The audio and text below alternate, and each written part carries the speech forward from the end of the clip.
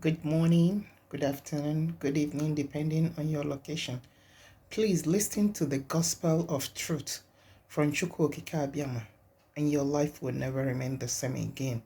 Once you listen to this voice, your mind, the truth from Chukwuokika Abiyama will change your mind. You will hear the raw truth from God, and you will never remain the same. May God bless you as you listen. Thank you. Regarding everything we are doing to restore the kingdom of heaven upon the face of this very earth, and of course to bring the existence of the damnable, Fulanized zoological republic to an abrupt end. Our mission is very simple: to restore Biafra, or we die restoring Biafra. I welcome you regardless of where you are. I say good morning, good afternoon, good evening, and good night to some of you. This very broadcast is simulcast on multiple platforms. We are on Instagram, on my official handle, Mazi Nnamdi Kanu _official. Most of you are there already. We are also on Twitter. On Twitter, we are broadcasting live on Twitter. Please, you can join us there, especially if you don't want your wife or your husband to know that you're listening to this very gospel and being educated as a result of it. As I said, we are on Twitter, also at Mazi Nnamdi Kanu. You will find me there. I think we are now approaching nearly 275,000 followers on that very platform, regardless of what the enemies are doing to try to suppress our followership and, of course, our audience reach. We are also on FM in Biafra land. We are on satellite. Those of you with strong decoder should be able to listen to us clear and uninterrupted. We also happen to be on IPOB Community Radio, which is your friendly app. You should have it all the time. We are also on Radio Biafra app. We are on TuneIn. We are all over the place.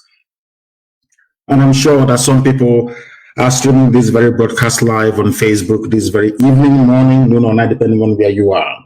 As I said, we are live, we are direct, and heaven is bearing us witness as ever. My name is Mazi Nnamdi Kanu. I am the leader of the indigenous people of Biafra, the largest mass movement of its kind anywhere in the world. I am the director of Radio Biafra and Biafra Television, and by the very special grace of the Most High Elohim, a servant of the wonderful people of Biafra. After this very broadcast this evening, your life can never ever be the same. Never. Because we are about to reveal to you all those things that they have been keeping away from you. That the zoo is in the state that it is today. And for those of you who are joining us for the very first time, when we say the zoo, just Google it. Ask Google which country is called the zoo. And they will tell it is the damnable zoological republic of Nigeria. A place where nothing works. A place where evil obtains. A place where every manner of idiocy and stupidity is on display. And also, they say that our community radio is looping. It is looping. It's an old broadcast and it is looping. I don't know what that is supposed to mean. We'll try once again to connect and see if we are going to be live. Thank you very much for informing me, Mr. Amachinek. Mr. Amachuku, thank you very much for that. I believe that we are now live and direct on that very platform. I don't know exactly what happened. But as I said, we happen to be on Twitter as well, and we are on Instagram. If you have difficulties listening on one platform, please try and switch to the other one. People are sending me messages, of course, loud and very clear. Thank you very much. Thank you very much, wherever you are. Thank you very, very much, wherever you are. We are live and we are direct. And if you go on our community radio app, IPOB Community Radio, we are live on that very platform at this precise moment. I do not know what happened, but thank you very much for bringing this to my attention. Some of you should stream this on your pages on Facebook, please, because Facebook doesn't want us to preach this very gospel, but have failed and failed very woefully. And this evening we shall preach it.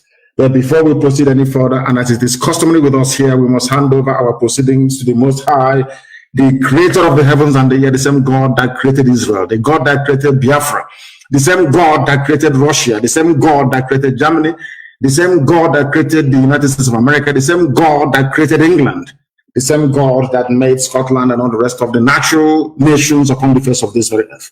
In Africa, especially in the Zoological Republic, Nigeria was created by a white man and a white woman, not even by Africans.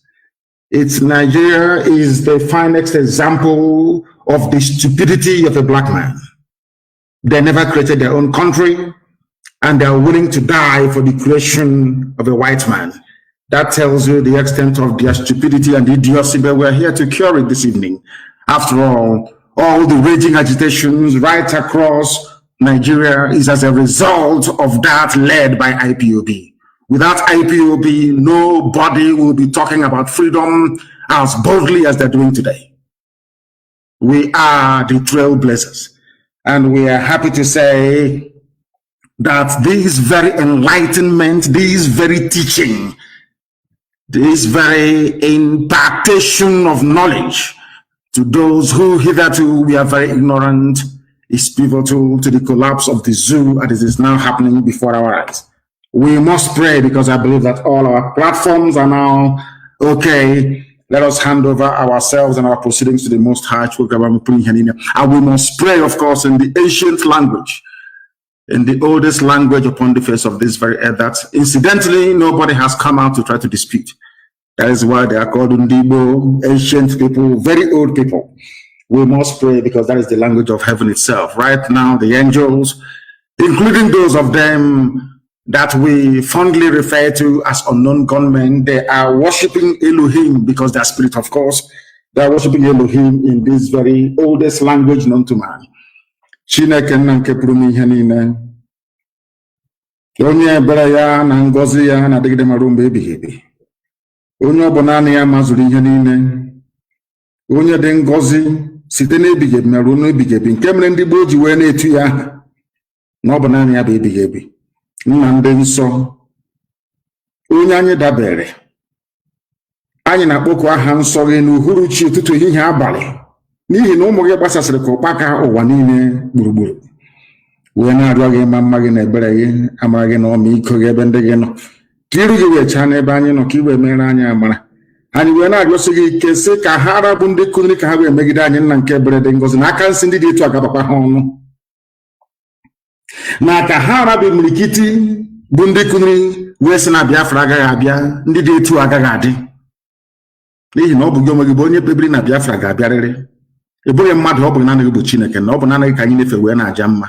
Ma o nweghị ihe ọzọ ga-eme ka iwe nye anyị Biafra kwee, n'ihi na anyị anaghị efe arụsị, anyị anaghị efe anụkwa ahụ nna nke ebere, anyị anaghị efe arụsị ọbụla apịrị apị.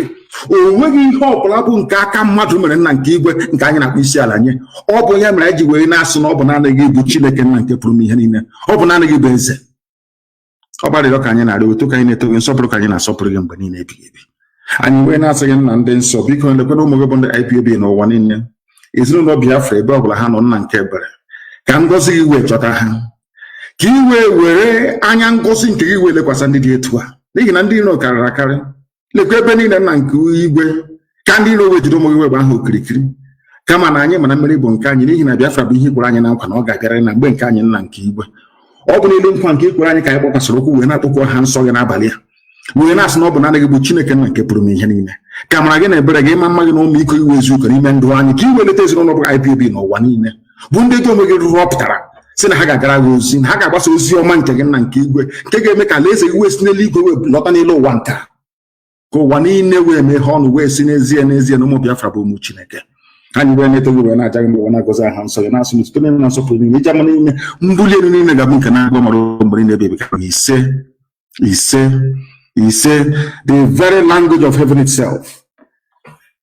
That is the language of prayers, and we have prayed this evening, and we must continue to preach this very gospel. It is not a particularly very fine evening for me, because I have a very critical announcement to make later on, but we are going to do the best we can this evening to bring this knowledge to the world over.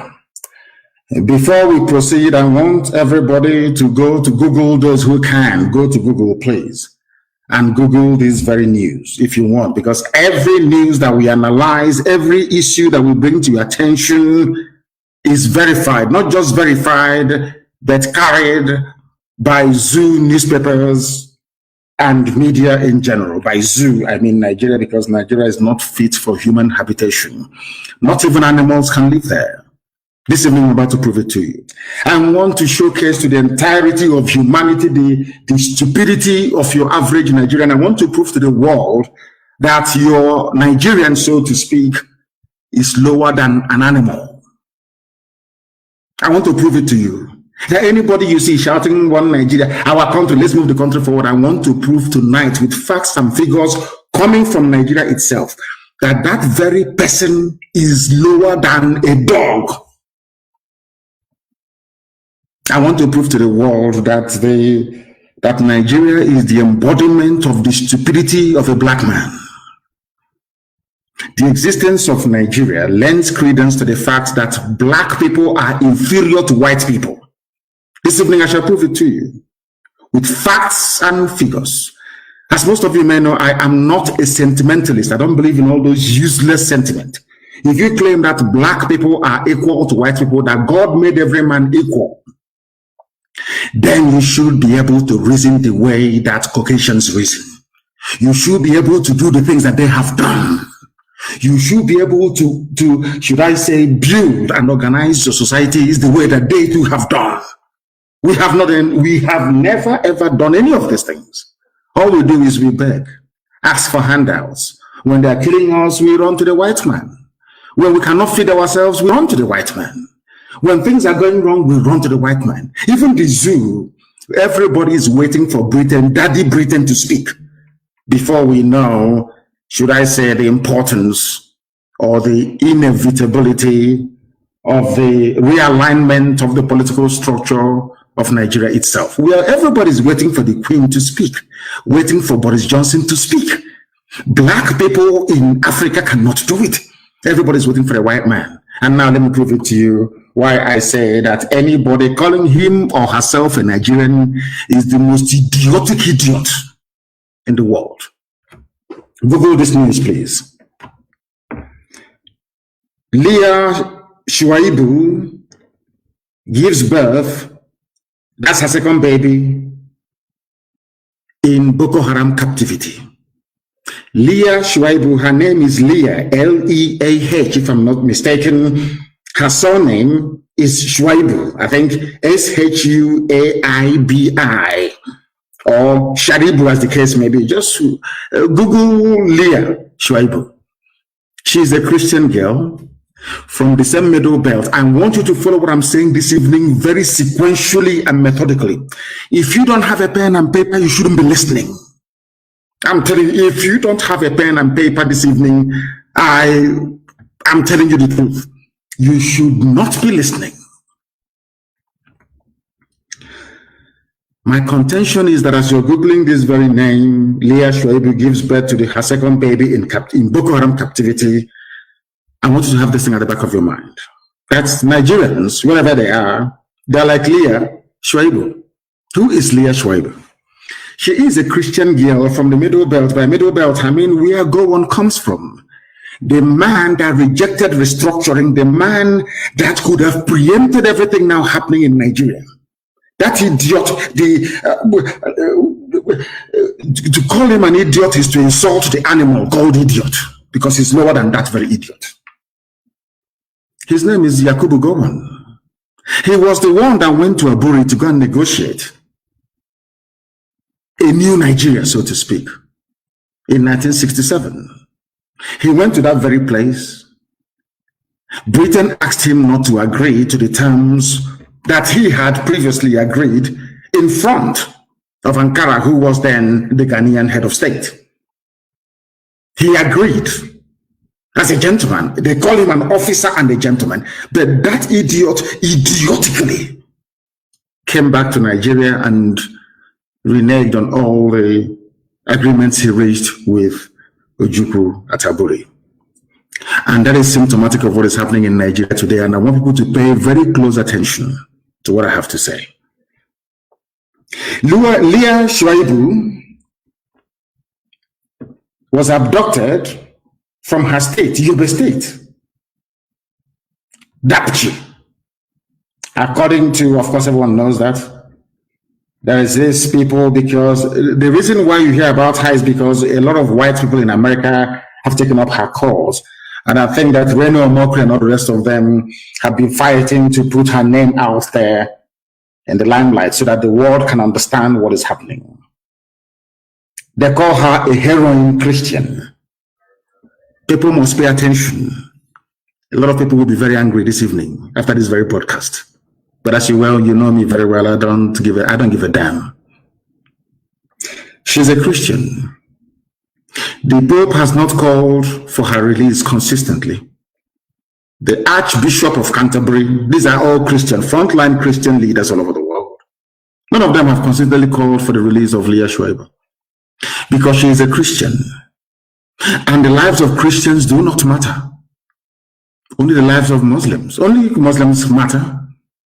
Because, can you imagine, I want people to please ponder this for a second. Can you imagine that, say, a militant group or a group identified, let's say a group from the South, for instance.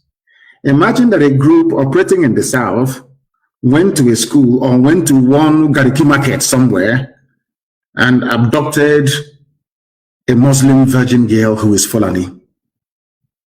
Took her to a camp, let's say in Olo, let's use Olo for example, and took her to a camp in Olo, held her hostage, continuously raping her until she fell pregnant. Mind you, she was a virgin. She gave birth in captivity to the first child, and now she has given birth to another child in captivity. I want you to ponder for a second. You took a Fulani girl to a forest to the bushes in Olo. Not that they don't know where this girl is. All of them, they know. The Fulani Janjaweed, they know. They took her into a forest. And they're raping this Fulani girl there every blessed day until she fell pregnant. What do you think will happen to Olo? It's just a very simple question. Because I want to bring home to people why I hate Nigeria with but I despise the Zulu and any idiot that calls himself a Nigerian. This evening I want to prove that your average Nigerian is the most idiotic, is the most useless thing ever to walk the face of the earth. What do you think will happen to Olo? Fulani girl. What do you think the BBC will do? What do you think the US ambassador will do, or even the British High Commissioner? They will say the entire Igbo land will be leveled. They will bomb everybody to smithereens. Or should I say, to the kingdom come? Are you following me? Imagine a Fulani virgin girl, a Muslim, being held hostage in Umuahia, a forest somewhere in Umuahia. What do you think will happen to Umuahia? What do you think Muslims will do all over the world? They will start slaughtering anybody who is not a Muslim. If you're Biafran, if you're from southern Nigeria, they will slaughter you wherever you are in the world. Now, this is why I hate Nigeria. People wonder why. I have my reasons. Because Nigerians are the most foolish, idiotic people in the world. Useless to the core. They thrive on gossip, on stupidity and silliness. They have no class, they have no shame, they have no grace. Nigeria is the most useless thing that man ever made. Do you know why this girl was taken? It is called, I don't know, it is called comeuppance. She was taken from a region that's the person responsible for the mess that Nigeria is in today, which is Yakubu Gowon. He's from the Middle Belt. This young lady, I believe, is also from the Middle Belt. You have idiots on social media writing about Middle Belt. Middle Belt is Middle Belt. A Middle Belt Christian in a country called Nigeria has been held hostage now for nearly 3 years. She was a virgin, a little girl. They raped her to the point whereby she fell pregnant. I don't want to talk about the girls that they raped and they had to cut out her womb only last week in Lagos. Nigerian army. I want people to understand, when you're talking about one Nigeria, listen, I want you to understand that you are an instrument of Lucifer. Satan is using you to perpetrate and to perpetuate evil. Only somebody from the bowels of darkness can ever say that Nigeria is viable. Only if you're working directly for Satan. And that Satan will destroy all of you. Because people are evil. Evil beyond human comprehension and contemplation. I'm telling you the truth. You people are beyond evil. Every idiot, it doesn't matter your political coloration. Every animal in the zoo, it doesn't matter how you think acceptable, you think people will see you, view you, or take you. As long as you wake up in the morning and you say, I'm a Nigerian, I swear to Almighty God, may God punish you, punish your generation forever and ever, because you are evil. Only an evil person can support a country where a little girl, a virgin, was abducted from her school, held in captivity for over 3 years. Rape after rape. Now she has her second child. And you people are not even ashamed of yourselves to be reporting it. She has her second child in captivity. Very flippantly, very dismissively. You people are evil. Do you see why God condemned black people? Because you're evil. You people are evil. You are satanic. There is something satanic inside you as a black person.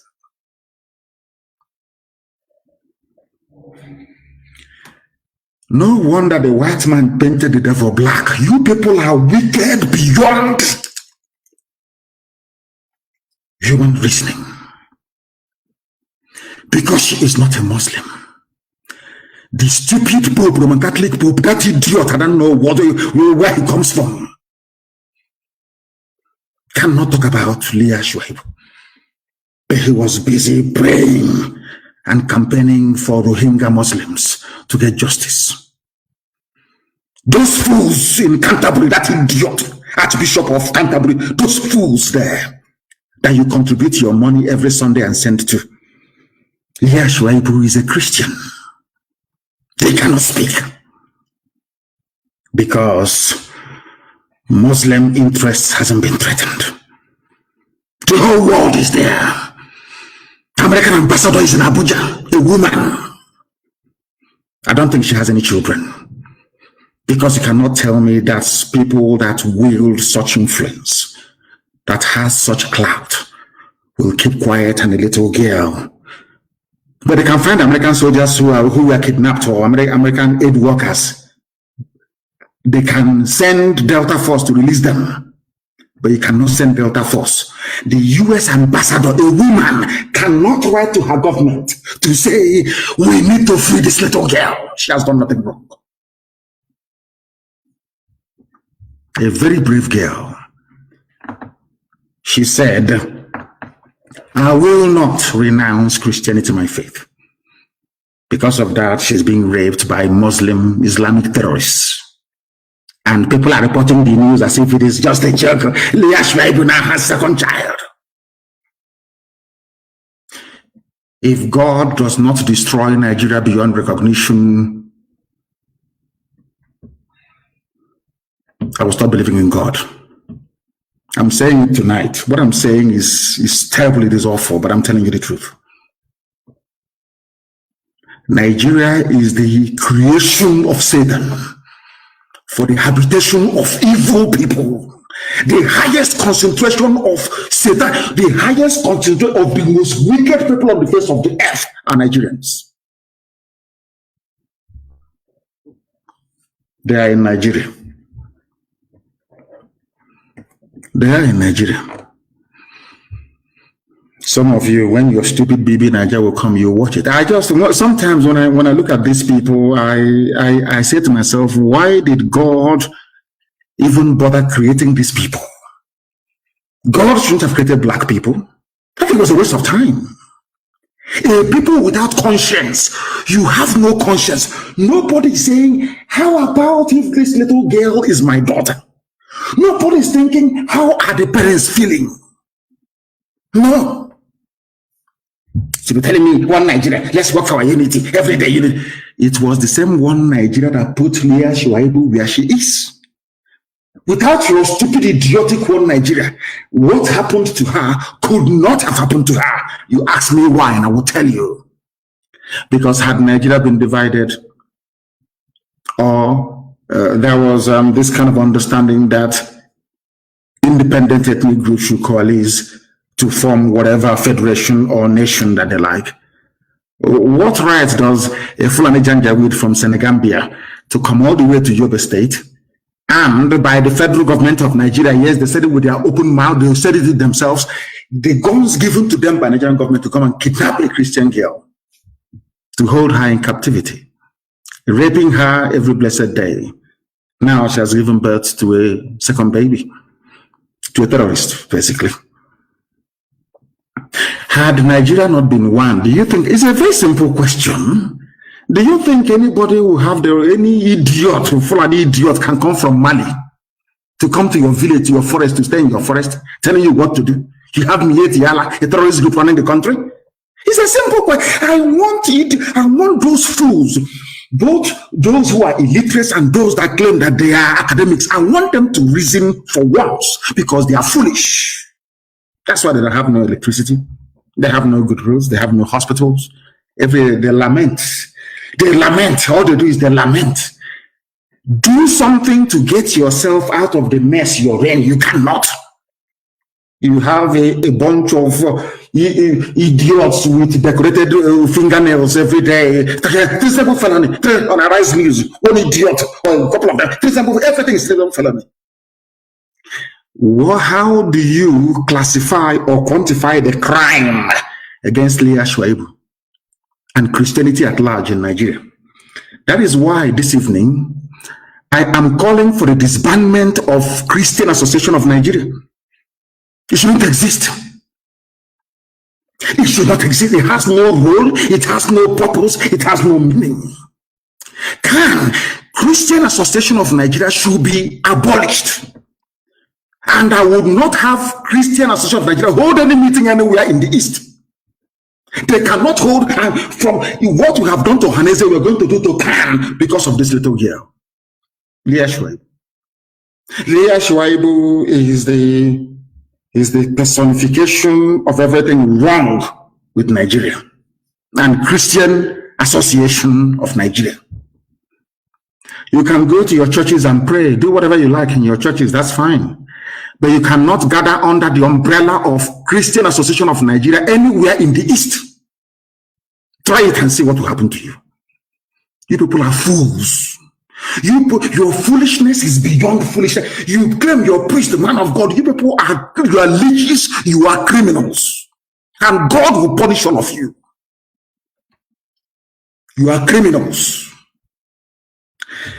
Do you think that if you're holding a Muslim Fulani girl, a virgin, anywhere in the South, be it in Yoruba land or in Biafra land, seriously speaking, do you think the imams in the North will keep quiet? Even the imams in Niger Republic will complain. Those in Sudan will complain. You have pastors running up and down with their private jets telling you, so see the plant flower, do this, water it, all you idiots. Idiotically, you are following people who are blind and foolish. And above all, that has no conscience.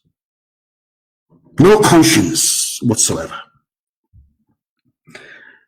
I don't want to hear about Khan meeting anywhere in the East. That useless, idiotic Christian rubbish. As useless as Nigeria itself. Look at Leah Shuaibu. What did she do wrong? Her only crime is to profess her faith. Britain is there. America is there. They know where they're holding her. The world cannot say this girl has suffered enough. Let's go and rescue her. Because we are living in a very evil and wicked world. Where money rules. Fulani has all the money in the world. They have stolen all the money in the zoo. That is why even more idiotic are those calling themselves Niger Deltans, one of the most foolish people ever on the face of this earth as well. That oil that belongs to all of us, our oil and gas, Because of your stupidity, the Fulani took it. And you're still living in that stupidity like we get till tomorrow morning. That is where they made all their money. They can bribe Google to really put up bad news about Nnamdi Kanu or IPOB or Biafra.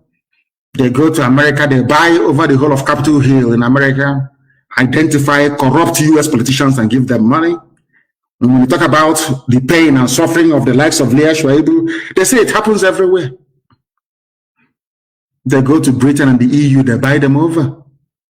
Their war chest is now 34 billion US dollars. 34 billion that they are willing to spend. Is the world going to listen to somebody with 34 billion or somebody who has nothing? Look at Bill Gates, for instance. He can do whatever he likes and get away with it. Look at this idiot Zuckerberg, whatever they call the idiot. Look at him. They have money. They can do whatever they like.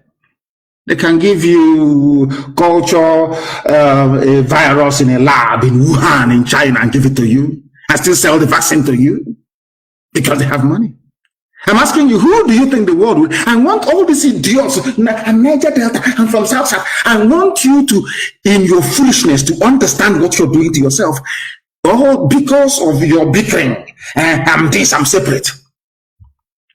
Fulani is taking all the oil. They can kidnap Leah Shuaibu, they can get her pregnant, it's nobody's business, they buy over the whole world, nobody will talk. They have the money.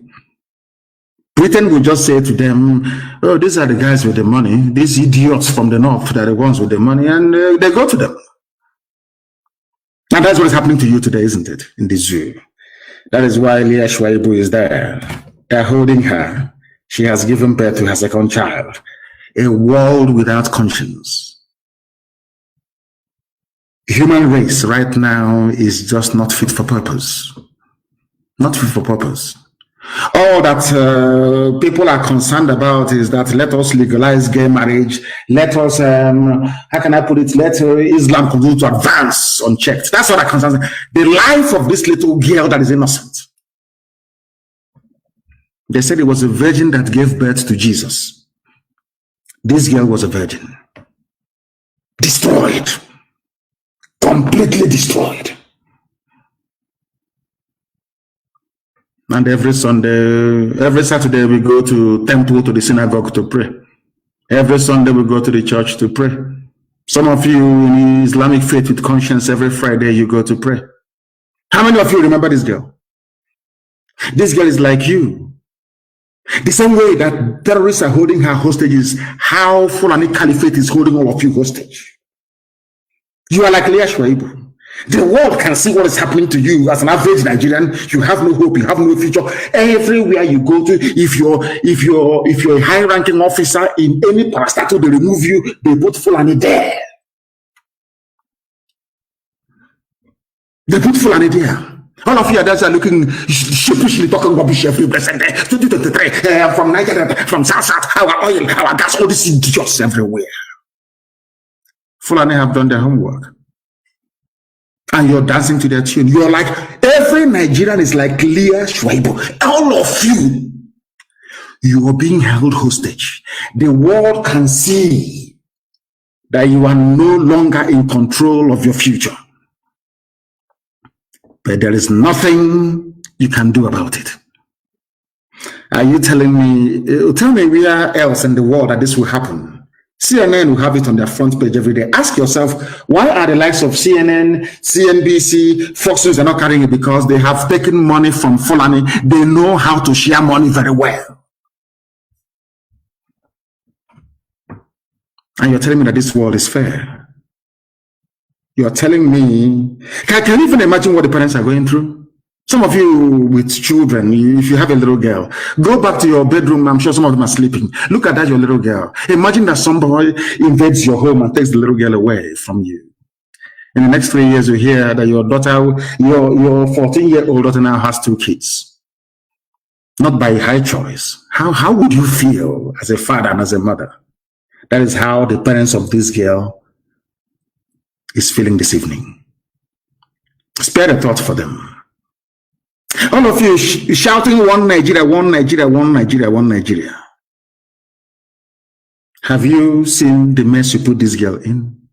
Because the more you continue to talk about one Nigeria, the more the Fulani terrorists will come. They're never going to stop. Do you think they're stupid? Every head of security is them. Are you foolish? Majority of police commissioners are them. Are you daft? They control customs. They even control fire service, civil defense. Sometimes I wonder the type of school some of you went to. Are you that foolish? You were there when Onogen was removed. I didn't hear anybody shouting in Niger Delta or South. He's our man. Nobody.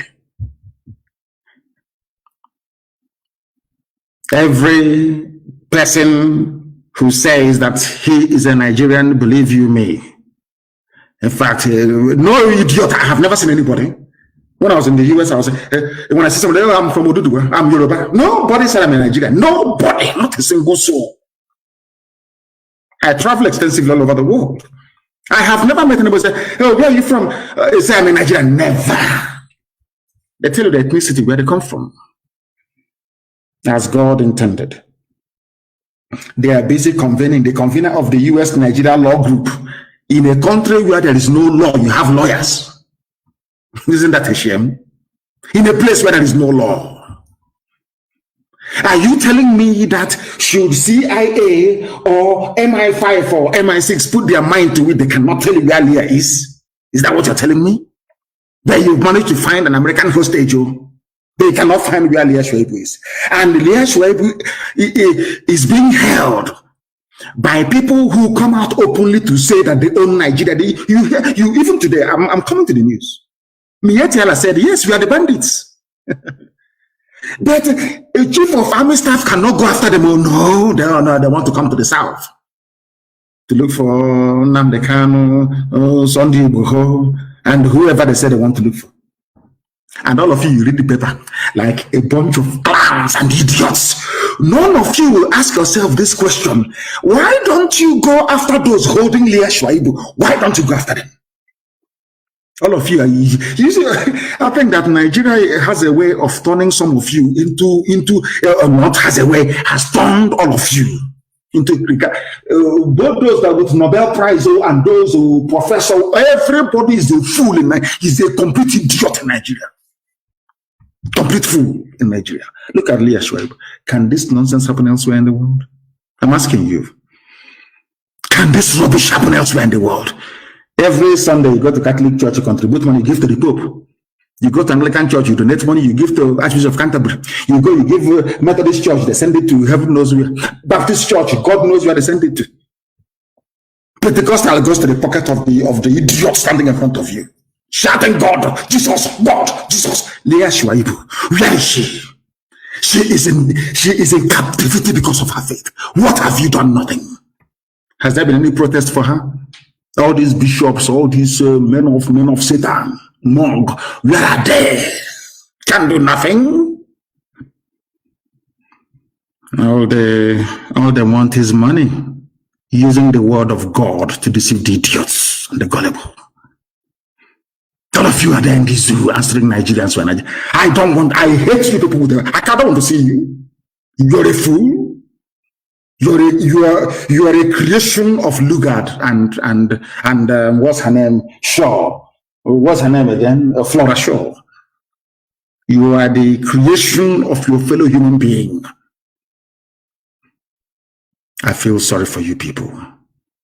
Animals in the zoo, zoological republic, people without shame nor honor. What is going on? I'm heading a prayer group.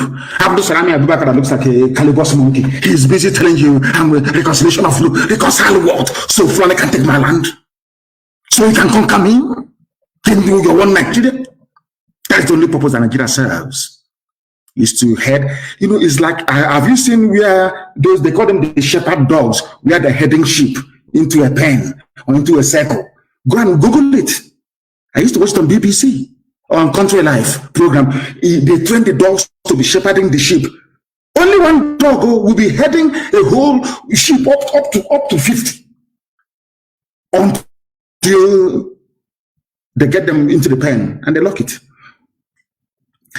The more you shout one Nigeria, you're like a sheep being headed by a shepherd dog. For them to kill you, you have to be in one Nigeria. For Fulani to take your land, you have to be in one Nigeria.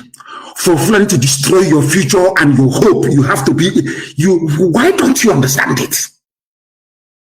It's like putting people into a stadium and then bombing that very place. There's, oh, come into the stadium, come in. Nigeria is like a stadium of death. They are heading you into one place to destroy you, because if there is Biafra, Fulani cannot come without visa. If there's Oduduwa, they cannot come. Have you ever wondered? Our mothers are crying in Iguacha, in Eleme crying. Fulani are everywhere. And I'm asking you, if you had Biafra, people are crying in Bayelsa, oh, we are dying, oh, they're killing us all. And this question is simple. If you had a Biafra, can Fulani be in your forest? They can never answer that question, because most of them are Nigerians. Foolish by nature. Very foolish. You know, God gave man brain so you can reason and think. That is why a white man can sit down and devise solutions to problems. But a black man will superstitiously be hoping on one native doctor or one miracle from God from somewhere, failing to do that thing that will practicalize, or should I say, trying to practicalize the solution to his problem. Never. It's the quote you, John chapter 8, verse 19. Ignorance and superstition. Yes, you are in captivity. And you have Christian Association of Nigeria doing nothing. Nothing. All that concerns is a private jet. No wonder the Jagjaweed are slaughtering us at will. Very sad indeed. Very, very sad indeed. And as if, you know, sometimes there's some news you come across, you think it's a joke. Until you pinch yourself and you know you're not dreaming. Let me ask all of you one simple question. You idiotic Nigerians, the most hopeless, useless people on the face of this earth. Who started carrying AK-47 in Nigeria? Who are the people that started carrying AK-47 in Nigeria? They are not the police or the army or navy. Who are they? Answer my question. Who are the people that started carrying AK-47 in broad daylight? If you go to YouTube and Google it, Nnamdi Kanu at Ezu River. How many years ago was that? I want to ask all of you now shouting, they have militia, they are forming militia. I want to ask you, who were the first people to have a militia in Nigeria? Miyeti Allah. Were they arrested? They said, if you see anybody with AK-47, shoot that person. How many Fulani terrorists have they shot since last week or 2 weeks ago? I keep asking, people say I shouldn't say, but I have to, honestly. In my next life, I cannot be a black man. I cannot come close to Africa. I'm telling you the truth. Your stupidity is second to none. Your stupidity is second to none. God is my second to none. I have never seen a bunch of more idiotic people on this earth. Today they're shouting. Because now that we have what they have, they are angry and they are shouting, and all of you are idiotically playing their line and their narrative. Because you're a Nigerian, and by nature you are very foolish. Especially those of us from the South. Very, very foolish, and very more than foolish. You see how the Fulanis are organizing themselves, all their governors, they are in tandem. Everybody knows their job. Their job is to conquer every ethnic nationality. That is their job. And they are singing from the same hymn sheet. All of them, from Atiku Abubakar to the last person, claiming he or she is a moderate. They know what they're doing. And all of you, as always, from the South, you're shouting your one Nigeria. And I'm thinking, what sort of school did some of you go to? Yet Allah finally accepts that their so-called headers are bandits terrorizing Nigeria. Yet Allah. Why did they accept? Because of the consistency you find here on this platform on Radio Biafra. because of the consistency of the indigenous, no other person, no other group. I'm telling you, and of course they know it. Nigeria, that Nigerians, those that we are saved, the few people that we have managed to save so far across ethnic divide, is because of this platform, Radio Biafra, and what IPOB has been doing. When we are screaming and shouting that they will take you over, they say, you're dreaming, it cannot happen. We are in the 21st century. What is happening today? It was because IPOB punctured their plan. That is why they're incensed. That was why they came to kill me. That was why they killed 28 people in my compound. That is the reason why my parents are dead. That is the reason why my relatives, those who suffered the trauma, some of them are still dying till today. I have an announcement to make later on. Because IPOB discovered their plan and destroyed it 2 years in advance. That's why they're upset. That's why they're angry with us. That's why they say, proscribe. When they write, proscribe IPOB, even the Yoruba journalist in Lagos writing proscribe, the idiot knows very well that Miyetti Allah are the real terrorists in Nigeria.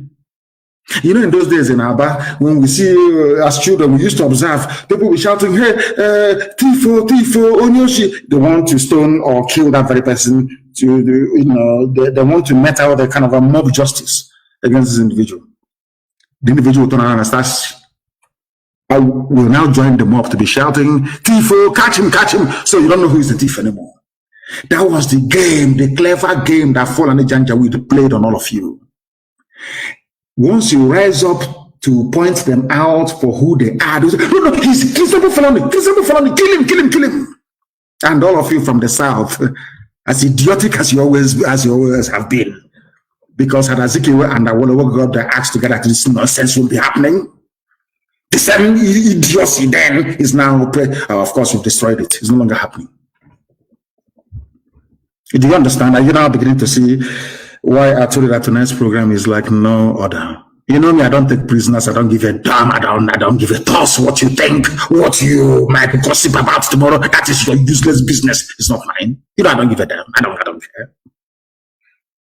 Who are the bandits terrorizing people? Miyetti Allah have been telling you from day one. Today they opened their mouths to say we are the terrorists in Nigeria. And on the same day that Miyetti Allah is saying we are the terrorists, that same day that the army is saying we are going to the south to bomb everybody, to kill everybody. Not to bomb Miyetti Allah or to arrest them. No. I said by their own admission, from their own mouth. I'll read it for you. It's news from the zoo. Do you see why we formed ESN? Eastern Security Network. It is because of ESN. That is why you have not been colonized. You can see what they're doing. Do you know that Yoruba people are refugees in Benin Republic? It seems some of you don't even know what is going on. Out of shame, some Yoruba people don't want to carry it. Out of shame. Because if they carry it, they will say that this is a fulfillment of the prophecy carried out by Nnamdi Kanu many years ago. I told them, you will suffer. You will suffer. You will suffer it. The same thing we suffered in Biafra, you will suffer it. Get your acts together. Do you know there are Yoruba people in Benin Republic as refugees in refugee camps? And they are busy, they are idiotic editors in Lagos writing proscribed. Whereas his relatives are in Benin Republic as refugees. Who sent them there as refugees? The same person that is telling him, oh, please call IPOB proscribed. The same idiot telling him to, and he write it, is the same person responsible for sending his family on should I say, into refugee camp in Benin Republic. But the editor of maybe Punch or all these idiotic papers in the West, they went to school, they're intellectuals. You know, the version of intellectualism in Nigeria, sometimes I wonder, seriously, I'm perplexed. You're a journalist and you went to school, and you're an intellectual, yes? Somebody from Abuja, Fulani Janjaweed, will call you and say, I saw your report yesterday. You did not say that Nnamdi Kanu is a fugitive, that IPOB is proscribed. Why? You say, okay, sir, all correct, sir. Fulani will rule forever, sir. Yeah, no problem. Okay, your money is on the way. You get a lot soon. A lot of 4,600 naira. And then that same phone you're using to answer a call from a Janjaweed from Abuja, you get a call from your village to tell you that your mother has been killed, your uncle killed. Your relatives have now fled to Benin Republic as refugees. And you're an editor in Lagos, Punch newspaper, writing proscribed. Whereas the same people have now proscribed your village. And you are now in Benin Republic. Who is the fool? I feel sorry for these people. 4,600 naira a lot. Oh, can't you see? I called them proscribed yesterday. Can't you see? I said that Nnamdi Kanu is a fugitive. Didn't you see me? Fulani is just playing ping pong with her. You people are fools beyond fools. I'm telling you the truth. People are idiotic. Idiotic beyond idiocy. Useless Nigerians. Animals thinking that, assuming they're human, you people are not human beings. You can't reason very well. No bunch of human beings can reason the way you do. Nobody challenge you, nobody on this earth. Embodiment of stupidity. Let me tell you the news in Nigeria. If you're dreaming and you hear this type of news, you say, yeah, it's a dream. I shouldn't be bothered. But it's reality. The fourth largest and most deadly, in fact, now number 3 in the world, Fulani terrorists. They are the people that started bearing AK-47 in open broad daylight with the help of the army and the police. Now, ask yourself this question. A Fulani pastoralist, as they call themselves, who gave you the gun you're carrying? Nigerians are very foolish. They don't ask simple questions that they cannot ask. This gun you're carrying, you've been carrying this gun since the year 2013. Who gave it to you? You claim you don't have money. Even if you sell one cattle for 150,000 naira, where did you buy this gun from? That is the simple questions that Nigerians are not able to ask themselves. Now you understand it? Do you see why they want us killed? Do you see why they want me dead? Do you see why they demonized IPOB and Biafrans? This is the truth they don't want you to hear. It's a simple question I'm asking the Chief of Army Staff, Chief of Naval Staff, Chief of Air Force, Chief of Asorok, Chief of Gombe, all these idiots. I'm asking you, where did an ordinary poverty-stricken Fulani pastoralist get AK-47 from? A very uncomfortable question. By the time, even if you begin to ponder this question over and over, by the time you begin to provide answers, it leads back to Fulani government in Asorok. Fulani soldiers commanding a 32 battalion artillery. It goes back to Fulani police commissioner. They are all in it together. All in it together, all of them. One accord, they know what they're doing.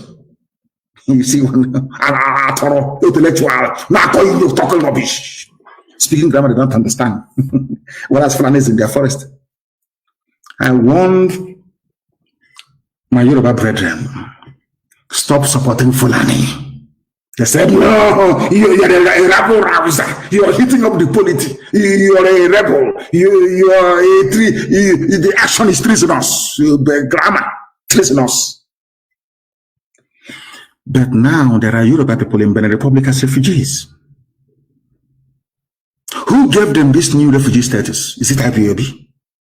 Or is it the same people that IPOB has been warning you over the years about?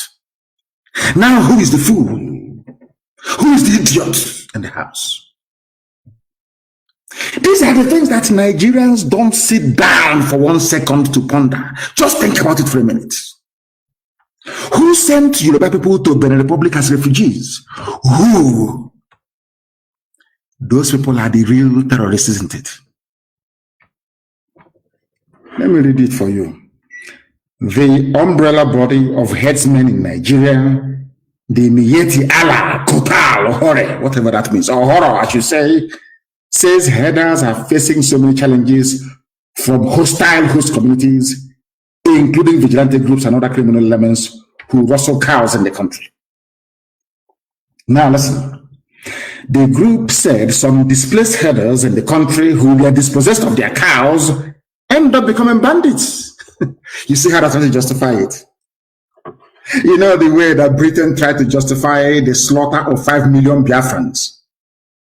The one idiot the other day, is it Doyin Okupe, one fool like that, made the same mistake of saying what Britain had in store for us. Because you killed Sadwana of Sokoto. They said, who killed Sadwana of Sokoto? His name is Chukwumanzo. And where is he from? He's from Panama. In a place you call Delta State. In a place you say is not Southeast, it's not Igbo. They are Deltas. Look at how they're playing. I told you they're playing ping pong with your brain. Somebody you claim is not Igbo killed Sadwana of Sokoto. You said Igbos killed him because of that. Let us kill Igbo people. When I go to Panama and I say, Panama people are my people, you say, no, they're not. They're Delta. Don't come here with a Niger Delta. But the person you claim is responsible for the punishment that you're now giving out to all Igbo people, all Biafran people, by extension. He's not an Igbo man, according to you. You said Nzogu is from Delta. He's not, he's the Niger Delta. As useless weak is. And now you're killing Igbo people because of a Niger Delta person. Yet they're not supposed to be together. And we accept all the Zoo. God have mercy. I'm just trying to point out how foolish a Nigerian is. That's what I'm trying to do. Nigeria is the most idiotic thing on the face of this earth. Somebody from you claim he's Delta, he's a Niger. Don't come here. We are Niger Delta, so don't come here. But Doyin Okupe is saying that Igbos are suffering because they killed Sadwana. And who killed Sadwana? Chukwumanzo. From where? From Niger Delta. And you're telling me that we are okay. No, seriously, no. Jokes apart, are we normal? People that listen this way, are we okay? He's not an Igbo man. But when you want to kill Igbo, he becomes an Igbo man. He said that the bandits terrorizing you, those that took Leah Shuaibu, because everybody's now doing everything under Boko Haram, which of course is a lie. It's not Boko Haram. These are Fulani bandits sponsored by Fulani governors and politicians. And when you want to talk, they say, look, our unity is in danger. Go to our unity. You know, when you want to, in those days when we're very small, if you want to, let's say you're there, because people wonder why we say everybody's our brother and why we have this camaraderie in us. Because as children, our parents, so to speak, or guardians will put a sauce in one pot. We eat from one plate. All of us, from one. People think it's a sign of poverty. No. It is bonding beyond bonding. You know, when let's say there are 4 of you eating this oha soup, or bitter leaf, or vegetable soup, and the meat, as you're eating, you know, I never knew the fingers can be so sensitive. As you're eating, the middle long finger is checking where there's obstacle. Any obstacle is either fish or meat. You know that for sure. Let's say you check it and it's only 2, and there are 4 of you, and you want to eat the meat. Everybody who grew up in the village will identify what I'm telling you now. You will tell them, oh, can you see that cockroach on the wall? As they all look towards the wall, you take the meat and put it in your mouth. You reduce the number of the meat or the piece of meat in the pot to 1, from 2 to 1. You quickly chew it and you swallow it. The reason why you were able to do that was because you distracted their attention by pointing them to something that caught their interest. And as they looked towards that very place, you now managed to take the meat. And so every boy in the village acts now. They're all over the world. They know what I'm telling you. They know it. Now let me tell you how it happens. Because I want to tell you how stupid Nigerians are. That's what I'm doing. No, nothing more. Do you know how foolish Nigerians are? Fulani brought AK-47 into Nigeria. gave it to their bandits. Here it is Fulani opened their mouth to say those who are doing banditry are Fulani cattle raiders. Understand this very clearly. Now, in order to stop us from getting together to challenge them, anything you do becomes treasonable felony. That's the trick. It's a very clever trick. So anything Nigeria is breaking our unity, our founding fathers, they keep pointing you to unity of Nigeria, and being the idiots that you are, as you're looking at unity of Nigeria, they are busy in your forest kidnapping, raping, pillaging, destroying. It's a very simple. It's a very simple trick. They occupy you with that thing as American ambassador came with her diversity in diversity rubbish. That is strength in diversity. We are telling you that Leah Shuaibu is in captivity. Second child now. We are telling that Fulani is in my forest. They're telling me about unity in diversity. Story. Fulani, they are raping my mothers in Eleme. They are killing them. We are an idiot is he who claims he's not Igbo, he's a Niger Delta. What idiot serving Fulani? Are you listening? Our mothers are being raped. Our land is being destroyed. Invaders, they claim from Futajalo, invaders from Mali are in my village, raping and killing our women. When I rise up to challenge them, you tell me, remember the unity of Nigeria, one Nigeria, nobody should, you're hitting up the polity. Hey. And some of you bought into that nonsense. Because you're foolish. As a Nigerian, you're an idiot. You have no brain. I challenge you to an open debate. Come, I travel all over the world. Come out and debate me.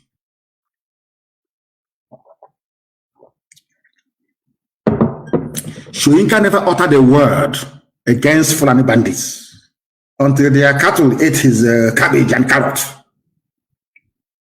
Until they ate his cabbage and carrot in his farm. Now he started speaking up. Typical black people. That is the way we are. Typical, very typical. But we are changing that mindset and mentality. That is our job. And we're going to, the time now is 3 minutes past 8 p.m. in the land of Biafra. That's how you know we are live. Anywhere you are, if you look at your timepiece right now, it is 3 minutes past the top of the hour. Imagine if they had succeeded in killing me. Can you imagine that? How will this gospel be preached? That is why I owe my life to Elohim and to gallant men of the volunteer command of IPOB. They said I have to leave because you have to preach this gospel that the world may hear it. If not, by now I'll be a dead man. And all of you in Nigeria, being as idiotic and useless as you are, by now you would have forgotten. You people is the principal reason why I believe that black people are mentally defective. We are not.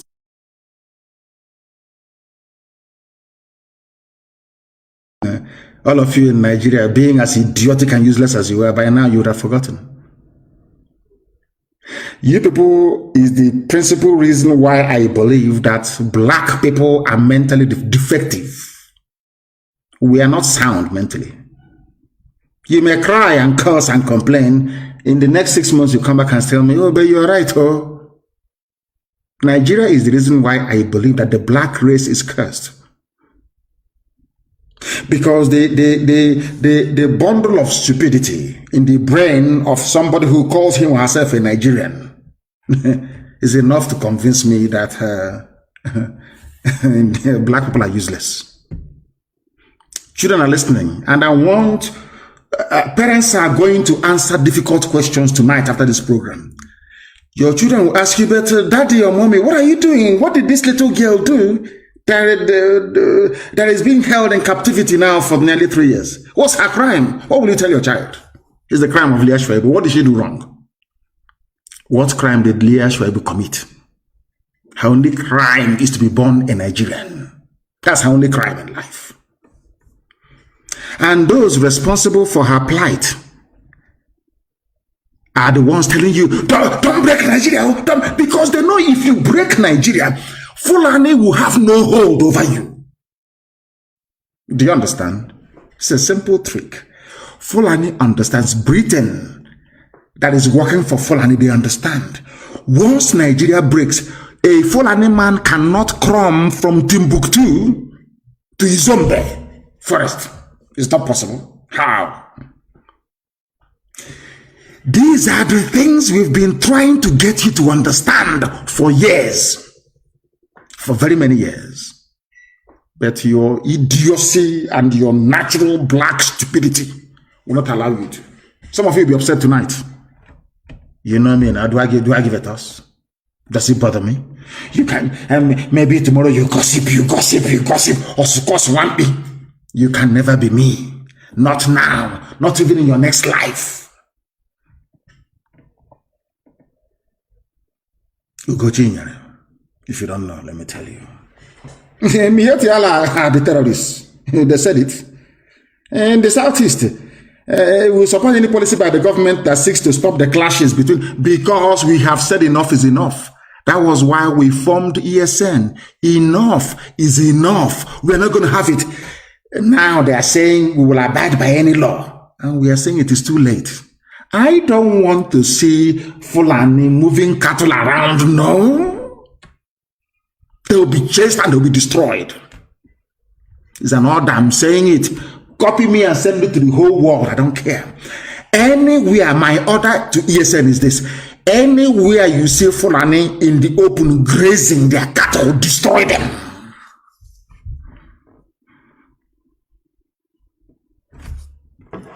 One Nigeria, yes? So that is the gift of one Nigeria. The only thing we now gained from one Nigeria is our Yoruba brethren in Benin Republic as refugees. They are now occupying our forests. Because what we did by the actions of IPOB, what we did was to get them to act 2 years before they plan to strike. 2 years. What they wanted to do is in 2022, they would rise up and destroy everywhere. BBC will not carry it. CNN will not carry it. America will just say, it's about multiculturalism. They need to live together. And our land is gone. Our identity is gone. After all, Nigeria is seen as an Islamic state. A whole terrorist coming out to say, we are the bandits. Mietiala. These are the same people that Asorok, the so-called presidency of Nigeria, said that they are legitimate stakeholders in the governance of Nigeria. Go and Google it. Mietiala is a legitimate stakeholder in Nigeria. Go and Google it. By Garuba Shehu. I don't know if it's the acting Buhari now. I don't know. All of you are Nigeria. We Nigerians. This is our polity. We Nigerians. We are Nigerians. Stupidity on top of stupidity. Terrorists are the ones ruling you. They are the ones who shout, treasonable felony. Now tell me, what is more treasonous than bandits? What is more treasonable than what Fulani did to Leah Shoaib? Please explain to somebody. Please explain to me. What is more treasonable or treasonous? As the love to treasonous. It's treasonable. Do you know what it is? It's treasonable, Fulani. It's treasonable, idiots. I never went to school. This UG, I feel sorry for you people. Black. Tofiakwa. People who cannot reason very well. A terrorist group came out in the open. We are the rulers of Nigeria. Terrorist group, terror. Mietiala. They travel with a motorcade. We shall deal with them in the land of the rising sun. We have started, we're not going to stop. We will sacrifice everything sacrificable. We are about to teach them a new dimension of madness they have never seen before. If they bring this war to us, I told you people many years ago, and I'm repeating tonight, for every one suicide bomber you have in Boko Haram, I'll give you 10 in Biafra land when the time comes. Fulani cannot take our land, not while I'm alive, it cannot happen. God is my witness. Fulani cannot take 1 inch of Biafra land or send us into exile. It can never happen.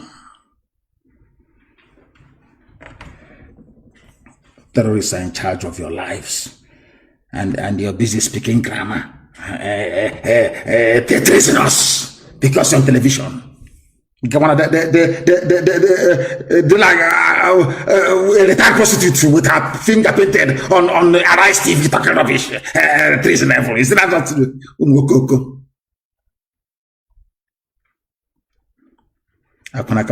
Jesus? There are idiots everywhere. We will kill all non-state actors in the forest, says Chief of Defense Staff, Major General Lucky Irabo. He will kill all non-state actors. But you have not killed Boko Haram. This is, sometimes, I don't, are you sure it's not the pepper, the amount of pepper we put in soup back home that is making us this foolish? It could be the pepper, because other people that don't eat that much pepper, they're not as foolish as this. When we eat pepper soup, we'll be sweating and we'll still be eating it. Maybe that pepper is going to our brain to scatter it. This idiot is Major General Lucky Irabo. He is the Chief of Defense Staff. He has not defeated Boko Haram in tiny Sambisa forest. Who will kill all non-state actors in the forest. But ordinary Sambisa, you cannot take Sambisa. So if you make this statement, we'll all be shaking. Hey, they're about to come. We're asking them to come. Come now. We are waiting. Come and take our forest. Let's see. For your Fulani masters. This idiot is married to a Fulani Janjaweed. This fool, Lucky Irabo. He's from Niger Delta. Any day they sack him now, they say he's an Igbo man. Oh dear. I have seen enough stupidity in Nigerians that I don't think that no wonder the rest of the world is doing very well. God packed the whole foolishness in the brains of people that call themselves Nigerians. Wild beasts, animals everywhere. Chief of Defense Staff who will kill all non-state actors in the forest. In a country that it claims they're not at war, where they have the law court. So there is no, what it's telling you is that Nigeria has no laws now. Imagine an American general, Chief of Defense Staff in America coming out and saying, we will kill everybody in the forest in America. They will tie the idiot and put him in a mental home and say, you're not well. But this one is the Chief of Defense Staff, because who's around. Chief of Defense Staff. I will kill everybody. But other Sambisa, you cannot take Sambisa. Other Sambisa forest, you can't take it. Sambisa held by a ragtag band of illiterate Islamic terrorists. They want to come and take over. Is it that there's one stupid fake video I'm seeing that said they have brought plane? I mean, maybe you can be up now. You drop your bomb and you fly away. Come down on foot. You will not cry. Stupid sort of idiots. He said it's a Lucky Irabo. The military has completed arrangements to neutralize non-state actors and other agents of violence in the country. Look at this idiot. Sambisa, ordinary Sambisa forest, Sambisa forest, you cannot take it. It's the whole of Nigeria you take. These people are jokers. So when they say it, we'll be afraid. We'll be shaking. Oh, they're coming. Oh, they're coming to do. Come now. Come. They will bury you there. You think that now is like before. You talk all this nonsense and people will be panicking. They have not seen war. We have seen war. In Olo, there was war. In my compound, there was war. I have seen it. And when the time comes, I will release a videotape of when they were shooting at me at Obakala Junction, Nigerian Army. Chukwu Karama said I will not die, and I didn't. Well, at the right time, I released the video. We will kill on non-state actors. But Boko Haram is busy sacking your barracks in the north, in the Sharia Janjaweed north. You cannot stop Boko Haram from sacking your barracks. You have not taken Sambisa Forest. But you're making a bold claim. Who neutralize? Come and neutralize now. As you're leaving the barracks, people are taking it over. Come out now and neutralize. Let's see. You people come into our looking like a vulture soaked with rainwater, hiding. Some of you read the reports on Sunday. What did I tell you? ESN is active everywhere on the ground in our land. Even today, Sahara reporters that loves writing about Southeast. Today they said that ESN is also in the South, you know. We are everywhere. If your village is under siege, we are coming. I assure you we are coming. And our people are responding very well. They have woken up at last in America. As I told them that they will. I cursed them in America for eating too much hamburger and drinking so much soda. And I said, after saying what I said, you people will still fund the defense of our land. And now they are doing it. They will fund it. All of you will fund it. We'll defend our land. You want me to leave my land to Fulani to take over? Is that what you seriously? Is that what you think? Whilst I'm alive? That's rubbish. No, it can never happen. This general, I don't know, his name is a Rabo. I want to tell him something. I want people to understand very carefully. That is why I say all the time, when you're coming to listen to us, bring a pen and a paper. What I told the Zoo army will happen to them is now happening in Niger. What happened in Niger, I will tell you, is a very simple story. The Niger government, because Nigeria has never won any war on its own before, not even a battle. Nigerian government went to Niger Republic and Chad and Cameroon begging them to give them soldiers to fight Boko Haram around Sambisa Forest. Niger Republic stupidly agreed and sent their troops south. As they sent their troops south, bandits of Fulani went now and took over their land. There's something, our people should not panic. There is a method in our madness. I said we will draw them to the east. This army of the few Janjaweed left, they will march to the south. And as they are marching to the south, they will leave a vacuum in the north. The terrorists will take over. And the north will no longer be habitable for the next 92 years. You doubt me? Go to Syria, to Yemen. Go to Somalia. That's what's going to happen. You call them bandits, but we know they're terrorists. So as they move the Zoo army into our land, their flank at the back will be open. I don't want to bore you with military terminologies now, this evening. Before they will start saying, when did he go to military school? When did he go to military school? But their army, because they're very foolish, they're fallen, they're Janjaweed, they're very hopeless. They will come down south. They will come. And when they come, they open their back to terrorists from the north. And I have never seen, this idiot is talking about bombing every forest, which is impossible militarily. Any army, anywhere, no matter how powerful you are, if you're on a battlefield, you only face one direction. If you're fighting an enemy at the front and another one at the back, you're finished. But he claimed he's a general. He went to Sandhurst, he went to Moms, all these stupid places he claimed. They always claim they went to. This is the general talking like a kindergarten fool, like somebody who never actually been into a classroom before. You're a military man. You want to move your army down south.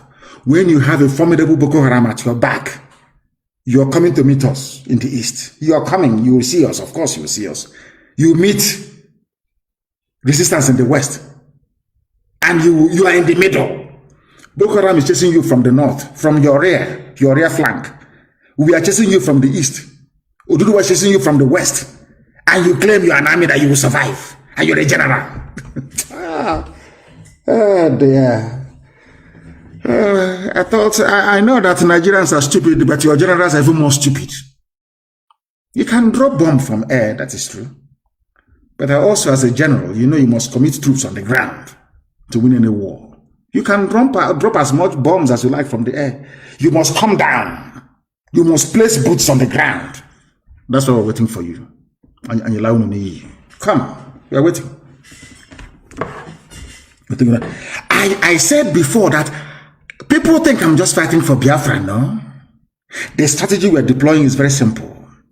At the end of the day, there will be no Nigeria. The name Nigeria will be erased from history books. Let their army come. Some idiots who don't understand are thinking, we cannot fight a guerrilla war in the terrain we don't know. These fools who are saying we should be offensive all the time now, we should attack them in the north. No, of course not. They will come to our land. We know the terrain. Had our eternal leader allowed Timothy Onwatuegu to take the second army of Biafra, the buff, into the bushes, by now Biafra will be free. To sack a government is very easy. You can come and drive away from the office. But to win a guerrilla war is almost impossible. Impossible! It's impossible to win. Ask Americans in Vietnam and they will tell you.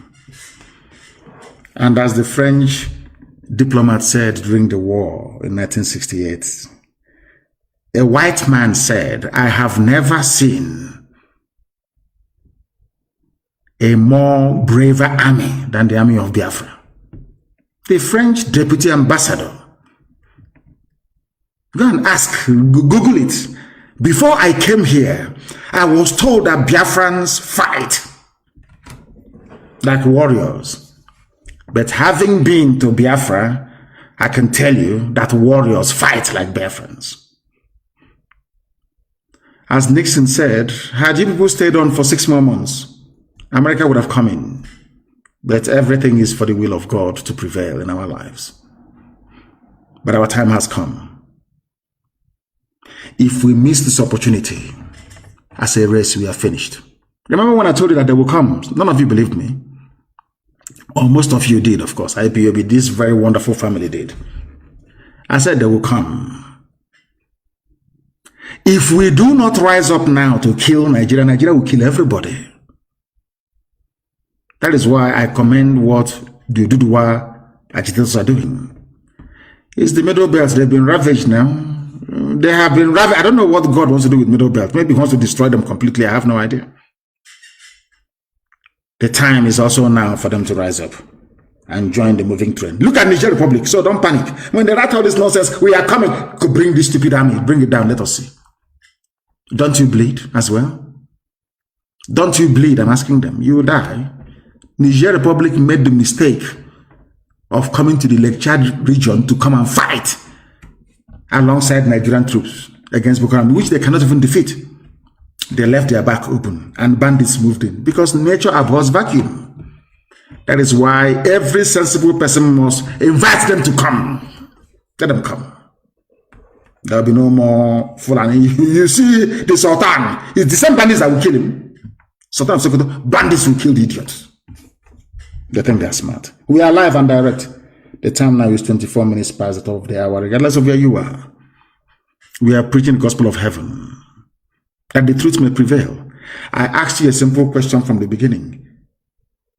Do you see what is happening to Leah Schwaibu, a Christian virgin girl from the Middle Belt, taken by terrorists, fallen terrorists, impregnated, now twice? Let me ask you again, do you think that you can take a Fulani virgin, Fulani girl, selling Furado Nunu, to your forest in your village, raping her, getting her pregnant, she's given birth? Do you know what happened to your village? They will level it. The entire place, they will level it. This is the mistake the likes of Obasanjo have been making for years. All these idiots shouting one Nigeria, either in PDP or APC, all these idiots, all these Iran boys, glorified Iran boys, shouting one Nigeria. You don't know how foolish you are. You have no idea. I remember when I told World Igbo Congress that Fulanis were coming, they said I was a madman. I said they are coming.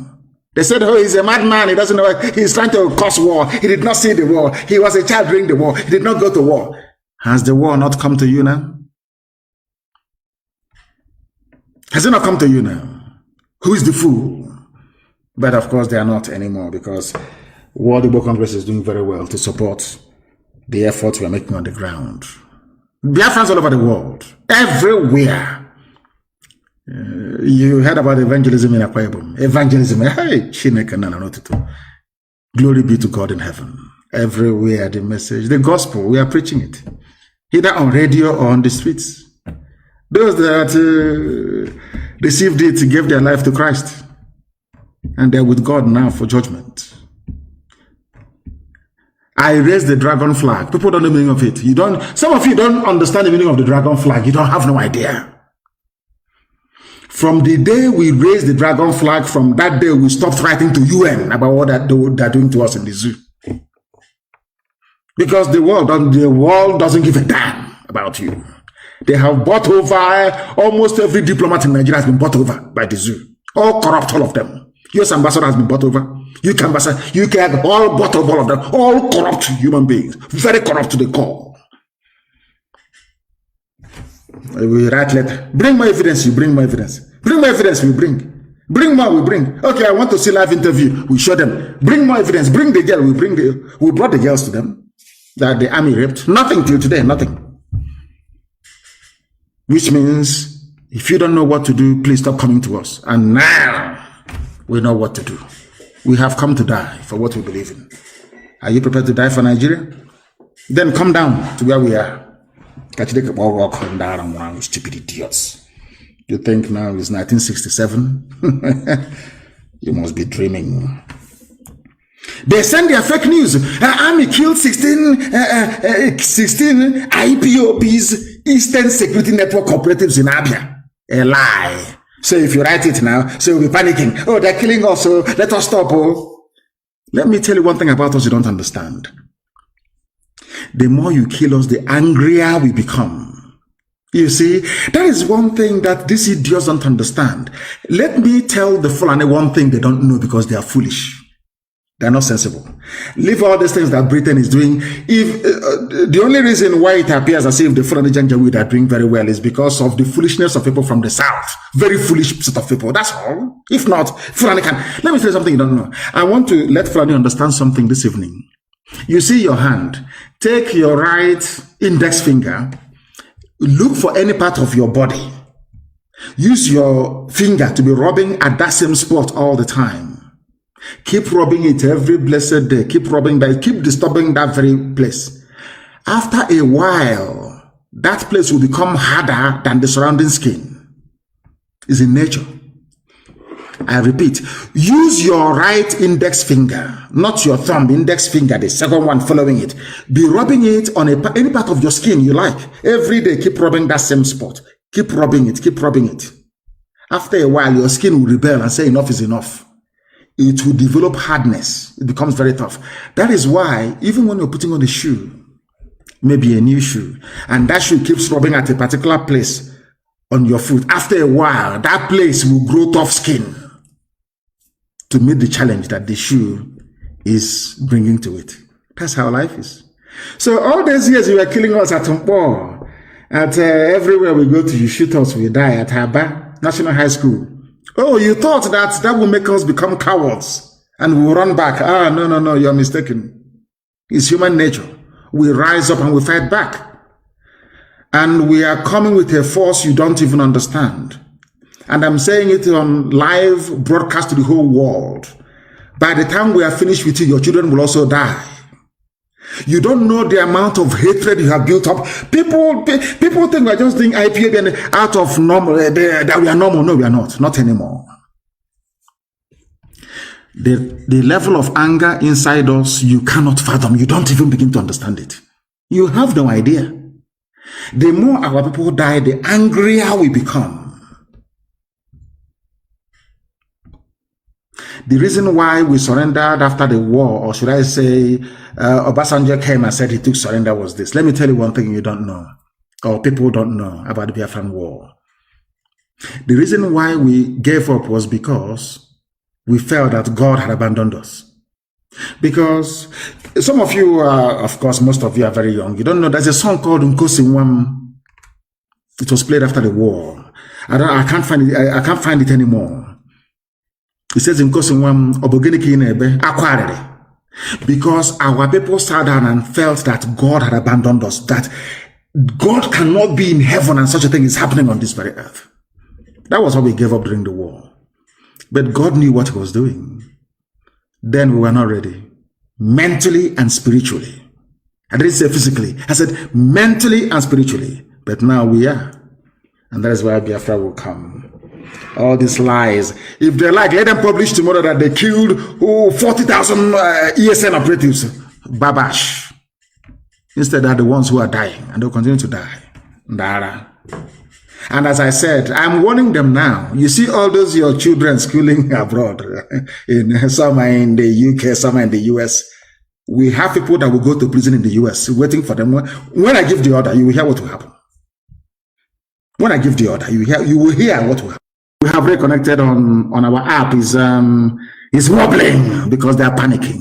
They are panicking. This broadcast. Some are in the UK, some are in the US. We're exposing them. Have people that will go to prison in the US waiting for them. When I give the order, you will hear what will happen. When I give the order, you will hear what will happen. So as I'm quoting it, I want people to please note this down, please. And write it, and I'm Googling it as I'm talking. You know, I can multitask. As you have made women childless.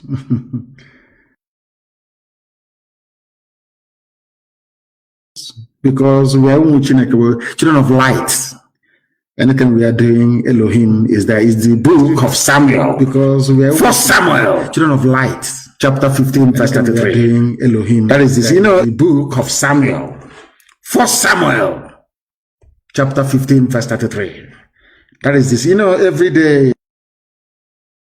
A complete failure at HG Division in Ugu. He's not the one talking rubbish.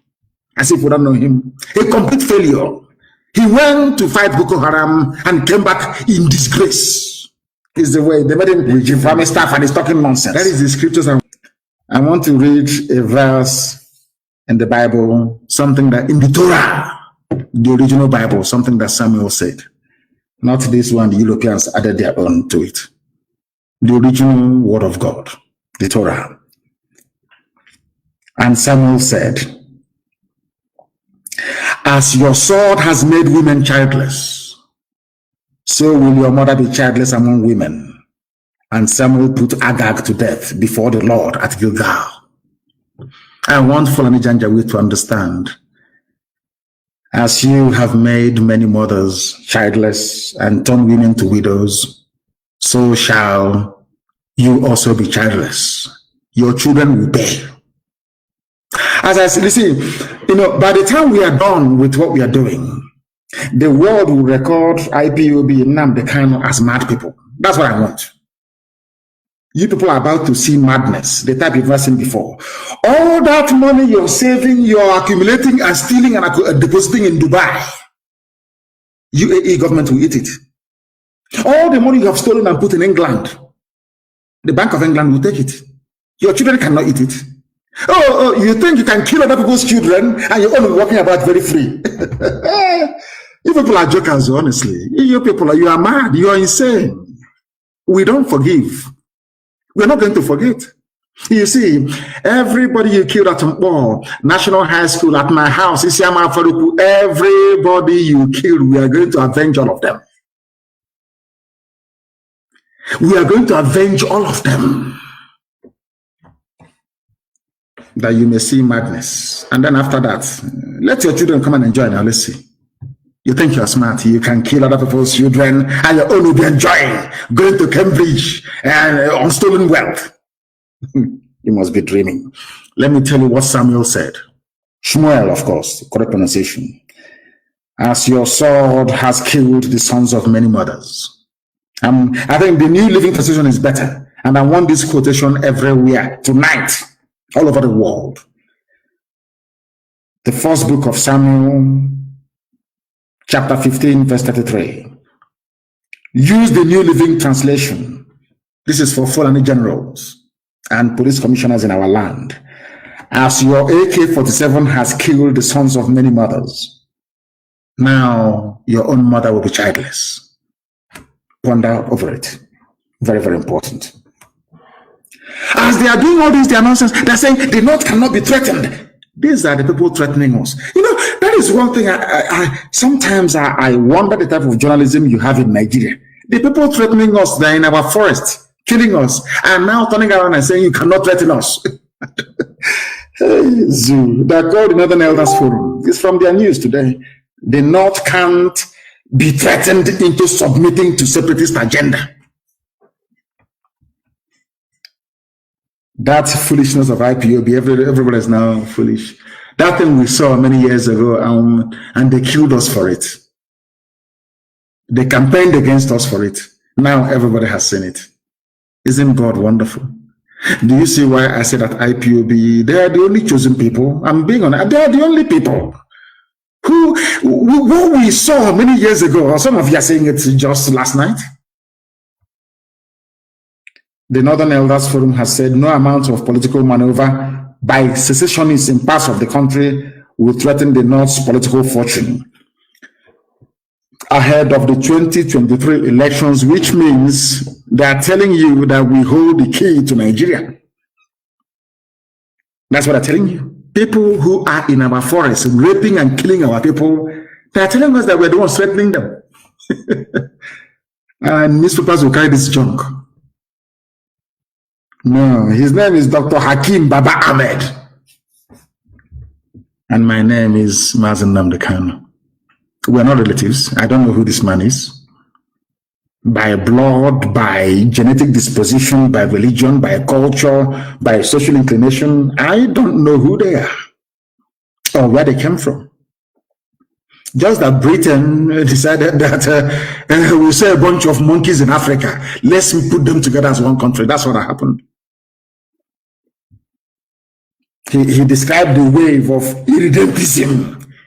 Not the wave of Fulani banditry, no. They think they're clever. And some of you make Fulani feel that they're very clever. They're very foolish. Fulani, you people are the ones threatening us. You are the ones in our forest. Fulani, you are the ones that sent Yoruba people on exile as refugees into Benin Republic. Fulani, it is you. Yoruba young people are rising up. You are now claiming we are separatists, irredentists, or whatever garbage you call it. Because you think we are fools. Because you use Daily Trust, you use all these stupid Nigerian media houses to drown everybody out. No, but not us. I will come on air to preach. And millions all over the world will listen. Because what we are preaching is the truth. The whole truth and nothing but the truth. Fulani, you are the problem. But you are the ones complaining because you think we are all foolish. Of course, most of us are in the southern part of the zoo. That is why we must continue to tell the Fulani Janjaweed that they cannot succeed. Nigeria must fall. The zoo must fall. There is no other alternative. You must go back to where you come from. Even the Hausa will reclaim Gobe, which is so good. Mark my words somewhere. Hausa peasants will rise up against Fulani Janjaweedism. They think they're smart, but no, they are not. They have come to the end of the road. They have come into the land of the rising sun, the land of the ancients, where God in his infinite wisdom saw it fit to plant the first human being on this very earth. That is your end. If you don't know, let me tell you now. Let me tell you one thing you don't understand. Ojukwu is our Moses. All God did between 67 and 70 is to show us that there is a land he prepared for us called Biafra. That's all he did. And now this generation is here to get it. And the walls of that Jericho must fall. The zoo must fall. I have a very, very critical and sobering announcement to make this evening. I regret to announce that I lost my mother-in-law, Mrs. Anyang. I lost her. She was ill for some time. And it is not unconnected to the fact of the invasion that happened in my house and the fact that the zoo has made life for me and my family very difficult. Of course, her very beautiful daughter, my beloved wife that I'm married to. I announce this evening with very heavy heart and deep sorrow and sadness the passing of my mother-in-law. Very, very sad indeed. Another price I have to pay, and I'm begging Chukwu Kikabiama to please stop. I have paid so much price, so much. I have committed so much. I have sacrificed everything sacrificable. And today I announce that my mother-in-law is no more. Very sad indeed. But you see, in everything, as David reminds us in the Holy Book, we give thanks to the Almighty in heaven. They are attacking our system as I made this announcement. In all, we give glory to Elohim, because he brings and he takes. Who are we to challenge him? You know, sometimes, as Job went through, sometimes I feel like I'm Job, you know, so that I can speak against the Holy Spirit. But I can't. Because as David said, you are God, you bring and you take. Anything you say must come to pass. And upon that, we anchor our faith and our belief that everything that happens does so to give glory and honor to your holy name. My mother-in-law served you in truth and in every honesty, and today she's no more, but we shall mourn her deeply. And as she advised me that this march must continue until Biafra is restored. And on that note, we have come to the end. Of course, as time goes on, I will, of course, brief you as to the burial arrangements. I thank you all for listening. From me, from here, good evening. Repeat the tragedy of the past. Thank you, Mazi and Kanu. Thank you, my dear brother. Thank you very much. And also, Mazi, the co-host of this very wonderful and unique forum. I want to acknowledge those that went before me, our elders, the two people that actually have so much regard for, Paya de Banjo, and also our own father, Mazi Kameji, and also my regards and respect to Bishop Coker and all the rest of them that spoke. The fact of the matter is that we can break over without any rancor or need to go to war. We mustn't forget that there was a country called Czechoslovakia. Today, they are the Czech Republic and Slovakia. They never fought any war.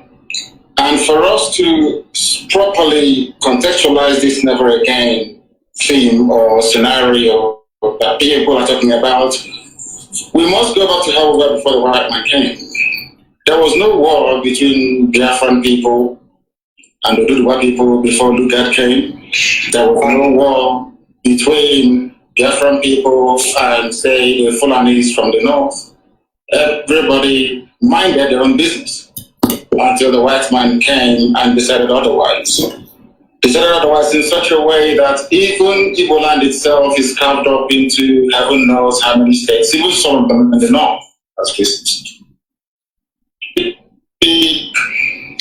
My own relatives from a John land that we never fought anymore with decided all of a sudden that we are no longer together or should be one as a people. All of these things are the vestiges of colonialism. And I blame it squarely on the shoulders of those that call themselves the founding fathers of Nigeria. And after them, those of them that call themselves rather laughably the elites. You don't have elitism in a place where there is no running water, no good roads, no good schools. Cattle headers are busy slaughtering and massacring people everywhere. And some people have the temerity to come out on national television or on this forum to say they are the elite. Elite of what and for what? What have they accomplished? Absolutely nothing. So all this vacuous elitism makes me very, very sick. I do not subscribe to it. My main point that I want to raise is a brief response to what Tanko Yakasai said a while ago, there seems to be this blame game going on in Nigeria. And as the bishop accurately said, it is called, I think in his words, I'm correct, he called it relativism. When a crime is committed by a Fulani, there isn't much who care about it. If some crime is committed by a person or by a Biafran, there seems to be an amplification of the implications of that very crime, regardless of how minuscule or irrelevant it may be in the wider scheme of things. Why am I saying this? You're telling me that you are in a country where the Fulanis have consistently been massacring people on a daily basis. First, they called them terrorists, then they were called insurgents, and now they're called bandits. But you and I know that in the main, these are Fulani headers killing people. Nobody has ever suggested the designation of Miyetti-Allah as a terrorist group. Absolutely not. You live in this sort of under this climate, such as the atmosphere of impunity and lies. You witness these things every blessed day. And some people will have the guts or the temerity to talk about one Nigeria. Nigeria that came into existence only 60 years ago. How about the ethnic nationalities that existed before Britain was formed? The thing that we keep missing is this. Nobody has the guts to ever interrogate or challenge the deficiencies within Nigeria. And what do I mean by that? We never actually promulgated nor sustained the constitution in the first place. There is no Nigerian constitution. In other words, the ordinary public in Nigeria has no say in how they are governed. How then do you expect that country to move forward? How do you expect healing and reconciliation? How is that possible? You and I know it's never ever going to be possible. Yakasai and modern commentators keep having an about the 1960s coup. It was an Igbo coup, which of course is a lie. I would recommend that Elder Tanko Yakasai go back and read Ademoyega's Why We Struck. One of the people that he mentioned, he wrote a book, Why We Struck. In that very book, it was made explicitly clear that what happened in 1966 was a revolution. And I made bold to say this, without casting any aspersions on anybody, only the South can carry out a revolution. Only the South. Because of how the North is structured. Their mindset, the way they reason, their value system cannot allow them to rise above what I call very primordial religious sentiments to carry out a revolution or a coup against their leaders. What happened in 1966 was a revolution. And in a revolution, there are bound to be casualties. What Yakasai was alluding to is the fact that no Igbo high-ranking politician or army officer was killed in the coup. But the fact of the matter is this. Under Michael Obama, we have the fastest growing economy in the whole of Africa, in the whole of the world, 40% every blessed year. How can you kill such a person? The Savannah of Sokoto, Ahmadu Bello went to Sandhurst in London to go and give a speech in England, to go and give a speech. In that very speech, when he came into the hall, he segregated all the cadets, all the people actually, the so-called Nigerians at Sandhurst studying to become military officers. He said he wanted to address only the North. Only the North. Go through, they talk about history all the time. But these same elites are the same people that connived and conspired to deny us history in our schools. Because they understand the implications. That was what actually led the likes of Uswaku to say that these type of people should not be at the helm of affairs in Nigeria. I give it to them in the North. The North was going very well. So Ahmadu Bello knew what it was doing. The Father knew what it was doing. They all loved their people and they were developing at a very good pace, or should I say rate. But the fact of the matter is that there is nothing called one Nigeria. The sooner we rise up and face this reality better for us, or else our children and our children's children will be having these discussions in years to come. And that is not the way to go. In Russia, there was a revolution by the Bolsheviks. In France, there was a revolution. In England, there was a revolution. Cromwell cut off the head of King Charles I. Today, you don't hear the royal family saying, oh, people from Cumbria, where Oliver Cromwell comes from, should be denied access to good education because they rose up against the crown. In America, there was a revolution. In every revolution, people are bound to die. If something happened in NSAS, during the NSAS protest, these same people introduced tribe and religion into it. and falsely claim that those burning down properties out of anger and rage because of the killings at toll gates in Lagos are all Igbo people. The same people talking about one Nigeria to make Nigeria better. How is that possible? When people cannot be honest with themselves. All of you, all of us participating today, we all know that the Constitution is flawed. We know that the 1979 Constitution, or in fact, from 79 to 99, they are all flawed documents. You and I know that. Because it's the turn of your village. You want to rotate presidency, you want to start eating as other people, you want to start buying houses in Dubai, in the UK, and in America. You say, oh no, it's not in my turn. That is what they are doing. Once you're elected as a senator, as a governor, or whoever you are, you will say to yourself, not in my turn. Let me make that money that others have made before proceeding. You stay in a country, you are in a country where Umar Diko is the most corrupt individual out of Africa. It's the family man. The families are now enjoying the loot, the money is stolen. There was a man called Ibrahim Taher, if you've forgotten.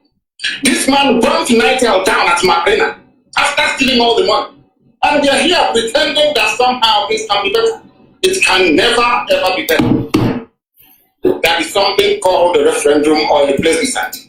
There must be a constitution formulated by the people, and that is the best way to go. Without it, these discussions will continue forever and ever, and Nigeria will remain as poorly and as deprived as it is today. Thank you very much. Thank you, Mazi. Before you go, please, there is a fundamental question that we want you to address, Sentin. That have you reduced the entire Fulani to herdsmen who kill Southerners? Is it right? Is it fair to reduce all Fulanis to herdsmen who kill? I am trying to pay them back in their own coin. Ojukwu went to Aburi to negotiate for the same restructuring we are talking about today, going back to the regions. Every Igbo man in the north, every Biafran in the north, and to an extent some Yorubas as well, we attacked, rebels, slaughtered and massacred in the north. What are the Fulani leaders doing about this space of insecurity and terrorism in Nigeria? Only the Fulani are responsible for ISIS in West Africa, for Boko Haram, for Ansaru, for all the so-called Fulani headsmen, so the bandits that you have in the north. You have Fulani governors paying Fulani people to come to Nigeria to kill. A Fulani governor, I think the one from Bauchi, openly said, we want to relocate all the Fulanis in the Sahel back into Nigeria. I'm not here talking about one Nigeria state who don't have any brain. Do they think we are stupid? We cannot reason very well. We know what the end game is. The more the mouth unity, it is to allow you, to lure you into a false sense of security, so that the Fulanis across the Sahel can come in to settle.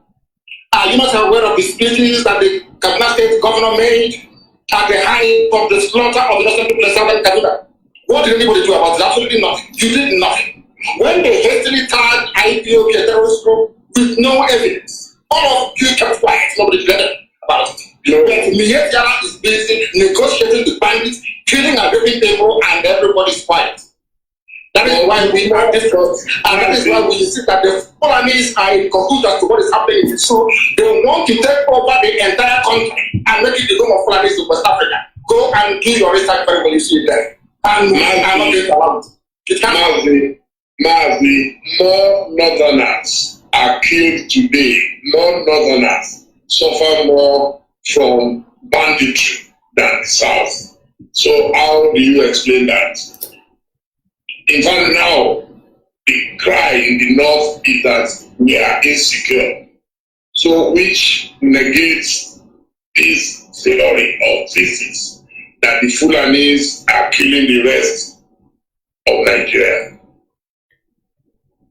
Who are the people being killed in the north? Let me ask you, please. Tell them, my dear brother. Who are the people being killed? Where are the killings happening? They are happening in the Kanu.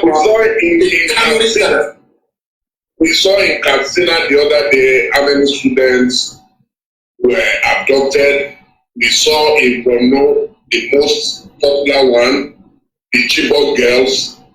So the North itself is not as if the North is enjoying peace. It is as a consequence of their own action. They underestimated how huge the problem would come in time to come. They fed this little python, they kept feeding it, and one day the python turned around and started swallowing all. That's what they did. It is a consequence of terrorism. That is what actually happens. Once you spend years and years and years nursing and feeding terrorism, at a time it will come back to consume you. It is a natural consequence. It is a natural order. That is what they are suffering for. The true intent, the reason why they formed all this was to harass Jonathan out of office. That is a known fact. Nobody's denying that. They connived with Obama and all the rest of them. They planned perfectly to say that Jonathan was incapable of handling this situation in Nigeria. So a general has to come in. Tinubu, on his part, promoted that very false narrative. Only a general can save them. Because we are impervious to all the indices that leads to and sustains terrorism. And today we have it. In Afghanistan, it's the same. Afghan people, I wouldn't say that the Taliban is a terrorist movement. Of course, there's such. But look at the Taliban in Afghanistan. They started by killing occupying forces. And after a while, today, we have Afghans killing fellow Afghans. As a consequence of the climate of terrorism, that is what happens all over the world. What is consuming the North today was what they themselves created. But some of us are too scared to speak the truth. Who brought terrorism into Nigeria? Let's be honest. El-Rufai said it. We are paying bandits in Kaduna to stop killing people. Who brought them in? They did. A Fulani governor of Bauchi State said, we are seeking to resettle Fulanis into, are we deaf and dumb and so stupid we cannot listen properly? We are here talking about the niceties of constitutional change and reform and all the rest of it. They are not willing to do it. They understand the implications. Once you regionalize the governance of Nigeria, they understand that they are stranglehold on the resources from my land that sustains that very contraption called Nigeria to slip away from their hands. And they do not want it. My anger is reserved for those who are complicit in the mess called Nigeria. They are complicit. Why are they complicit? They know the truth. You and I understand the truth. They have a solution to the problem. And somebody is telling us, oh, we elites, we need to agree. Who are you? What elitism are you? From where? Who are you? It is the masses, the population that determines. It is called the republic for a reason. It belongs to the people. The people will rise and determine how they should be governed. Not a few who spend forces somewhere in Abuja discussing the fate of millions of millions of people. I am a Democrat at heart. And I want, if it is possible, had Nigeria been good, do you think I'd be agitated? These people, they buy houses in Dubai, they buy houses in England. Is the man, not about presidency, regional presidency, it is the Prime Minister of England from Isekeris. Is the Prime Minister of England, is he an Urugu man? But you prefer to buy houses in England. You go to Dubai, is the Crown Prince of Dubai or whoever is living in Dubai, are they from the village? Are they from your village? But you will prefer to go and buy houses in Dubai than to buy a house, let's say, in Belgium. But you are in one Nigeria. Mazi, thank you so much for your contributions. We hope maybe you and I will have a direct conversation again very soon, if you agree, and then we can continue. Thank you so much. Thank you. Thank you very much. Thank you. Good evening, wonderful people, great dear friends, wherever you are, listening to us or watching via the multitude of platforms we are using to reach you this very morning, afternoon, or evening, even for those of you who are round about your midnight. We welcome each and every one of you to this very special broadcast, this very day, the 30th day of March in the year of Almost High Elohim 2021. The time now is precisely 7 p.m. in the blessed land of Biafra, if I'm not mistaken. It is 7, or is it? No, we are 7 p.m. in the land of Biafra, of course. 7 p.m. in the blessed land of Biafra. And the top of the hour, regardless of where you are, this evening we are shocking Facebook because I am broadcasting live on Facebook as well. The more accounts they close and restrict, the more we open to broadcast. As simple as that. They can never win. Let me say good morning, good afternoon, good evening, and good night to some of you. I welcome each and every one of you. And as I do so, please allow me to encourage you to welcome other people as well. I think that the likes of Maxwell Chooks is watching us on Facebook. Mr. Machuku Biafra is also on Facebook, and a few other people. Try to share that very link as widely as possible. Some people have joined us via Instagram. I am on Instagram, slaying as well, as they said. They said if you must be on Instagram, you have to look nice and dress very well. We are doing the best we can to meet up with the expectations of that very platform. We are also on Twitter as well. For those of you of more intellectual disposition, we are on Twitter.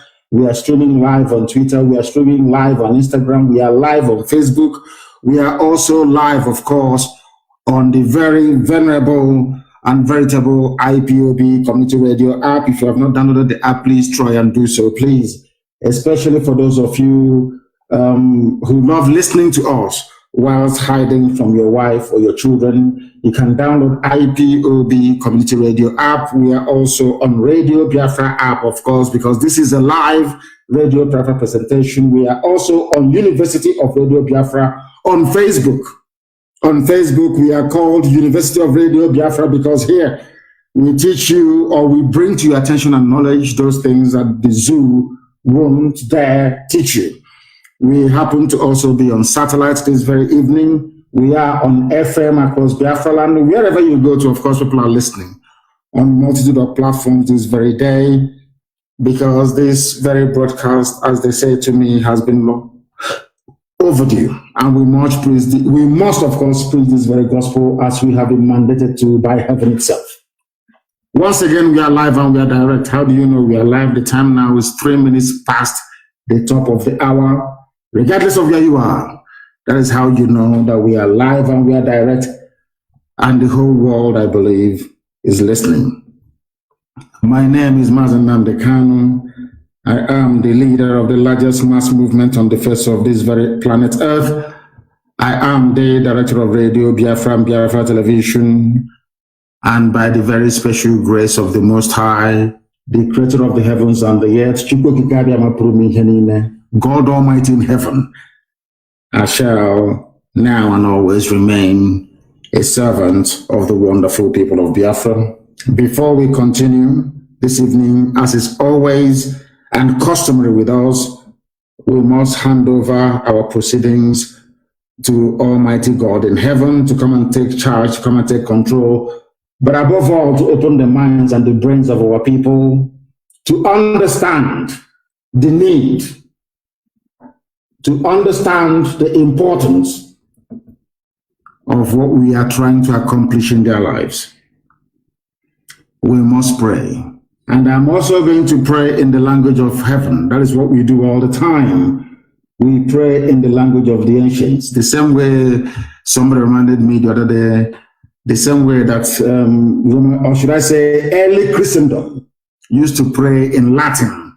It doesn't matter if you understand Latin or not, but they felt that if they pray in Latin, that God will listen to them. And he did listen to them. The same way that we believe in this day and age, that if we pray in the oldest language known to man, the Igbo language, that Elohim himself in heaven will listen to us. Ezi onye nwanyị na Chineke na dị nsọ marụ mgbe ebighị ebi. Onye ọbụla anyị aka anyị na-efe wee na-akpụ isi ala nye ihe anyị na-efe arụsị. Nna ndị nsọ, Chineke nna nke ụmụ ogbenye. Onye ọbụla anyị na-agbụrụ ndị ya ọbụ. Onye ịhụnanya ya na ebere ya, amara ya na ọmịiko ya, mmeso ọma ya na-adịgide n'ime ndụ ndị na-ebu ndị ji enwe ntụkwasị obi. Tụmadị anya onwe anyị bụ ụmụ ya bụ ndị Biafra n'ụwa niile, ezinụlọ IPOB nke ya onwe ji aka ya wee hiwe ndị nche Eastern Security Network. Anyị wee na-akpọkọ gị eze ebube dị ngọzi, wee were njem niile nke anyị onwe anyị na-aga ewe nyefere gị na ọbara aka gị na nke igwe, n'ihi na ọ bụ naanị gị bụ ikikere niile. O nweghị ihe ọbụla eji ama atụ sọ na ọ bụ ya yiri. O nweghị ihe ọbụla nke gị onwe kere eke nna nke ebere dị ngọzi ka anyị ga-eji wee maa atụ si ihe dị etu a dịka Chineke nna nke bi n'igwe. N'ihi nke a, anyị onwe anyị bụ ndị o were anya na eboghị mmadụ eboghị mmụọ ịbụ Chineke. Anyị wee na-arịọ gị wee na-arịọ sị gị ka na-akpọkọ aha nsọ gị, na-asị na ihe niile nke anyị onwe anyị na-eme obi n'ihi aha nsọ gị eze ebube dị ngọzi. Anyị wee na-asị na ndị na-apụtakwa anyị ime ọzọ, na ndị Britain na-abịakwa ọzọ, ụmụ ekwensu ndị ọchịchịrị si n'ebe niile ha si wee kunie. Anyị wee na-arịọ gị eze ebube dị ngọzi, Chineke nna nke pụrụ ihe nne, ka i wee mere anyị ebere ma zọpụta anyị n'aka ajọ ihe, ka i wee cheta okwu ọgbụgba ndụ gị n'isi ụmụ gị nna nke ebere dị ngọzi, n'ihi na i kwere anyị na nkwa si mgbe ọbụla anyị kpọrọ gị nna na gị onwe ga-akpọkwa anyị ụmụ, na ị ga-esikwa otu ọbụla zọpụta anyị n'aka ndị iro, dị ka isi wee napụta ndị nna nna anyị ha mgbe gboo, sikwa otu abịa ka i wee napụta anyị n'ụbọchị nke taa. Onye nwe m na Chineke nna eze ebube dị ngọzi, kwere n'ihi akwa nke anyị na-ebe n'ude nke anyị na-asụ wee nụrụ ekpere anyị n'ụbọchị nke taa, ka i wee zọpụta anyị ma nye anyị Biafra, jide obodo kwezigbozu ma laa ya n'iyi nna nke igwe, ka aka nsị ndị iro wee baa ha ọnụ, ka ha rabụrụ ndị nkiri wee ezi na Biafra agaghị adị, ndị dị etu agaghị adị, ka ha rabụ ndị litere nna nke ebere dị ngọzi na IPOB ya agaghị adị, nna nke igwe ire ndị dị etu a ga-apụta ihe ị ga-emebe ha niile n'otu n'otu, n'ihi na igwe anyị nkwa na mmeri bụ nke anyị, n'ihi na anyị bụ ụmụ gị, anyị bụ ụmụ Chineke. Anyị wee na-asị dịka esi were Israel were akụkọ mba ụwa niile dị iche iche, ka a ga-esi were Biafra wee kọọ akụkọ ha, na mgbe oge ahụ ga-eru agasị na ndị dị etu a nwee ntụkwasị obi ha niile ebe Chineke nna nke bụ n'igwe na o wee zọpụta ha. Anyị wee na-asị ga na-eto na nsọpụrụ na ịja mma site n'ebighị ma ruo n'ebibi ka a na-arịọ gị ise ise ise. Having prayed in the language of heaven, we must proceed this very evening to lecture, to tutor, to enlighten, and to educate our people all over the world as to what the damnable zoological republic portends for everybody. Regardless of who you are, regardless of your status, regardless of your station and your standing, the zoo is an abomination. I am going to start with the life of those we call the Fulefus, the traitors and the saboteurs. And given the statement made by Katrina Lang, the British High Commissioner to the damnable Zoological Republic, the creators of the zoo, of course, I start this evening by letting the whole world understand the way that colonialism worked, the way that European supremacists worked. I want to remind the world how Britain worked in the past and how they have been working and how they intend to continue to work as we move into the future. And I want people to listen very carefully. Bring your pen and paper with you if you don't have them already, because you may find it very, very handy. And as always, Alamajiri Janjaweed should bring their slate and their chalk, because I don't think that they are, should I say, intelligent enough to appreciate the essence, or should I say the importance of written language. What is happening today, we have seen it all before in the past, and I want our people to pay very, very close attention to what I have to say this evening. What we are witnessing today, we have seen it all in the past. I'm sure that some of you have seen the what I call the Keke diplomacy, because I think she's using Keke Napep to travel. She's been to Lagos, she has been to Calabar, they have been to Bayelsa. I'm sure they have been to one or two places also in the heartland of Biafra land. They have also been to Niger States to go and see Abdul Salami Abubakar. They're everywhere. And they even invited Tinubu to come and make a speech in the north to try to reinforce, should I say, this fake unity between the Yorubas and the Fulanis. Why I'm saying this is because history has a very funny way of representing itself, especially in Africa. And this evening, if we pay attention to what I have to say, it will go a long way in trying to liberate our people from the shackles of mediocrity, stupidity, and neocolonialism. Arochukwu fell in 1904. I want you to pay attention this evening. Arochukwu, our spiritual capital, the spiritual capital of Biafra land, because all of them calling themselves, I'm from Ejo, I'm from Ejo, I'm from Arochukwu, of course, we know that for sure. Arochukwu, the same way you have the house of Levi or Levi in Israel, is how you had the house of Arochukwu as well. They are a priestly clan. They are a priestly clan dedicated to the service and worship of the Almighty God in heaven. Chukwu Kikabia Maprumi Henine. Hence their name Arochukwu. That was our temple. Britain had to destroy it in 1904. The reason why they destroyed it was to try to prove to themselves that these people do not have any history. Because the people without history is a lost race. Because they asked the white man after independence in 1960 about the great Biafran people, and they said that we had no history. They forgot to tell you that they destroyed our temple so that they can bring their own version or understanding or knowledge of God to us. I remember somewhere in Oka, they called a Zenri. A Roman Catholic priest was preaching to him, telling him about God and having to give his life to Jesus Christ. And Zenri told him that he is not qualified to preach God to him because he himself is directly descended from God Almighty in heaven. That we are ancient people, that we knew God before anybody else. This is a slight detour, but I'm trying to build a foundation for our people to actually, give greater understanding and meaning to what I have to preach this very evening. Arochukwu fell in 1904 after many years of war. Even when Arochukwu fell, the same way we have ESN today, we formed the Kumeku then. 7 sons from Arochukwu traveled all the way to Anioma to go and form a Kumeku that you hear today in Anioma, which is Northern Delta State. And they continued fighting every inch of the way.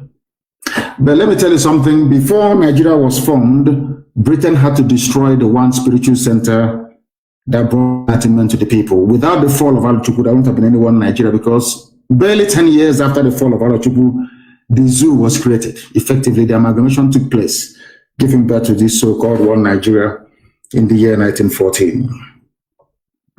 And let me tell you why Arochukwu fell. And you must pay attention this evening. Arochukwu fell because the white man attacked Arochukwu with about 1,700 heavily armed men. Attacked our temple in Arochukwu. The same thing that Katuna Line is doing today. Because anywhere the woman visits, anytime the woman leaves her office in Abuja to travel all over the place, death always follows her. Go and check it anywhere. It was when she traveled to go and see Tinubu during NSAS protest that the army opened fire. That woman is a blood-sucking demon. Katuna Line. Listen very carefully to what I've told you this evening. After the fall of Arochukwu in 1904, they amalgamated the zoo in 1914. And they asked Lugard, why are you amalgamating the North and the South? He said, because the North is poor. Till today, the North is still very poor, dependent on the South to survive. That is why they have this stranglehold over our oil and gas. The only, should I say, item uniting the zoo together. How did they manage to succeed? How did they manage to succeed in taking Arochukwu? They used the Igbo people to take Arochukwu. The same thing they're trying to do today, trying to use Biafrans to destroy what IPOB is doing. The same way that the white man used Ghanaians to defeat Nigerians. In those days, they went to Gold Coast, Britain, raised an army, a force called the West Africa Frontier Force. British-led, of course. It was Ghanaians fighting alongside white people that helped them to colonize the place you call Nigeria today. It's a very simple tactics they've used over the centuries. But if you're not educated, if you're not enlightened enough, if you don't have any self-worth nor pride, you won't understand or appreciate what I'm saying. They came to Arochukwu, it fell in 1904. How did it fall? Because there were some people who were criminals, some people who were sold, because in those days, before they sell you as a slave, you must have committed something. The same way you are today, some of you driven away from IPOB. We chased you away because you are evil. You know what the British did in preceding before 1904? Whenever somebody is cast away from his village, regardless of whatever that crime may have been, in those days they are sold. Some were criminals, some engaged in behavior that was considered so antisocial that they have to remove them from the clan itself, which is the highest punishment you can give to anybody who is from Biafra is to remove them from the Omona clan or his kindred. Do you know what Britain did? Britain waited, kept taking all these people who were disgruntled, took them to Uguta. You see Uguta? That was where they camped them in Uguta, waiting and waiting. So those people were very upset, very angry. The same way that some governors are today with IPOB, ESN, the usual way they do things. They camped them at Uguta until they wanted to launch the final assault on our temple in Arochukwu in 1904. They now went and brought these people. They told them, if you destroy this temple, this is the temple, these are the people that have made your life a misery. These are the people that wanted to sell you. You must now come and help us to destroy them. And I must also warn you so that you must know this. The reason why the likes of Zeke, who were produced in our land, the reason why things are the way they are in Biafra was because our forefathers, our ancestors did not give their first son or their first sons to the white man to train. They gave them their servants because they felt that the white man was going to experiment with our people. So most of the people that they trained, that went to all those missionary schools, and some of them traveled abroad and came back, did not quite understand what it means to be a Biafran. An Igbo Biafran, an Efik Biafran, and an Ibibio Biafran, they never knew anything. Most of them were slaves. They didn't quite know because the custodian, the foreholder in every family, the spiritual guide and light of every home is the first son. Even the way it is in the Bible. That is why the first son always received double portion of the father's inheritance. When the white man came, our fathers did not give them our first sons. We said no to them. We gave them those that, should I say, that came after the first son. Why am I telling you this thing this evening is because they have come again. Britain has come again with the same method, the same modus operandi. That's the way they always operate. They try to use you to destroy yourselves. They took these men to Arochukwu. A force of 1,700 men attacked Arochukwu in 1904, mostly from Uguta. These were rejects, outcasts, those who were criminals in our villages. Britain assembled them. Very disgruntled, something that BBC is doing today, and used them to attack Arochukwu. And Arochukwu fell. Our own people actually destroyed their own temple. In the year 1960 to 1967, they did the same thing as well. They groomed saboteurs of the highest grade, like Okpa Biasika. Front-flying saboteurs. For 7 years, they groomed them. So that when they started the slaughter of Biafrans in the north, they engaged them to try to castigate Ojukwu and to run our eternal leader, Dim Chukwuemeka down. And after the war, the lives of Okpa Biasika was compensated. The same thing that they are doing today, trying to use some of you who are ignorant of history. The same way they're trying to use Tinubu in the West. The same way they used Afonja in Yoruba land. None of you ever learn. You have history, you study it. Some of you are intelligent enough to go through history books. You know all these things, but you fail to learn from it. What is the difference between today and when Hausa land was taken? What is the difference between today and when Nupe land was taken in Niger State? What is the difference between today when Jukun land was taken? What is the difference between today and when Bagi land was taken from Bagi people by Fulani? What is the difference between today, what the governors are doing and what the lives of Tinubu are doing to what Hausa peasants did to themselves many years gone by? Every time I come here and I preach to you to understand the dangers you're facing and the danger you're in your useless one Nigeria, you don't want to reason, you don't want to think very well.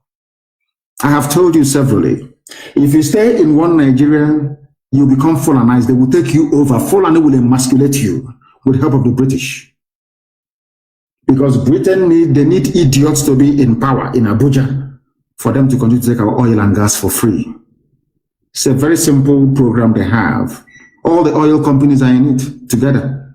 Ajib, ExxonMobil, Halliburton, Texaco, Eni, Elf, Mobil, name them, they're all in it together. Why will they allow you to have a country that is viable when they can get oil and gas for free and sell it at very high and exorbitant prices abroad, even bring it back to you to buy at over 500 naira per liter of fuel? Because you are foolish, because you are a Nigerian, because you cannot reason properly.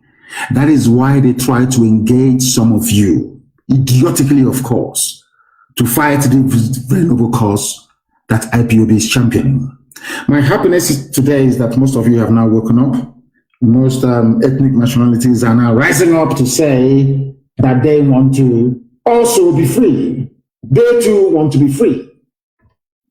We started it by the grace of God Almighty in heaven, and it is going to come to completion very, very soon, and we are all going to be free. But you must remain very strong and resolute. Very strong and resolute. Don't allow yourselves to become distracted. Especially our Oduduwa brothers and sisters. You must remain strong. No matter what happens, they will float the likes of Tinubu all they like. They will bring up every idiot in their arsenal. They will bring up some obas. They will bring up some chiefs, some idiots. Like one fool writing today, claiming he's from Oxford. One idiot like that. I think it's Antonio Gusanya or Akinson. I don't know what the idiot's name is. They will bring them. You see, these fools, they are black people. Black people are noted for one thing in life: self-destruction. They always destroy themselves. That is why I think there's a popular saying in America, even in UK in those days, that black people are like crabs in a bucket. Instead of them to allow one to go out to see what is happening outside and help them to come out, if you want to climb up, they will always drag you down. That is in the psyche and the makeup of a black man. That is why they are poor. That is why in every society you go around the world, black people are at the bottom of the ladder. There's a reason for that. And as I always say when I come on earth, it's because of the way you reason. It is only the way you reason that is keeping you down. If some of you can take out the time to listen to our broadcasts over the years, you will see that we got to where we are today because we have been very, very consistent. Consistency is the key. No matter what they throw at you, you remain focused and consistent. Today, that is what Kanu is doing. I am a British citizen. Some of you may be wondering, but he is British. Why is he castigating Britain for their role in entrenching terrorism and poverty in Africa, and especially in the zoo that they created called Nigeria? I am a British citizen, yes, that is true. But I subscribe to that very school of thought that an Englishman is a conscientious being. Most of the good things that happened all around the world was done by English people. From abolition of slavery to the universality of education and rights of men. They are part and parcel of English common law. And an ordinary Englishman has conscience. An ordinary British person is a God-fearing, or should I say, a conscientious being. But there is a handful, a minority of Satanists at Foreign and Commonwealth Office, at BBC, doing the work of Lucifer, trying to cage us in the 21st century, trying to tell you and I that we are monkeys, that we don't have any brain, trying to tell us that we must bow before a white man. You have to bow before them because they are British. And I say no to that. And that is why they have come. That is why Britain is providing military support for a regime that they know is actively aiding and abetting terrorism.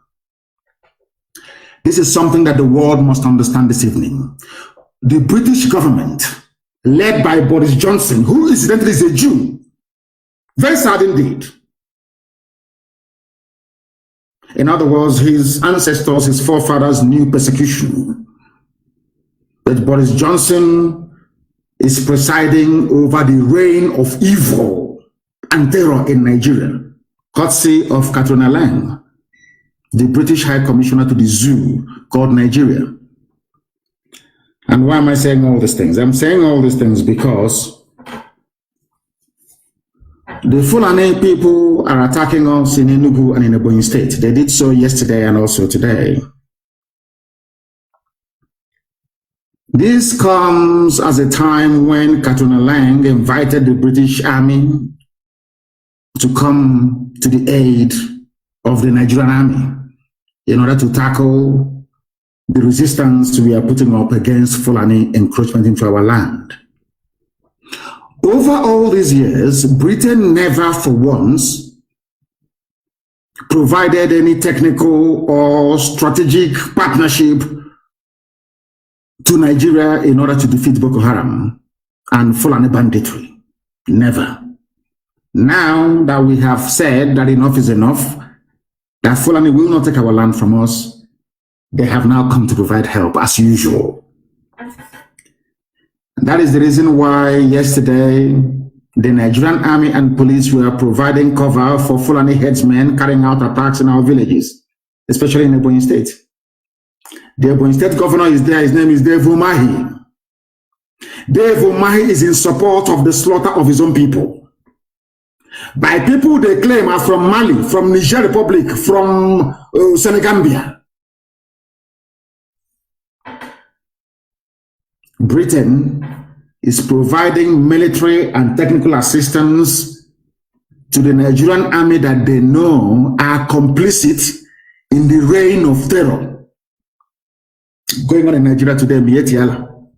Everybody knows that. They no longer report all the atrocities being committed by Fulani headers, so to speak. No more. Their focus is on how to keep Nigeria one. And I want people to listen very carefully. If being one with other people is a very good thing, why did Britain support the disintegration of Yugoslavia? Why was it that Margaret Thatcher worked so assiduously hard with Gorbachev to ensure that the Soviet Union is dismantled? With the American president, of course, Ronald Reagan. Why is it, I ask myself, did Britain leave the EU? If diversity is a wonderful thing, if being in one big family is a good thing, I'm asking Katrina Lang this evening, that demon of a woman, why did Britain leave the EU? Why? If being together is wonderful, if being in this big family is a great thing, why did you leave the EU? I'm asking Katrina Lang. Listen, she cannot answer this very question.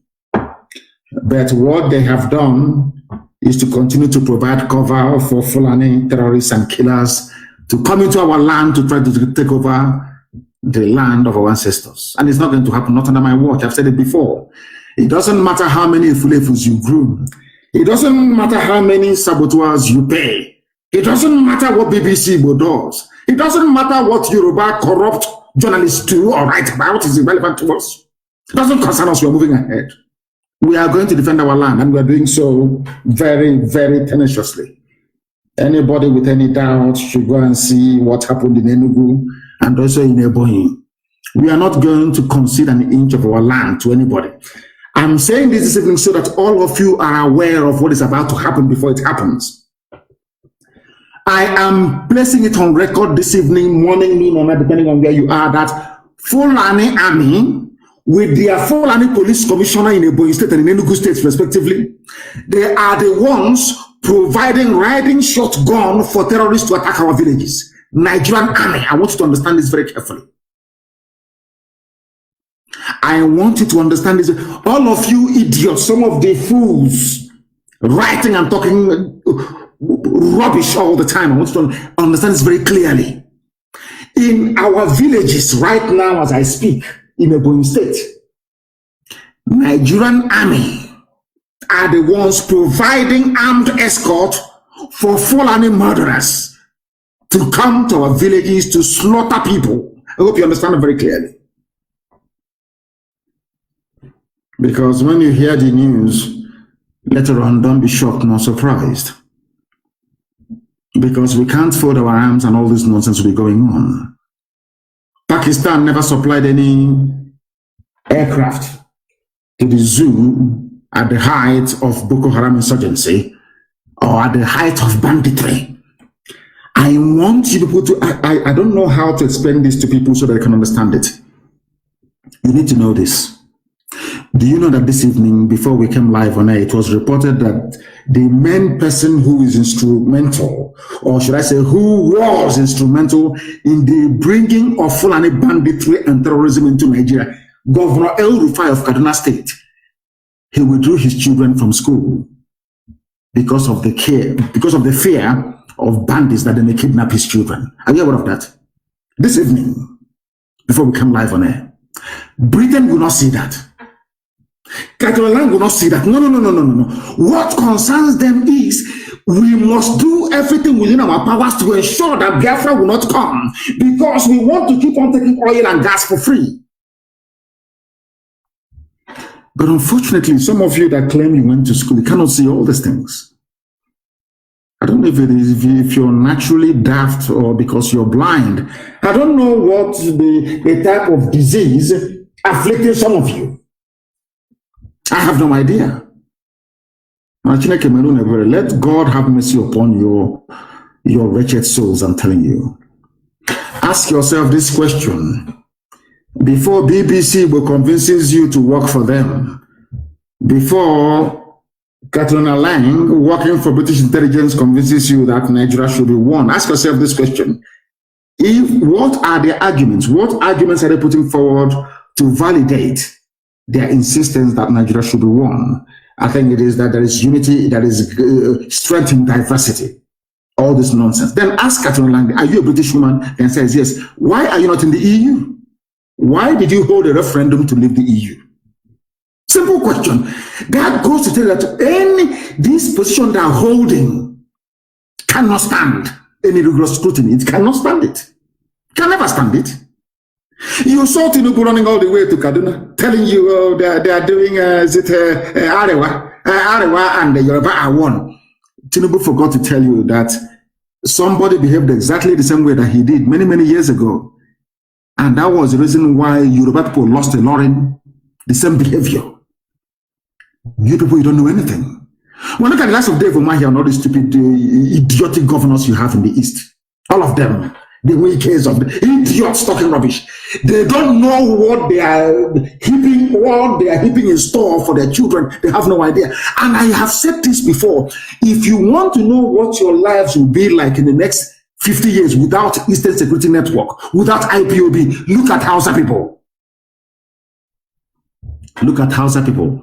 How useless and hopeless their lives have become under their Fulani masters. All of you never learn. You make the same mistakes every day. I read some idiots writing some junk about Nigeria being great. One of the things you need is population. And I'm just looking at them and I'm laughing at them. Japan is a major world power. How many people are there in France? Yoruba population is more than that of France. France is a superpower. They have a permanent seat at the UN Security Council. What is wrong with black people? I keep asking myself, what is wrong? Can't you see that death is coming to you? Can you not see it? No, you can't. They came to Enugu yesterday and we met them. They came to Ebonyi and we met them. And we shall continue to meet them wherever we find them until we rid our land of all these people. And I have said, I think we have about 3 days to run. Nigeria police and Nigeria army. You see all those abductions you're doing each time you go and abduct people. From this night, I'm giving this very order. We are going to organize ourselves into self-defense units in our land. Anytime you see a police helix enter into any residential area to make an arrest, block them off and burn down their vehicle. From tonight. If you allow them, they will continue to abduct people. That is one of the tricks that Britain taught them. Terrorism comes in two forms. either by non-state actors or by state actors, in this case, the army and the police, in Anambra, in Abia, in Imo, especially. We must resist them. Let me tell you what will happen if you do nothing. That is something that I don't understand what is wrong with some of us. Fulani will take over our land. They will appoint their emirs. It may take a while, but it will happen. Eventually, our lives will become as hopeless and idiotic as that of Hausa people.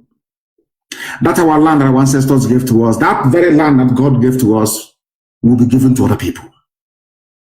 That is why we must not allow Britain to succeed in what they're planning to do to us. They want to obliterate us from the face of this very earth. That is why they killed over 5 million people. 5 million Biafrans were murdered and slaughtered in cold blood between 1967 and 1970. Between 1967 and 1970, there was no inquiry. There was no outrage all over the world. There was no worldwide condemnation of it because Britain sat on it. They want to see all of us dead. Britain would rather every Biafran is dead than to relinquish our oil and gas, which they're holding on to. And have said to them, take the damn oil and gas and leave us alone. And they won't listen. And they are going to use the foreigners to do this very work. They will use some affiliates within us to do this very work for them. When we speak the way we do, they say we talk of war all the time. But tell me what the Fulanis had in mind when they attacked Enugu yesterday. When they attacked Ebonyi yesterday and today, what do they have in mind? Peace. Some of you do not understand that what we did was to provoke the Fulani to act before time. Fulani planned to take over our towns and our villages in 2022. We preempted them. We forced them to act before time, that all their plans against us may come to nothing. And we have succeeded in doing that. And these are the things that you must bear in mind. Our villages are being attacked in Ebonyi with the support of the Nigerian Army. If you go and ask the garrison commander in Ebonyi State of Nigerian Army, they will tell you they are providing cover for Fulani murderers in Ebonyi State with the active connivance of the state governor, David Mahi. We have clear and incontrovertible evidence of army support for Fulani terrorists that these same people claim are foreigners. Some of you have been talking about 2023, talking about election. I don't know what is wrong with you. Maybe they say whom the gods want to destroy, they first make mad. A lot of people in the zoo are mad. A lot of Nigerians are mad, believe you me, because I believe that God wants to use the Fulani to destroy all of you. Because you are all insane. Let me also remind Britain and Katrina Lang that we would not surrender any inch of Biafra land to Islamic terrorists. It will not happen. We would all rather die than to see that happen. You people have succeeded in trying to suppress the media. You know, it's very funny, you know. Anytime there's an allegation against ESN or IPOB, if you go to Google search, you see it. Yesterday, we issued a rebuttal of all the nonsense they've been claiming or talking about. It's not on Google. For you to find it, you have to Google Eastern Security Network. You can see it. What IPOB said about all the frivolous and idiotic allegations from their naval, whatever rubbish the idiot is called. It's not there. They bought over Google as well as they have bought over Facebook and bought over everybody else. Because Britain is the one advising them on what to do. Their strategies, of course, they're the ones advising them on what to do. They will write a fake news. They will call AFP. The same idiot saying he's doing fact check was the idiot that still planted the fake news to start with. They come back and they say fact check and they put it under my name. I'm going to do Google search. Nnamdi, can you see it under my name and under IPOB? I had nothing to do with any of these things. What they are trying to do is to damage us before the international community. That is what Katrina Lang, the British High Commissioner, is telling them to do. But if you are of weak disposition, you crumble. They know we cannot crumble. They understand it very well. They know we are not going to go back. They understand. They know how unbelievably stubborn we are. Now they understand it very well. We are not going anywhere. And we are going to rid our land of every terrorist in our forest. They can go into the townships and where they get these people they're killing, I have no idea. But ESN is in the forest. We're not in the street. We're not on the streets yet. Very soon we'll come anyway, not now. We're in the forest.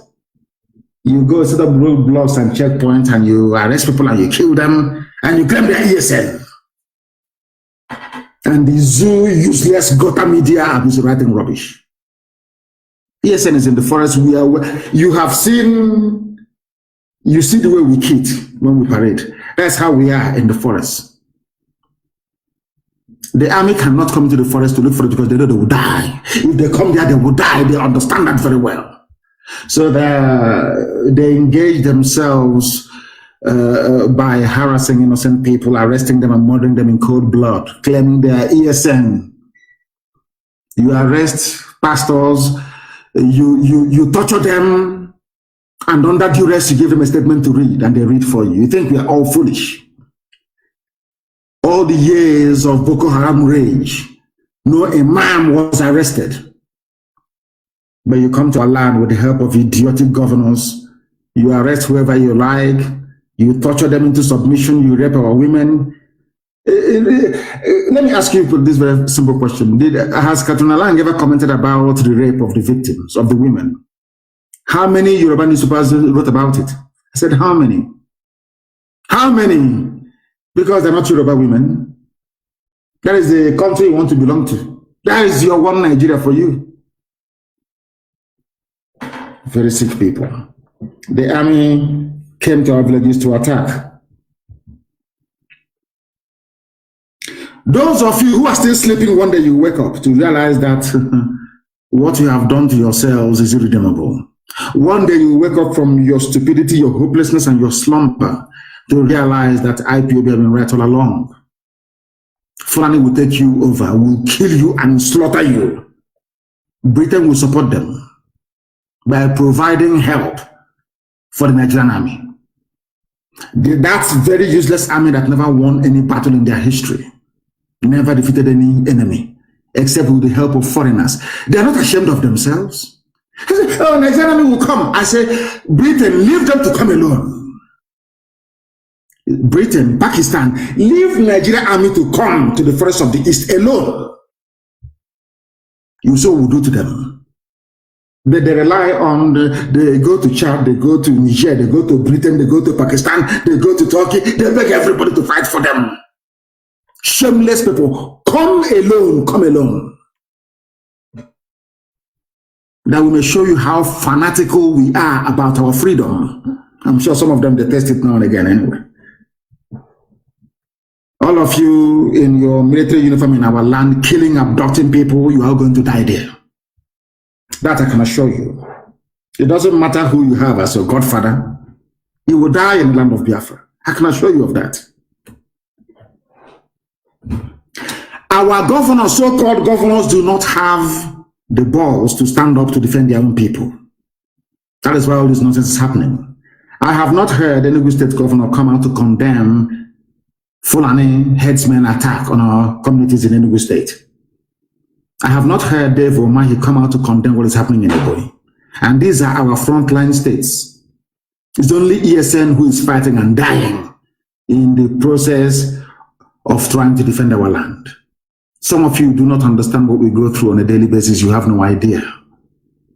I can give the order to ask ESN not to engage Fulani anymore. Some of you, your villages will be overrun overnight. But we are doing this very well because Elohim had asked us to do it. I tweeted earlier today, for those of you who follow me on Twitter, and I must encourage everyone to be on Twitter anyway. All of us who are now being pressed down by Fulani Janjaweedism and British neo-colonialism, we are going to fight back. Because that is the only way to survive. You see, in the history of this world, when an oppressor comes to oppress you, as the Fulanis are now doing with their British Oga, you only have one option, is to fight back. You don't beg. If you beg, you're finished. Go through history. It is replete with instances and landmark dates in history where people rose up to say, enough is enough. Do you know that the USA you're talking about today was essentially founded by Englishmen? They left England. I said English people. George Washington is English, or should I say of English descent. So also is Thomas Jefferson.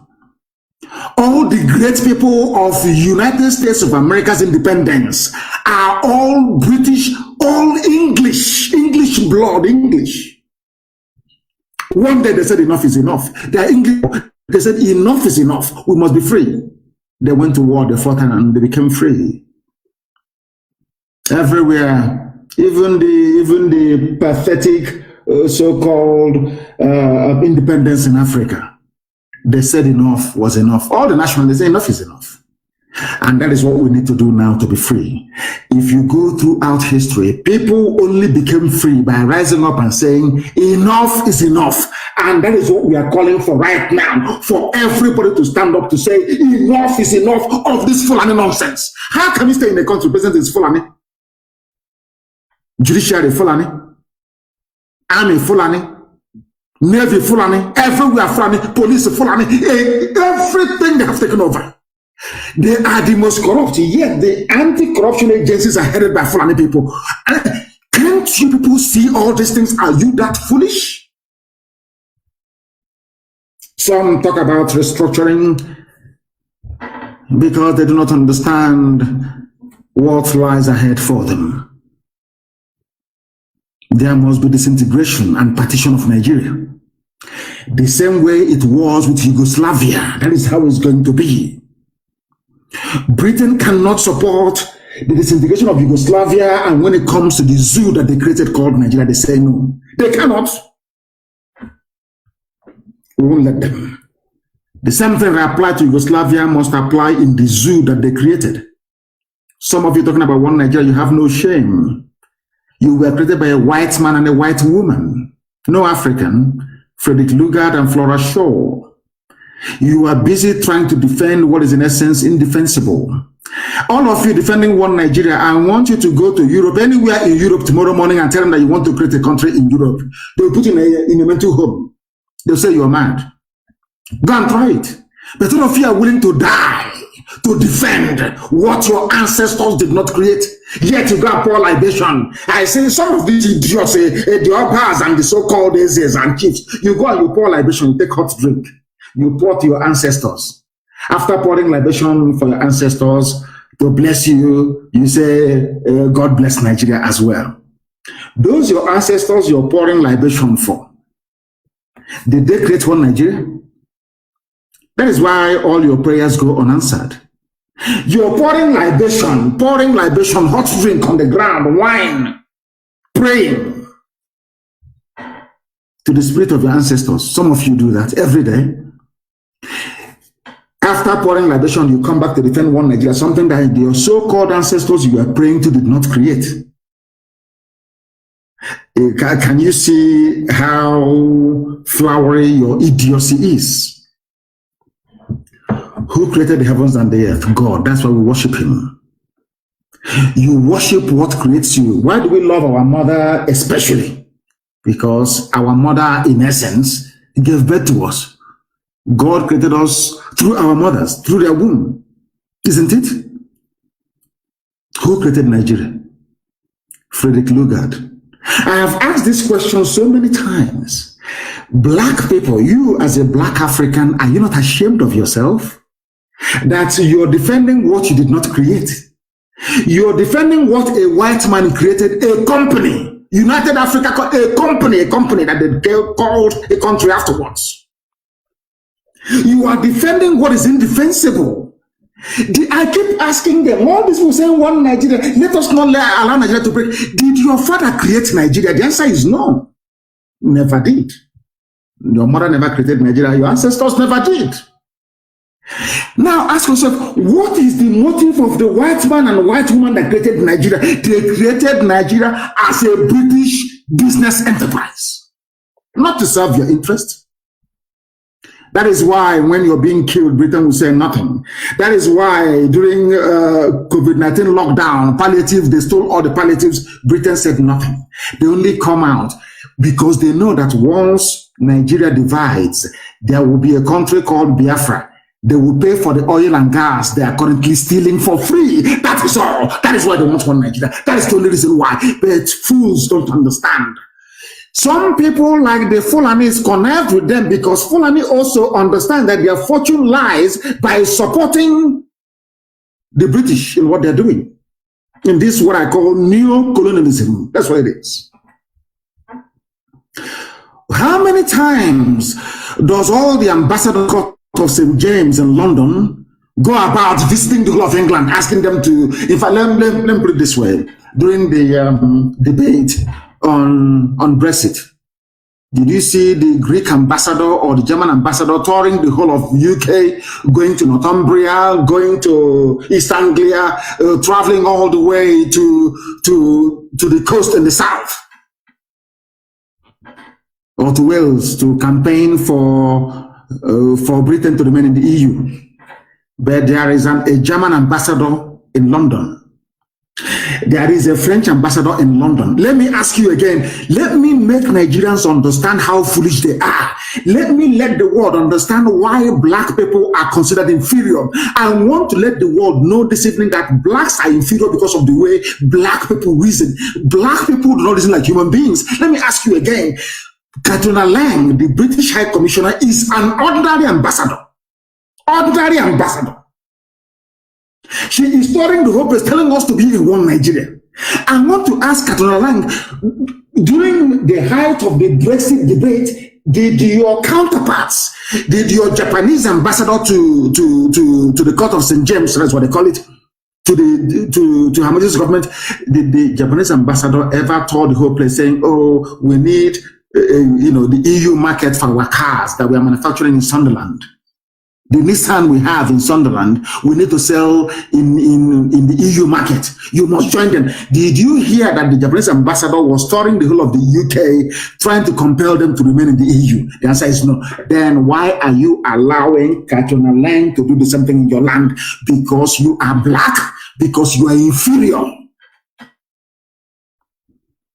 Do you understand it now? It's a very simple question. I've asked you before, why is it that you allow things to be done to you that these same people will not allow you to do to them? Katrina Lang is moving about, British High Commissioner in Nigeria, asking you, one Nigeria, let's be one. Diversity, your population, all that rubbish. When Britain wanted to leave the EU, let me ask Katrina Lang, did the Japanese ambassador travel all over the UK asking UK citizens to remain in the EU? That tells you that you are black, you are a Nigerian, you are inferior, you are an animal to these people. They have no regard for you. No regard. You know, some of you when you see a white man come to a white woman, you think you have been blessed by God because you are mentally inferior. You are inferior. You are not worthy to be called a human being. Honestly speaking, we must fight back. That is the only way forward. You can never beg your way out of oppression. You rise up and you confront it. Kwame Nkrumah did. Nelson Mandela did. Steve Biko did. Patrice Lumumba did. Marcel did of Mozambique. You must rise up and say enough is enough. And that's what we're doing right now. Fulani will not take our land. I'm telling the British High Commissioner to Nigeria, Fulani will not take our land. I assure you it can't happen. Therefore, Mahi, Fulani will not take our land. All the loans you took from Islamic Bank to build flyover in Abakaliki, well and good. Fulani will not take our land. All the so-called Eastern governors, the Southeast and South-South, I'm assuring you today that Fulani will not. You can hire every idiot you like to give press statement in Abuja. You know, that's what they do very well. You know, they don't know we have outgrown that phase.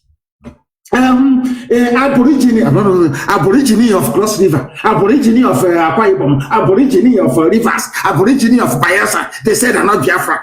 Are you talking to idiots? You think we don't know anything?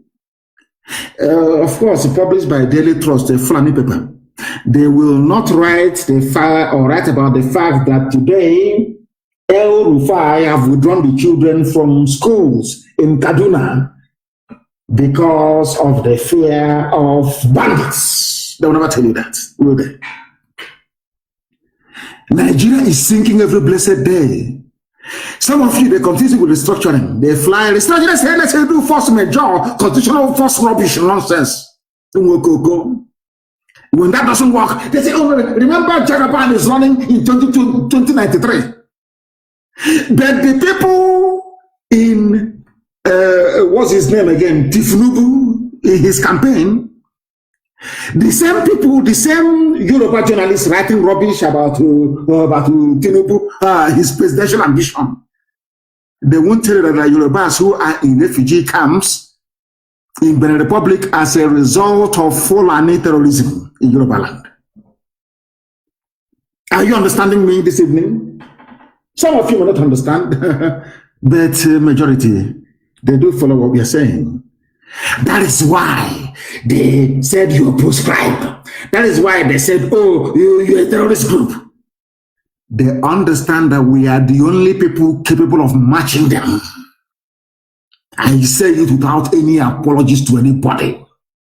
It is IPOB. Without IPOB, you are all gone. You are nothing without IPOB. Indigenous people of Biafra, the last line of defense between the people and those who are hell-bent on their destruction. We must rise up and fight until Nigeria is partitioned. We must all rise up and fight the same way that Britain fought to leave the EU. We must all fight to leave this unholy union. If you stay in it, you will die there. Ask people of Benue what's happening to them. Because you are in one Nigeria, that is why your villages are being renamed. Ask Plateau people, they will tell you, why are you suffering today? Because you are in one Nigeria. If you had your own country or willingly or freely entered into an agreement to forge a country on alliance with other people, this nonsense cannot be happening.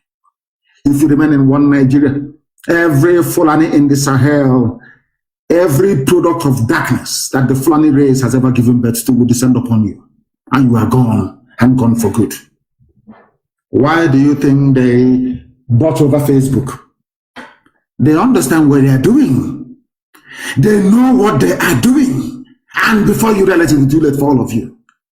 Because some corrupt tendencies in the West, they need access to oil and gas for free. And Fulani can give it to them. I advise each and every one of you who are not very familiar with Lugard's report on amalgamation, and I want Carol Monday to please release it. Our dear sister Carol Monday to release the full report of amalgamation so that people can study it. You will see the reason why they amalgamated the North and the South and what they said about Fulani Janjaweed. You'll be amazed. Those things are still prevalent till this very day. I want the British to understand this. I want the Efulefu Brigade to understand this. I want all those confused one Nigerianists to understand this. I want all those who are inferior, suffering from inferiority complex, to understand this as well. We are confronting Fulani terrorists from the Sahel and their sympathizers in the Nigerian Army and Police and Navy. And we don't want to confront the British. They should stay out of this. When Biafra is established, we will have a normal relationship with Britain, the same way that USA has one with them. USA fought Britain to be free. Today, they are closest of allies. Japan fought Britain. Today, they are very, very close, including Germany as well. The same thing will also happen to us. We are going to be very close with them eventually. but we are not going to capitulate. Some of you idiotic fools do not understand what ESN is doing on a daily basis in our land, trying to defend us from those who are hell-bent on killing us. The State Commissioner of Police in Ebonyi State is Fulani, or a Fulani stooge. The same thing in Enugu State as well. And they are helping their people to take over our land by force. And some of you are busy clapping for them. You are clapping for them. Do you know that today that outsiders were asking us for help today? I was shocked when I read this today. Somebody wrote from Kaduna State. He said, "Dear ESN, please, we need your assistance in Brandon Gwari, Kaduna State, and Faskari, Sabua, Yankara, Dandume in Katsina State as well. One, Brandon Gwari is in Kaduna State. Faskari, Sabua, Yankara, Dandume are all in Katsina State. The people in those communities are unable to sleep in their homes. In Faskari local government, there is daily attacks by Fulani in the area. Please come and save our lives. ESN, we lay down and beg you." A Hausa man was writing this today as a comment. And I said I'll read it out for the whole world to hear. They recognize that it's only ESN who can help. Even in Katsina State. Katsina State is owned by Hausa people. But the Fulanis, they came, some from Niger. That's why Chichibi Kamechi wants to build a railway line to Buhari's natural village in Niger. And all of you are clapping. See how hopeless.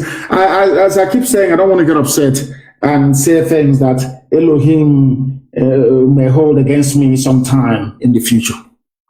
But here I am reading for you a message from a Hausa man saying, "Dear ESN, please, we need you." And he mentioned the villages where Fulani are slaughtering them because they are in one Nigeria. Hausa Fulani, one Nigeria. Hausa Fulani, one Nigeria. What is happening today in Brandon Gwari in Kaduna State? What is happening in Faskari, Sabua, Yankara, Dandume in Katsina State? What is going on? Because you believe in one Nigeria, that is why you are dying. Ask the governor of Kaduna State that believes in one Nigeria, why did you take your child out of school this evening? Why? They will tell you it's because of terrorism and banditry.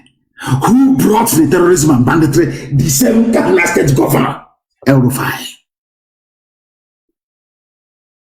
Black people, you have a mental problem, believe you me. Only if you can reason.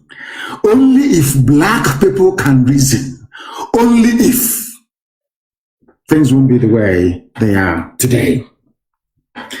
Even when it is very clear and obvious to everybody that Eastern Security Network ESN is only protecting the people of the East against terrorists and killer headsmen, the Nigerian army is busy trying to kill as many people as possible in the name of hunting down ESN. All the governors you have, the Hopus are the mouths of this, not even a governor, the Sariki Fulani, you know what? Everybody wants to please the Fulani because they want money, they want to stay in power, they want to stay in office. We are not going to allow that at all. We can't allow it. If you say we cannot sleep in our land, you yourself cannot sleep. Army will not sleep, police will not sleep. Nobody is going to go to sleep. We are all going to die there. Let me make it very clear. If you are an army, it doesn't matter how many you are, you will die in the land of Biafra, I assure you, before God and before man. All of you will die there. You think now is like before you come, you terrorize, you put fear into people and you get away scot-free. Not anymore. If you kill, you'll be killed. I'm telling you the truth. If every police station where you mount this your raid and arrest from, it's only a matter of time. Only a matter of time. You can't escape justice. Only a matter of time, I assure you. Ndara. Mad people everywhere. It beats my imagination. why and how Nigerian governors and Eastern governors, to be precise, will ignore the enemies terrorizing their land only to attack ESN, who are there to protect and to secure the lives of our people. I don't know if it's envy, as somebody wrote. I don't know if it is wickedness. I don't know if it is madness. I don't know what it is. ESN is there to protect our land. And you're fighting ESN. I don't know if you are mad, if you're insane, if you are foolish, if you're envious, or if you're downright hopeless. I don't know which of these diseases is the one afflicting you. But you are in a country you call Nigeria. And in that same country you call Nigeria, somebody who calls himself the transport minister said he went to Niger Republic. It's in the Punch newspaper. I begged the Niger Republic to let Nigeria construct free railway for them. And now you ask yourself, where will you get the money to construct this free railway? Some will say it's loan from China. Yes. Loan from China secured on what? The collateral is oil and gas sales in the future. Where does this oil and gas come from? From Biafra land. Now, it's simple common sense. Does Biafra land have standard gauge railway line? The answer is no. But have you come to beg us if you build railways for us? The answer is no. But you went to Niger Republic to beg them. And some of you claim you went to school. And you are in the stupid, damnable zoological republic. The project will cost $1.95 billion. Money from Biafra land, oil and gas.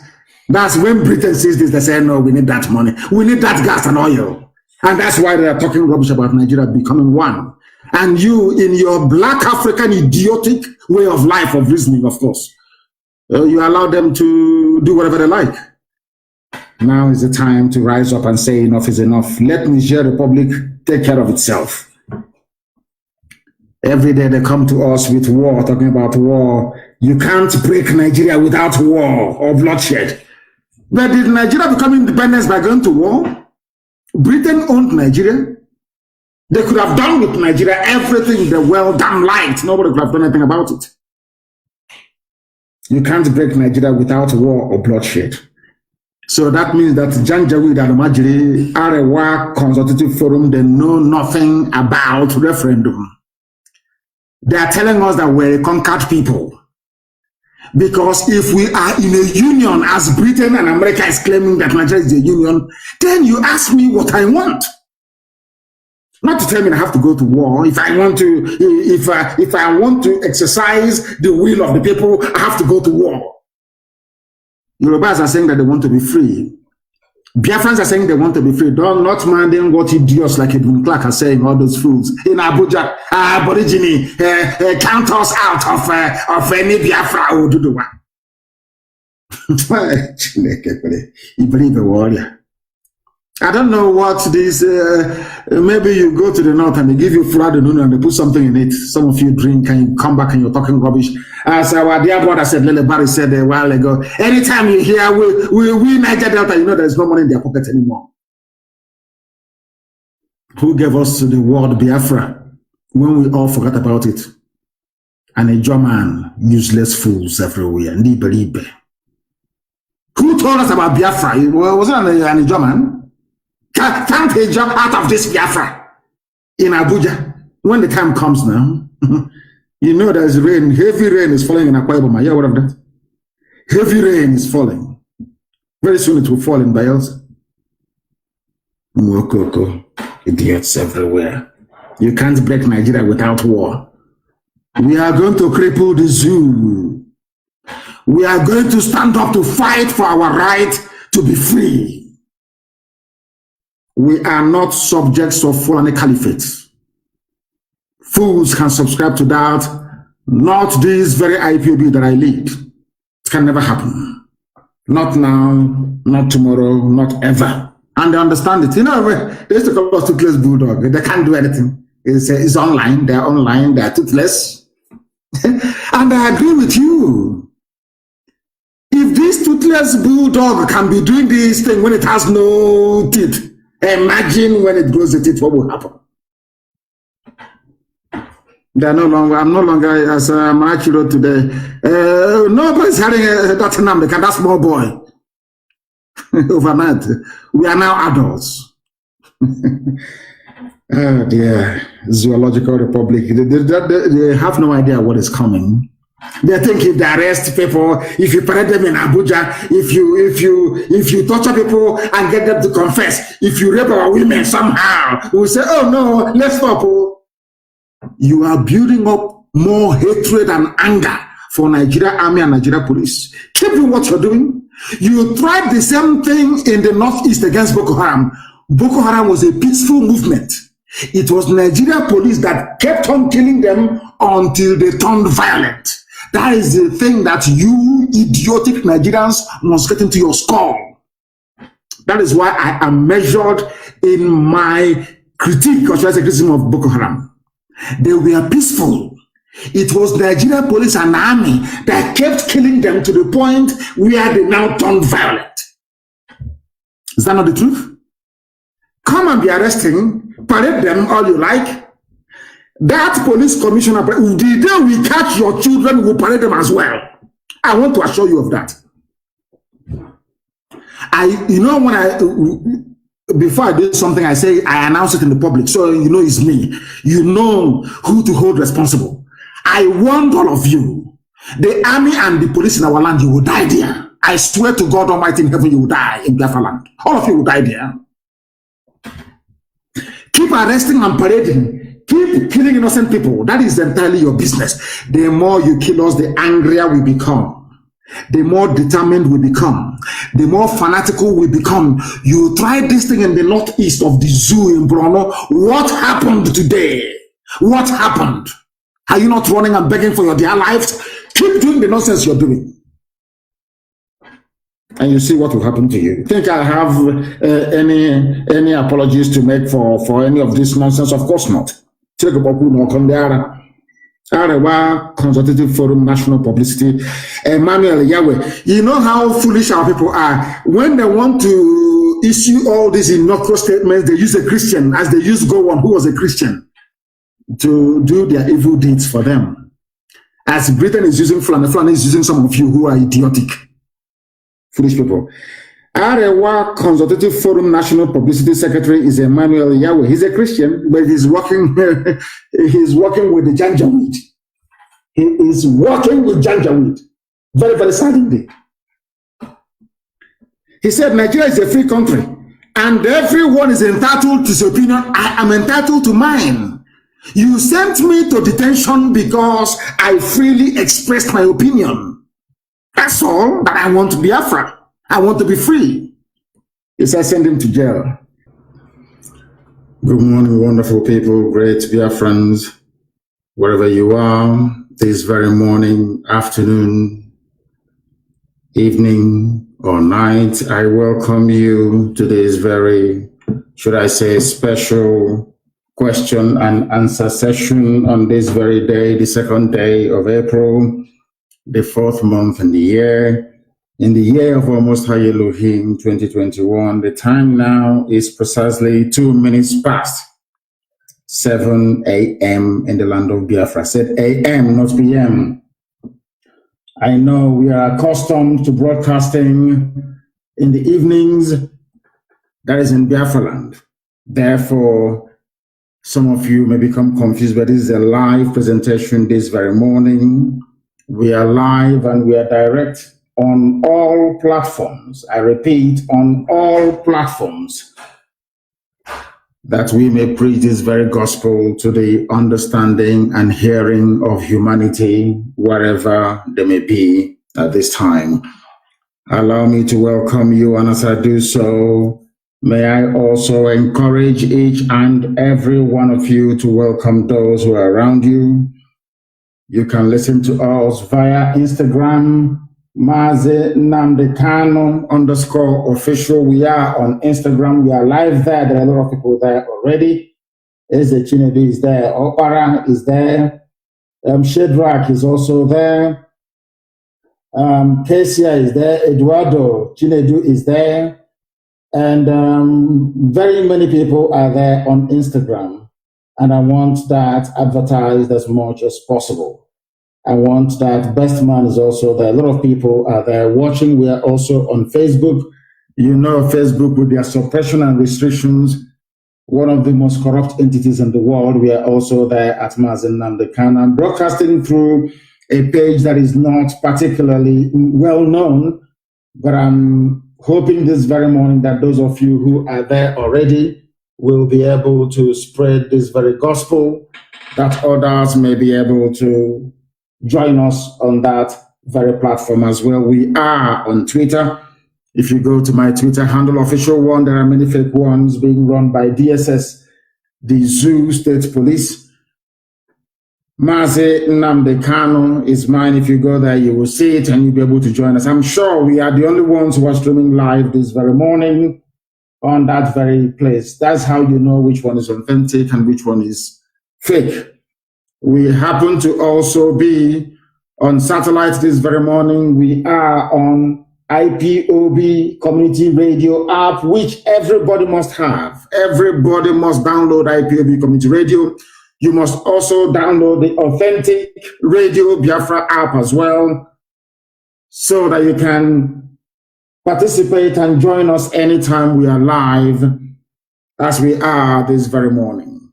We are going to pray a very brief prayer before we continue. But before we do so, I must reaffirm that I am Mazi Nnamdi Kanu, the leader of IPOB all over the world, the director of Radio Biafra and Biafra Television, and of course, by the very special grace of the Most High Elohim, a servant of the wonderful people of Biafra. We are gathered this very morning to preach this very gospel, of course, to take your questions, and hopefully I will be able to provide all the answers that you need. But right now, this very second, we are going to pray.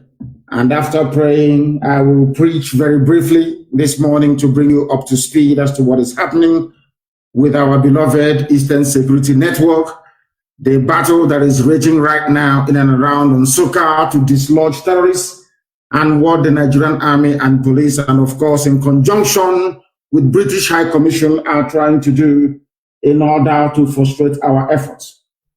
This very morning, all over the world, people are going to listen to this very gospel as we preach it, and of course, be able to learn from it. But before then, we must pray. Our lines are not open, please. I don't want anybody to call us now. Our lines are not yet open. That means you're not listening. Because if you're listening, there is no way you'll be calling us by this time. I know that some of us are very desperate to try to get their calls through. When our lines does open, please, I will take all your calls to the best of my ability. But this very morning, afternoon, or night, depending on where you are, we must pray. And I'm going to pray in English language this morning, a very short prayer, a prayer prayed by Yeshua when he was on this very earth.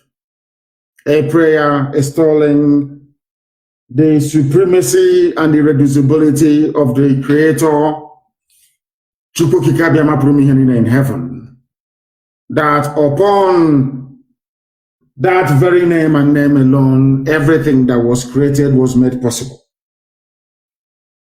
Our Father who art in heaven, hallowed be thy name, thy kingdom come, thy will be done on this very earth in the land of Biafra as it is in heaven.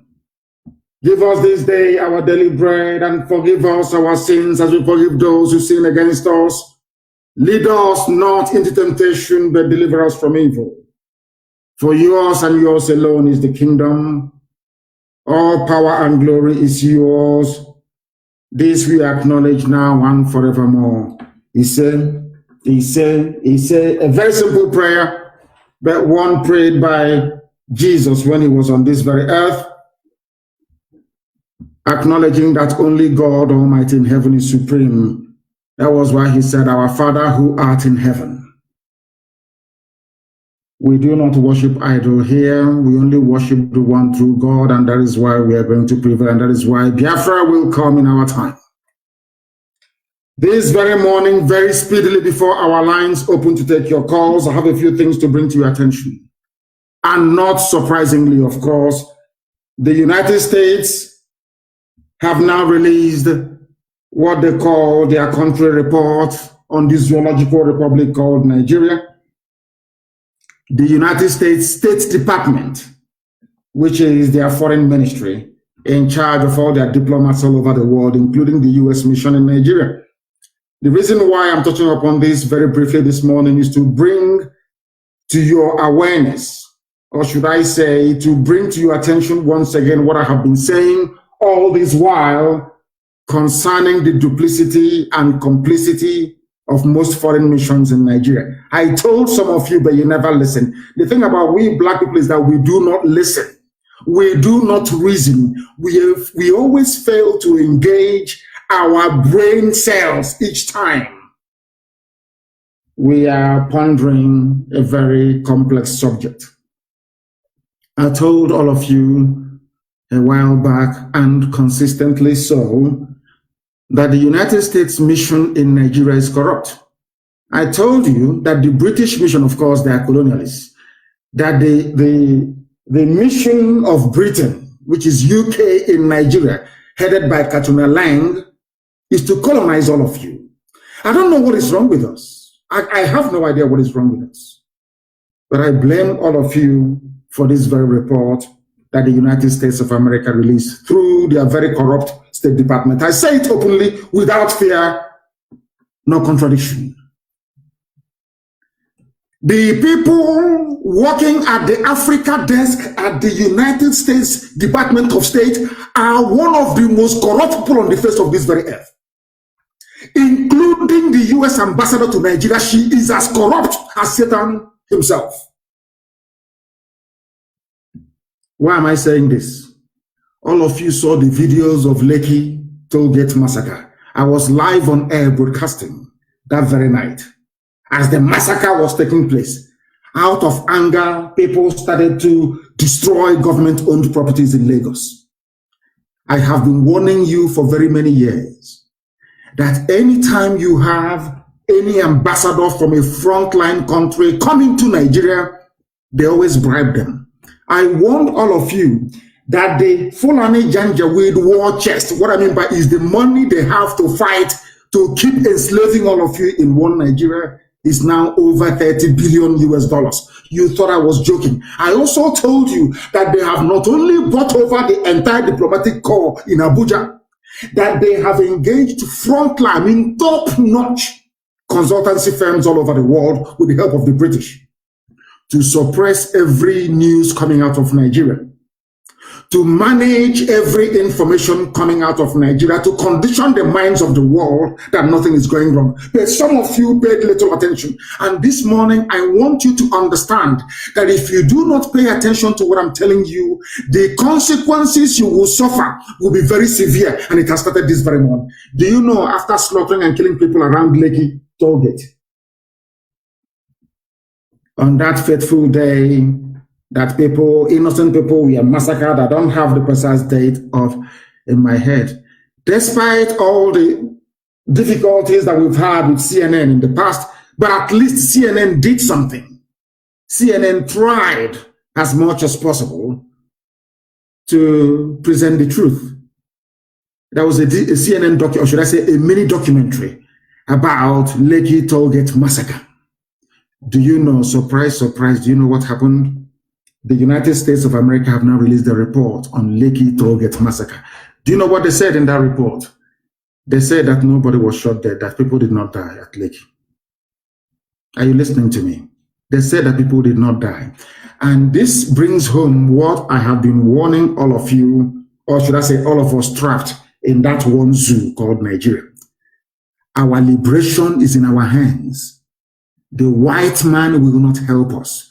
And I will tell you the reason why the white man can never help us. The white man, as they have always done, is using the Fulani to enslave. That's number one. They have something to, both of them came together and agreed on something. We need Nigeria. We need all the ethnic populations in Nigeria. Britain, everybody has an interest. British interest is that they love controlling people, is in their blood, is in their nature. They need people to control people who will be their slaves. That's number one. Secondly, They need access to our oil and gas for free. That's number 2. Number 3, they want to keep on giving the impression that black people are useless, incapable of reasoning, that we black people deserve to be controlled by white people. Understand what I'm telling you this morning, please. It's very, very important, because in time to come, the same way I'm reminding you this very morning as to the consequences of our stupidity, I will also go back and tell you, remember there was a day that I preached this very gospel live on Radio Biafra. I repeat, Britain wants to control you because they feel that they are God. They are white and you're black, you are nothing. That's number 1. But because some of us are, did not have the benefit of sound or decent education, you may not appreciate what I'm saying. But in the fullness of time, you will come to understand. You will come full circle into the realization that what I'm telling you, what I have always told you, is the truth. And I preach it without fear before any idiot, regardless of how powerful you may think you are. What am I saying to you is this. Britain is in Nigeria because of oil and gas. They're in Nigeria to control you because you're black people. They are also in Nigeria to try to use it as an influence to control the entire black race all over the world, because they believe that Nigeria is populous. They have a lot of people in it, over 200 million people. And if they control them, perhaps they will be able to control black people all over the world. Because 1, they see us as black people, we are niggers, we are nothing. That was why they named you Nigeria. Nigeria means land of niggers. That is what it means. An area occupied by niggers. A derogatory slur word, which people in their infinite stupidity have failed to change over the years. I may digress this morning, but please pardon me and try to follow my chain of thought and what I'm preaching this very morning. America is there because of Halliburton, because of ExxonMobil. They are there because of Texaco.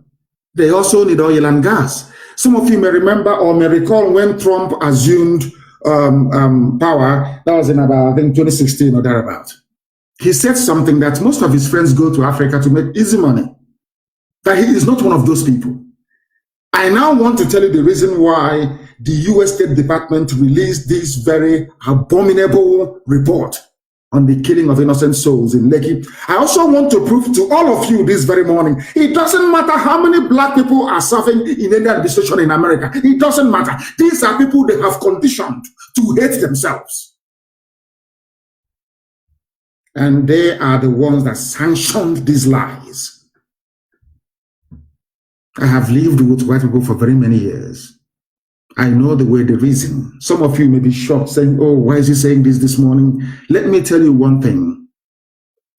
At any period in history, a majority of white people will always support what is good.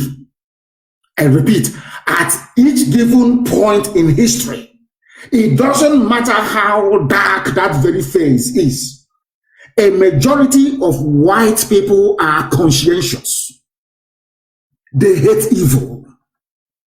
It is only a minority, a very wicked, evil minority, that will support what is happening in the zoo called Nigeria today, like the Africa desk of the State Department in America. We have confronted them many times. I have asked them, why do you people support evil in Africa? USA, yes. It is not the entire USA. I'm not saying it is the Biden administration, no. I'm not saying it was the Trump administration before this one, no. There is a clique, a group of people, highly corrupt individuals, manning what is called the Africa desk at the United States Department of State. They are the ones responsible for the evil happening in Africa. How? All of you saw that people were killed on that very fateful night at Lekki Toll Gate when it was being occupied at the height of the NSAS protest.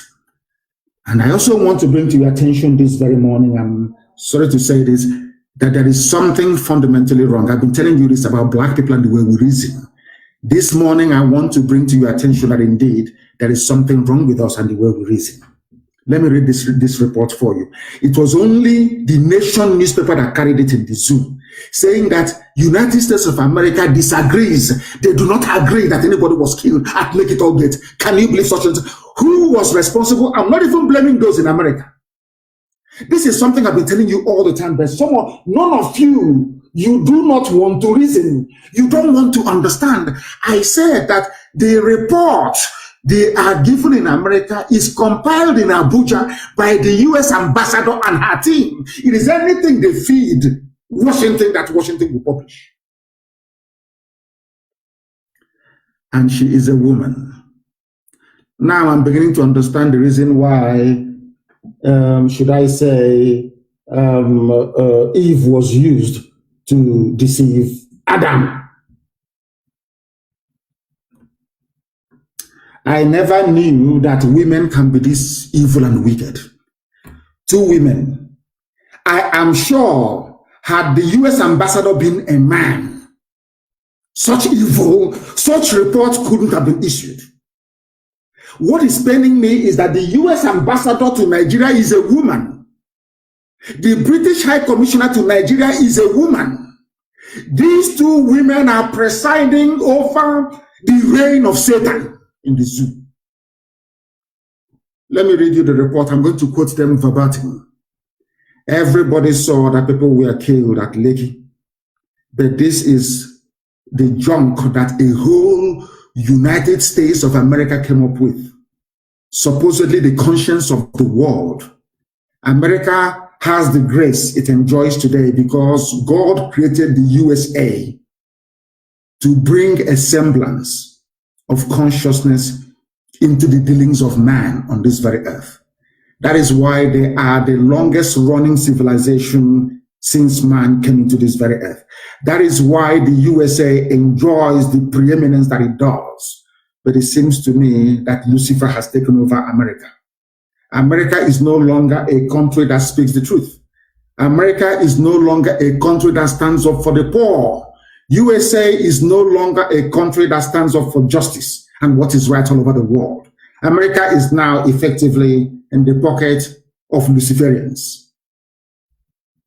Simple truth. The US ambassador in Abuja could not convey to Washington. We are in very serious trouble, all of us. In very serious trouble.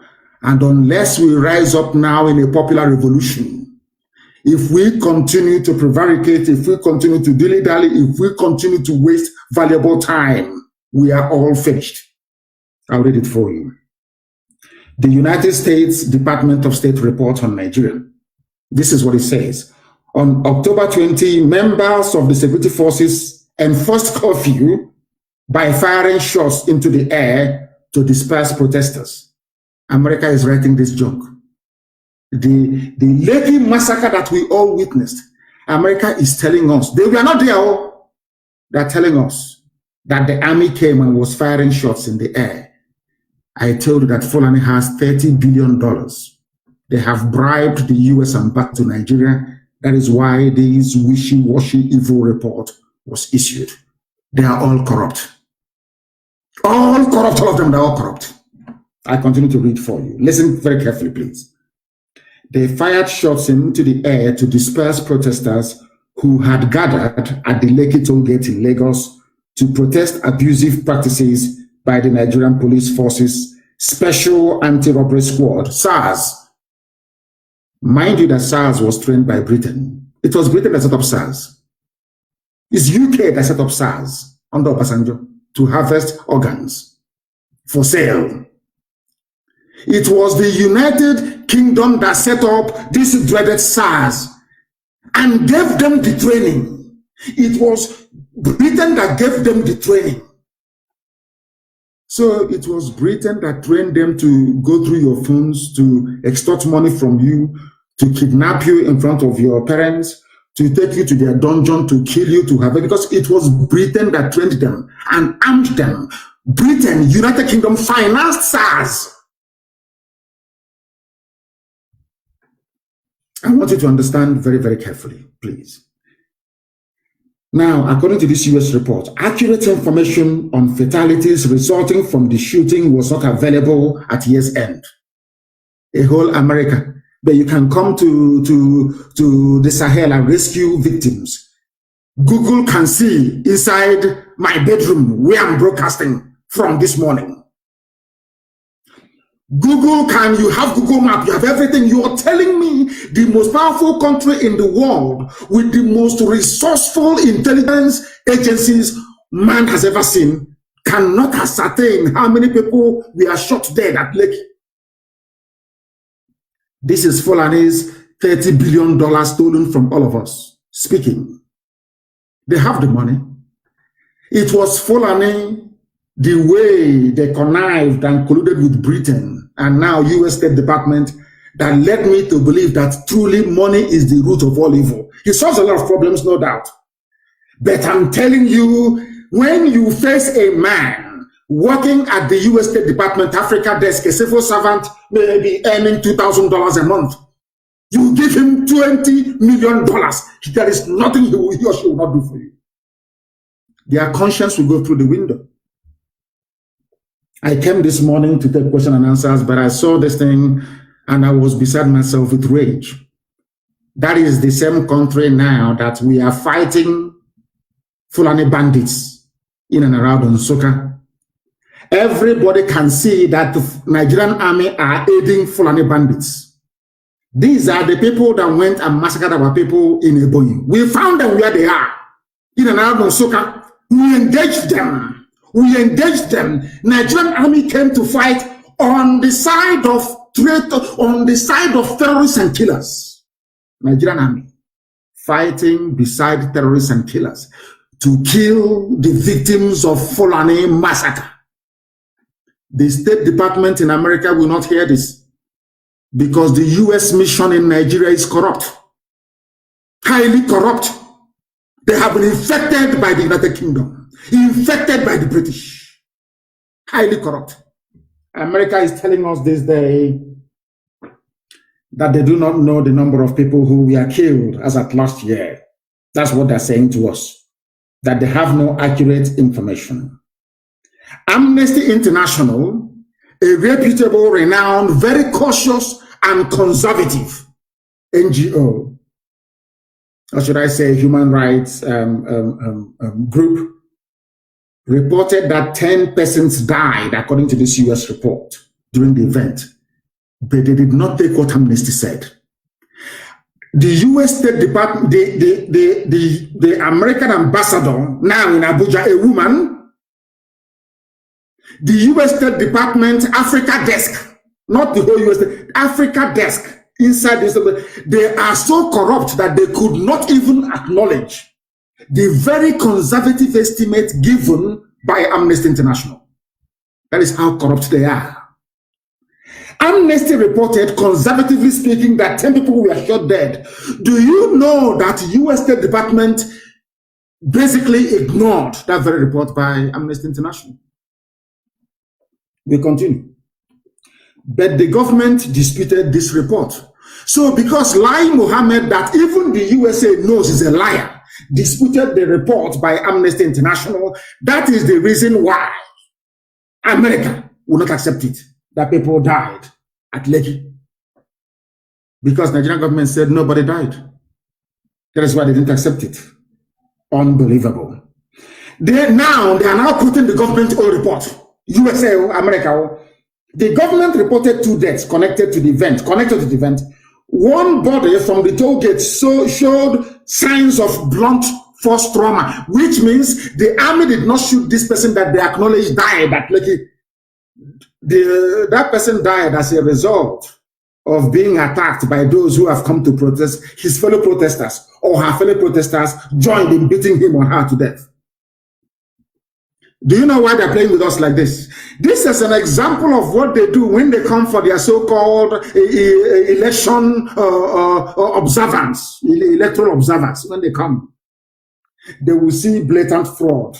They will go to Kanu and they will see that 8-year-old, 6-year-old kids are voting. They will see all the violence against Biafran people right across the zoo. They will see ballot snatching, ballot box snatching, and all the rest of the crimes that's associated with electoral fraud in the zoo called Nigeria. They will write and say, the election was free and fair, bar for a few incidents of minor violence.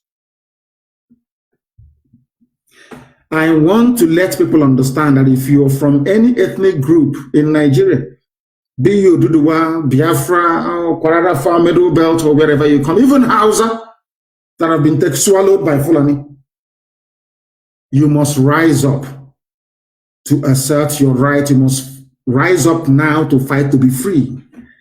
You remember over the years, during the time of John Campbell, America had a bit of conscience. They were in Lagos and in Abuja writing at least accurately, or should I say objectively, to the best of their knowledge about what is happening in the zoo. The more the years go by, the more the Fulani succeed in corrupting as many people as possible.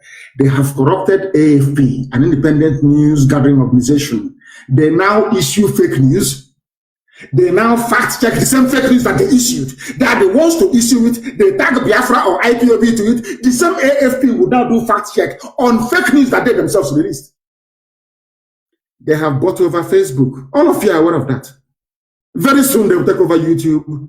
And of course, they're about to take over Twitter.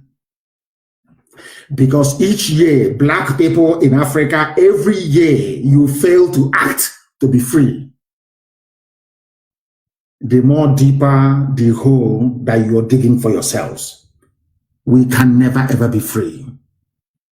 I'm just telling you now, unless by some miraculous fate or divine intervention, the conspiracy, when I was reading this report, I was so shocked. The level of conspiracy to emasculate Black Africa, the level of conspiracy to ruin us as a race of people, aided and abetted by fellow Black people.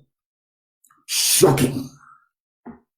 America said, they acknowledged, they didn't even acknowledge, they said, Amnesty said 10 people were killed, Nigerian government said only 2 were killed, and out of those 2, 1 suffered signs of trauma, which means that person was not killed by the army. A second body from another location in Lagos had, from another location, look at how America is lying for Nigeria, from another location, not at Lekki Toll Gate. Should I continue this broadcast this morning? Or should we go back and start prayer and fasting, asking God, what did we do wrong? Why this level of humiliation? Why did you create a people? Did you create us to be servants? Did you create us to be... What did we do wrong? What is it about Black people that you hate us so much? What is it? What have we done? I'm asking God this morning that blatantly, a country like USA, I think what we need to do is, I don't know if we are allowed to take the US State Department to court in America to justify this very report. I don't know if their laws allow us to do that. I will ask my secretary if there is any law that can allow us to challenge this report in a court of law in America where all the evidence will be made manifest. They're telling us that USA is telling us that Nigerian government said 2 people died. 1 at the scene of the protest at the toll gate from blunt force. Listen carefully. I don't know how to explain to people to understand. How do I explain this that the brain of a Black man can understand what I'm saying? In what way can I explain this? I'm asking you people how. Now listen, America is effectively absolving Nigerian army of any blame for the shooting at Lekki Toll Gate because they know that the person that actually gave the order to kill the protesters is Katrina Lang, the UK High Commissioner to Nigeria. That afternoon, she was with Tinubu. Before she left Tinubu's house, a lorry load of thugs from Tinubu's APC left Mushin with cutlasses, axes, and machete to go and attack protesters. And that evening, the army opened fire on protesters. It was Britain, it was United Kingdom that arranged the massacre through Tinubu. We all know this. All of you listening, you know that because you are black, because some of you are highly idiotic, you cannot stand up to face or speak the truth. You all know what Tinubu did. Everybody knows this. Now, USA is siding them. Britain have now managed to convince, United Kingdom now managed to convince the USA to side with evil. That is what I find, that a whole USA, of all people, America, the hope of a common man on this earth, at least in a temporal form. Everybody looks up to the USA as the policeman of the conscience, the guardian of the conscience of humanity. Look at how they are behaving in Nigeria. And the ambassador is a woman. I never knew that women can be this wicked. I never knew. I thought being mother, no, I'm not sure they have any children, that being women, they will have that, you know, that motherly instinct, that empathy, to empathize. Everybody, I felt rather very foolishly that these two women will see the victims of the slaughter by the Nigerian army as their own children and do what is right. But because of money, Fulani has given them money. Because of money, they are now writing what is in essence rubbish to justify the killing of other people's children. Two women responsible for this nonsense. The government reported 2 deaths connected with the event, but the army did not kill any of them. The one found where the army stormed died of trauma, which means if it were the army, or if it were to be the army that shot him or her dead, you would have seen bullet wounds on the body. The one that had bullet wounds, well, was recovered where the army did not go to. Do you see how they are consultant? Basically, Nigerian consultants in America wrote this report for the State Department and just published it. And we are all black people in Africa. Every day we claim we are suffering. Every day we claim that our quality of life is so poor. Every day we claim we're impoverished, but we are the ones responsible for bringing this mess on top of our heads. This type of nonsense couldn't have happened in a place like Japan, because the Japanese people are one people, one culture, one value system, one social configuration.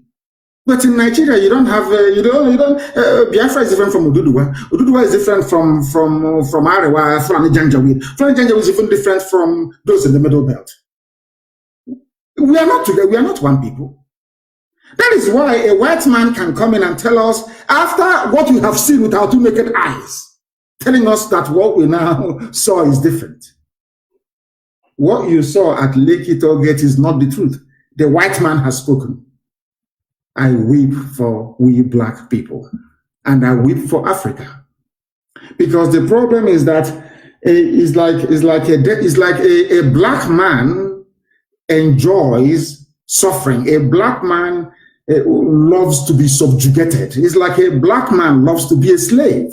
A black man, you know, I don't know what it seems to me that if our existence is not validated by a white man, we shouldn't exist at all. Lies by US State Department Africa Desk. A second body was found somewhere outside Lagos that had bullet wounds. I'm reading you the report itself.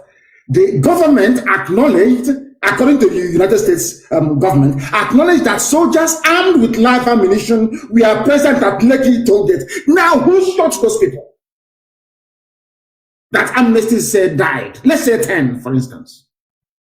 It's still not the army. At year's end, the Lagos State Judicial Panel of Inquiry and Restitution continued to hear testimony and investigate the shooting at Lekki Tollgate. That's the end of that's it. End of story. And let me tell you how evil these people are. I want to tell you how evil the Africa desk at US State Department. I want to tell you that these people are demonic. They are demonic. They are possessed by loose. They are demonic. Satan is working with them. There's another section called disappearance. I'll read the report for you as well. In August 2019, to mark the International Day of Disappeared, Amnesty International issued a statement calling on the government to release immediately hundreds of persons who had been subjected to enforced disappearance and held in secret detention facilities across the country without charge or trial. They are talking about Biafrans airlifted from Obibo, but they cannot say it. Because if they say these are Biafrans airlifted from Obibo being held in secret detention facilities, the world will ask questions regarding Biafra. So they never mention any names. Are you following? Now, they just gave only one paragraph to this. What the Nigerian Army, Police, DSS are doing. This is from America. Only one paragraph. Now, they now proceeded to say, criminal groups, this is America, criminal groups abducted civilians in the Niger Delta. They never mentioned the North. They never mentioned Fulani bandits kidnapping every day. Every day, the first place they jumped was Niger Delta, which is Biafra land. They cannot say Biafra, so they say Niger Delta, because the idiots that call themselves Niger Delta don't understand the divide and rule mentality that these people are using to cage them in their ignorance. That is why Ogoni has not been cleaned. Nobody can ask, why is it that Ogoni land has not been cleaned after all these years? They fail to understand one simple fact.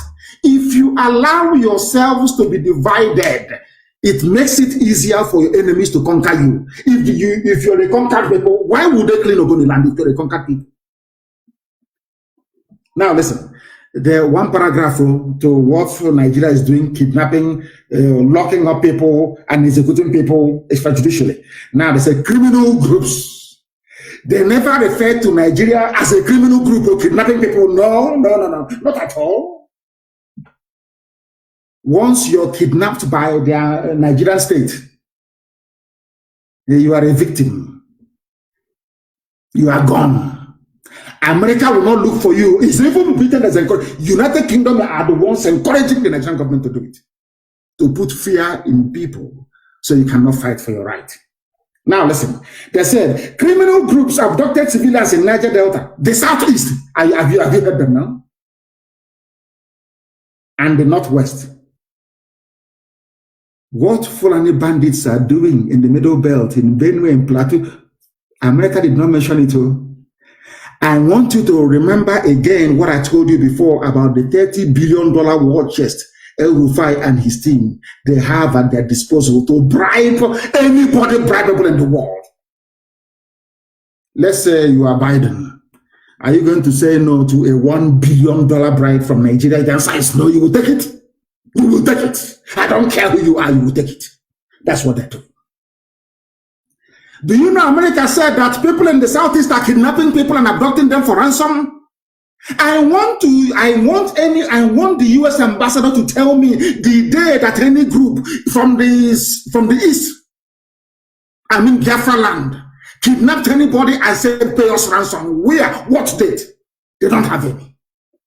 But we are here. They said we are bandits. Do you see how they lie? And this report, because it was written by white people, you know, they see we black people as liars, and so sometimes with some justification, of course. Because this report was written by white people, it is gospel. You understand? Nobody can question it. It's by whites now. You're a nigger, you're black. Who's going to listen to you? Nobody. After all, as their warped reasoning convinces them, you're black because God hates you. That's why you're black.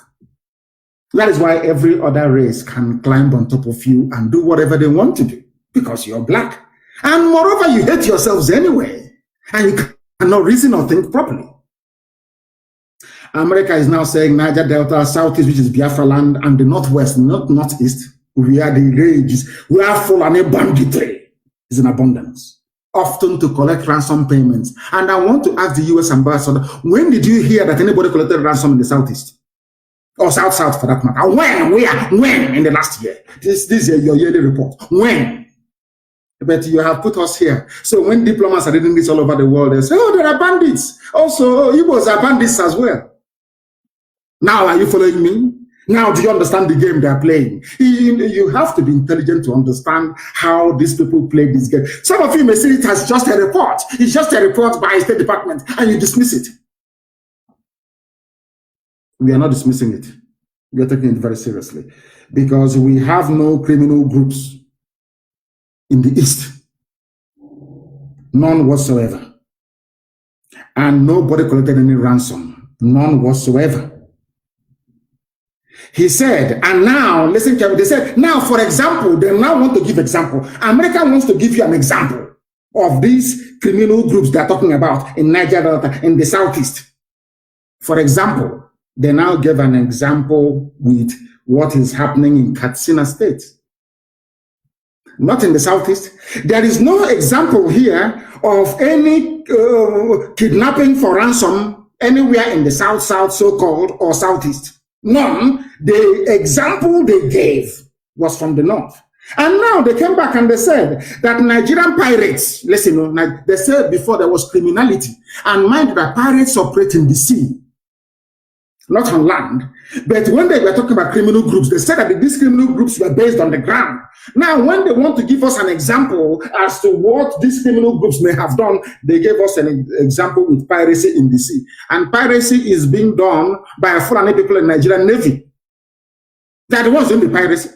These are Janjaweed, this Fulani is naval, the zoo naval officers, the criminal elements amongst them who are doing piracy. Not any Biafran. But of course, US wrote it down. They said other parts of the country also experienced a significant number of abductions. Prominent and wealthy figures were often targets of abductions, as well as religious leaders, regional government leaders, police officers, and all the rest of them. They gave us another example. The emir of Potiskum, Alhaji Umar Bubaram, and his convoy were attacked. They did not give us an example. This was last year of anything that happened in Biafra land, but they criminalized all of us. That's how they roll. Now you understand it? So when you go and you're saying to diplomats all over the world that these are what Fulani people are doing to us, killing us every day, they'll say, oh no, but you people are also criminals. America said so. It's called equalization. So from being on the offensive, you now become defensive. And now you can now see how United States Africa Desk is trying to justify Fulani banditry in Biafra land. Because if you're chasing them, all of you are criminals. But we should fold our hands and allow them to attack us as they have done repeatedly, both in Ebonyi and also in Enugu State. That was why Sahara Reporters of all people said that Nigerian army currently engaging ESN operatives in gun battle in Nsukka. And I have said this thing to Yoruba journalists all the time. You people are the cause of the suffering of all our peoples today. All ethnic nationalities, the journalists you have in Nigeria, you people are the problem. You people like the United States Africa Desk inside the State Department, you people are making it a lot more easier for our conquerors to come in to conquer us. ESN is not in any battle with Nigerian army in and around Nsukka. No. We are battling Fulani terrorists. Now the Nigerian army came and joined them because that was their plan from ab initio to come to take over our land. Do you understand? They gave military uniforms to Fulani terrorists. They are not army personnel. They are terrorists. I don't know why Sahara Reporters will say that this is of Nigerian army currently engaging ESN. No, not at all. ESN is engaging Fulani terrorists that have come to rape, to kill, to pillage, to take over our land, and we have said no to that. They are the ones we are battling. Nigerian army now joined them, or should I say, gave them army uniforms, gave them weapons to be fighting indigenous people. America will not report this. Now, if America will not report it, we force them to report it. Let me tell you one thing that you do not know. When ANC was fighting for the liberation of the black people in South Africa, they were called all sorts of names. Successive US governments put ANC on the terrorist watch list. Margaret Thatcher was insistent that she would not speak to Nelson Mandela, and Nelson Mandela is a terrorist, or was a terrorist then. Did it stop South Africans from becoming free? Do you know one thing? Because they knew what they wanted. They were very tenacious. They were insistent. And to their credit, They engaged white people, especially in the UK, to fight their cause for them. It wasn't black South Africans or black people in the UK that fought to collapse apartheid. No, white English men and women, white Scottish men and women, white Welsh people, white Irish people came out and said evil is evil. And apartheid fell. That is the mode, that is the mindset we must have at all times. We must engage local people, local populations to help us fight this invisible enemy. That invisible enemy are neo-colonialists, those in State Department, those at Whitehall in England, in London, using black people in Africa to present a narrative that will in perpetuity hold us down in slavery. They are using black people to do this very work, this very dirty work. This is something you must understand and be able to rise above. I am now telling Sahara reporters and the publisher and whoever is there writing this junk, you people are aiding and abetting the excesses of the Nigerian security forces. Let me also remind them, my Yoruba brethren, no, they are journalists. It is this type of journalism that made it possible for Fulani to take over your land. Not only take a lot from you, they took a lot from you. That's number one. Now they have sent some of you into exile in Benin Republic. It is this type of reportage, this type of journalism, junk gutter journalism. You never knew that Fulani were there terrorizing our people in Nsukka. All these years, you never reported that. They went to Ebonyi, killed us, ran to Nsukka because we said we'll find them. We have found them and we're engaging them. And Nigerian army have come to support them. The same way, that is how your own village, maybe somewhere around the Ogbomoso, will be taken over by them. You know the funniest thing? Shame won't even allow you to report it. That's why I say to Yoruba journalists, you see, the more you write all this, your junk in support of Fulani Janjaweedism, the day they attack you, shame won't allow. That is why there are Yoruba people in Benin Republic as refugees, but you cannot write about it because you are ashamed of yourselves. These are the things you need to understand. And I have, as I've said before, and I'll continue to say, black people should stop allowing themselves to be used by white people to work against their own collective national interest or survival as a people. Any day we realize this, we would have survived it. Now is the time for uprising. America will not save you. Britain will instead, they will join your oppressors to kill all of you. We must rise up. And the time is now. They said troops of the Nigerian army are currently battling gunmen suspected to be, we are not gunmen. We are Eastern Security Network securing our land against Fulani Janjaweedism, or should I say, Janjaweed tendencies. The Nigerian army have joined them. That is why anywhere you have Fulani terrorist camp, nearby is a military barrack. Across the entire length and breadth of Biafra, anywhere you have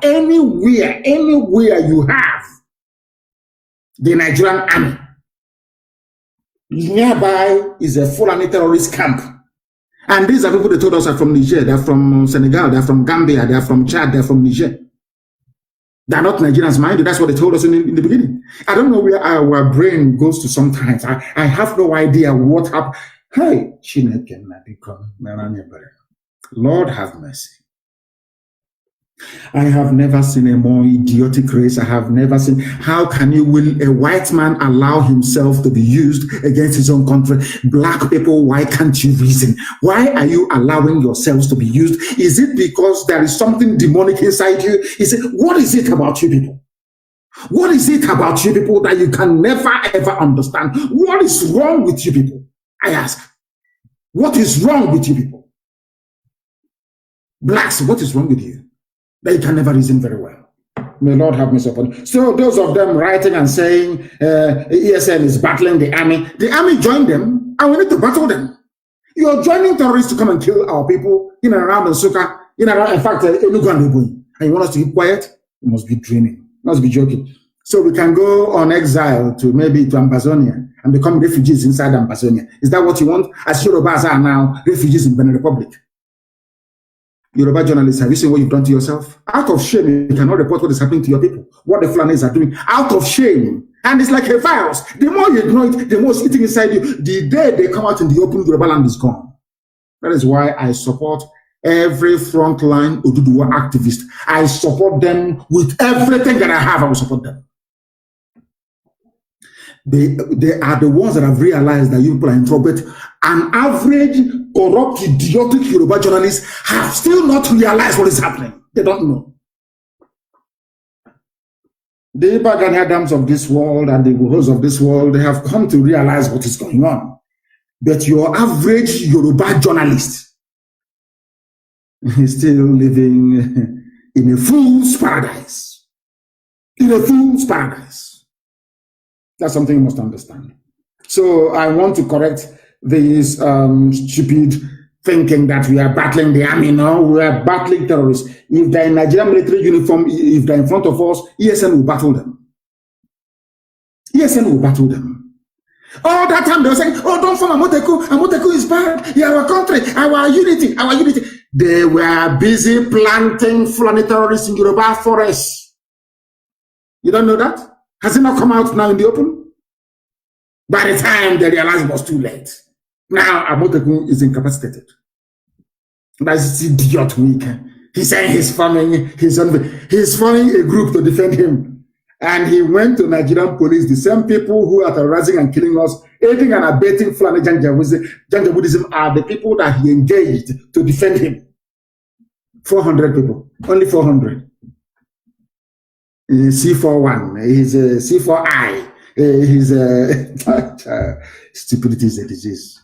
You heard Omahi crying. Saying, I loved you, I did everything for you. I was even against my people because of you. Now you have come to kill me. The same Fulani. And as I tweeted, the same thing Afonja said. I want Yoruba journalists to go back to history. Read about Afonja. The same idiocy, the same nonsense, the same garbage you're doing today because Tinubu wants to be president. The same thing Afonja did and you lost a Lauren. You are not ashamed of yourselves. If that cannot shame you, nothing on earth will shame you. You have no shame. We are not fighting anybody. We must fight this scourge called Nigeria. We must fight back with all that we have. Nobody is going to save us but ourselves. I'm telling you, nobody. America is gone. America is now a nation without conscience. That very grace that God gave to USA, they are misusing it. And they will take it from them and give it to China. Are you hearing me? Very soon, USA will no longer be the greatest country on the face of this very earth. Because they have now firmly aligned themselves with the forces of darkness. That purpose for which God made the USA, they are no longer serving it. They are serving the interest of darkness and evil. And you see what God will do to them. You take it away from them, unless they repent. Unless they repent. You are telling me in this day and age, America is absorbing what is in essence a dictatorship. They are absorbing the murderous tendencies of these scavenging invaders from the Sahel because of oil and gas. Oh dear. Lord have mercy. We are confronting Fulani terrorists from the Sahel and all their sympathizers in the army, police, and the navy with the help of the British. We must face them. And as I pray every day to Elohim, we are in your hands, we are your children, you created us. Ihechiwa is in the land of Biafra. The land where the light of God shines. That's the meaning of the word Ihechiwa in Arochukwu. Ihechiwa. The land where the light of God is shining. Anything you like, you can do with us. You Elohim, anything you like, you can. If you say that Janjaweed will take us over, they will take us over. You are God. Anything you like, you do with us. And I never knew who I was before I was born, or I gained consciousness maybe around the age of 4 or 5, and I was aware of my surroundings. You are God, you made us. Anything you like, you do with us. But you're telling us that you created us so that we can become slaves to people who are now slaves to other people. Hi. Second-tier slavery. No, it's not good. That is why you must come to the rescue of your children. That is why you must infuse into our brains, into our being, a level of consciousness that will allow us to realize the danger that we are in and hurry up to extricate ourselves from it. We are surrounded by enemies. Not just Biafrans. Yorubas are also, they're also surrounded. Middle Belt is gone. Middle Belt was still one Nigeria. Are they not gone? They are gone. They are renaming towns inside Benue. They are renaming towns. They have taken over the whole of Plateau. They are now in Benue renaming towns after Fulani people. And all of you are there shouting, one Nigeria, our country Nigeria, our unity, our restructuring. Whilst they are eating deeply inside you, like a very dangerous disease. By the time they come to the fore, you become disemboweled. I'm telling you, they will cut you open. They will rip you apart. That is what's happening in the zoo. The sooner Nigeria ends, the better for everybody. You need to end Nigeria to make life better. Look at how what they have done in the army. You see how clever they are. Even the governors you have, they are the ones that put them in power. Everybody that you have, you call your political leader or Igwe or Oba, they are the ones that put the person in power.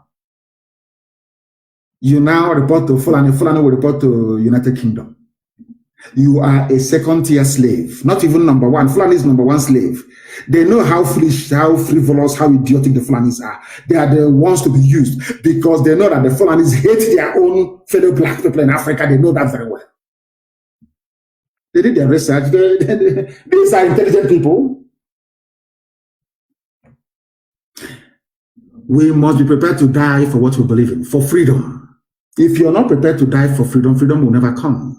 It can never ever come. It's a very expensive undertaking. Ask Americans, the original Americans, not these fake ones you have now. After Obama became the president, I knew that America would become irredeemably corrupt. America went to the dogs after the presidency of Obama, and it can never recover again. Because Obama is evil. Evil personified. I'm saying it live on it that the whole world may hear. Obama is evil. And America will regret it from generation to generation to come. Now, I want to make this very clear to everybody listening. We are defending our land. We are defending our land against foreign bandits, foreign Fulani killers and murderers. If the army decides to join them, that's entirely their business. Some people are asking us, you know, those idiots, they used to ask us, where is their defense fund? Where is this? Where is that? Go to Nsukka to the front line. You will see it in action. You're asking us all these stupid questions. You think we are as foolish as you are. Do you know that your Fulani friends came to Ebonyi State and killed over 20 people and ran to Nsukka? We pursued them all the way to Nsukka and we're engaging them. And you're just rapping and yapping the rubbish because you are a fool. A third-tier slave you are. Third-tier slave. And in Saudi Arabia, the Nigerian government they're helping Niger Republic people. They build railway for them. They do everything because the dead Buhari is from Niger Republic, in whose name they are ruling you. Come on to come out and say that Buhari is dead. None of you. No. God forbid you people.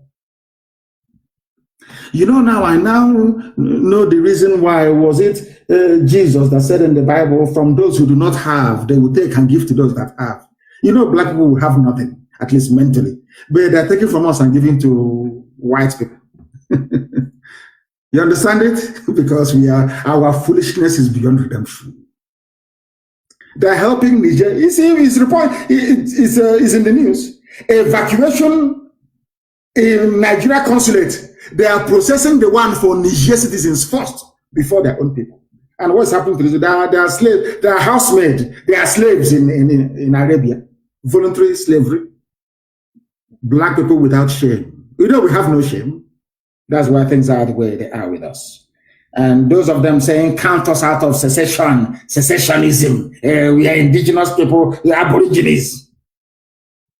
That's what they said to Yoruba. Now they are refugees in the Republic. You know, you people are fools. You know, you can't reason very well. That's what they will say. Oh, we are on our own. We want to be on our own. Whereas Sokoto Caliphate, they claim are together with Hausa. Did they, all this dancing naked in public that you people are doing, are they doing it? They said, we are from Bayelsa, Rivers, Akwa Ibom and Cross River, Black. Coastal Aborigines say they are not in support of agitation for secession. And I keep asking them, people talk this nonsense, idiotic white people talk this rubbish about secession. Nigeria became a country in 1960. People were born in 1950, 1940s, 1930s. How can they secede from something that they're older than? I don't know where our mentality, God forbid, what is wrong with the brain of a black man? How can I secede? I am older than something you're telling me to say I'm seceding from.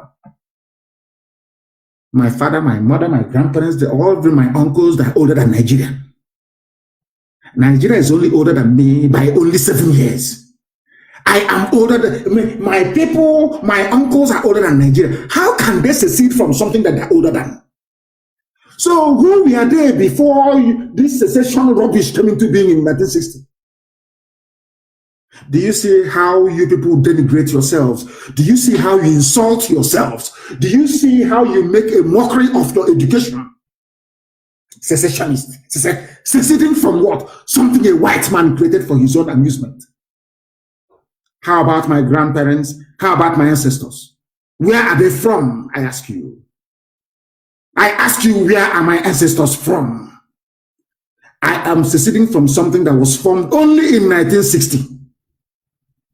The entire cabinet of Nigeria is older than Nigeria. Who were they before Nigeria was formed in 1960? I'm asking you, talking about secession. I am asking you a simple question. Can you answer it? You cannot answer because you're black, you're stupid, you're idiotic, you have no brain. You cannot answer it. Can you? How can I secede from something that was born in 1960? God have mercy upon your ignorant souls, you black people. You are a shame, you're a disgrace to even your own selves. Secession. Seceding from what? I'm asking you. Something a white man created, and you're not even ashamed of yourself to use the word secession. Mad people everywhere. Brag. That's how they deceive you. The day they come to take your land, you'll be crying like a little baby. The history of Hausa people are there to remind you how not to treat the Fulani. The history of the Wagi people is there. The history of Nupe people is there. The history of the Bachana people, they are there for you to see, to learn from. You have history that you may learn. The history of Afonja in Yoruba land is there for you to learn how the Fulanis behave. But idiotically, you will never understand because you're black and you're useless. You are created by a white man. Nigeria is a product, is a racist product of a white man. You idiots, understand it for once.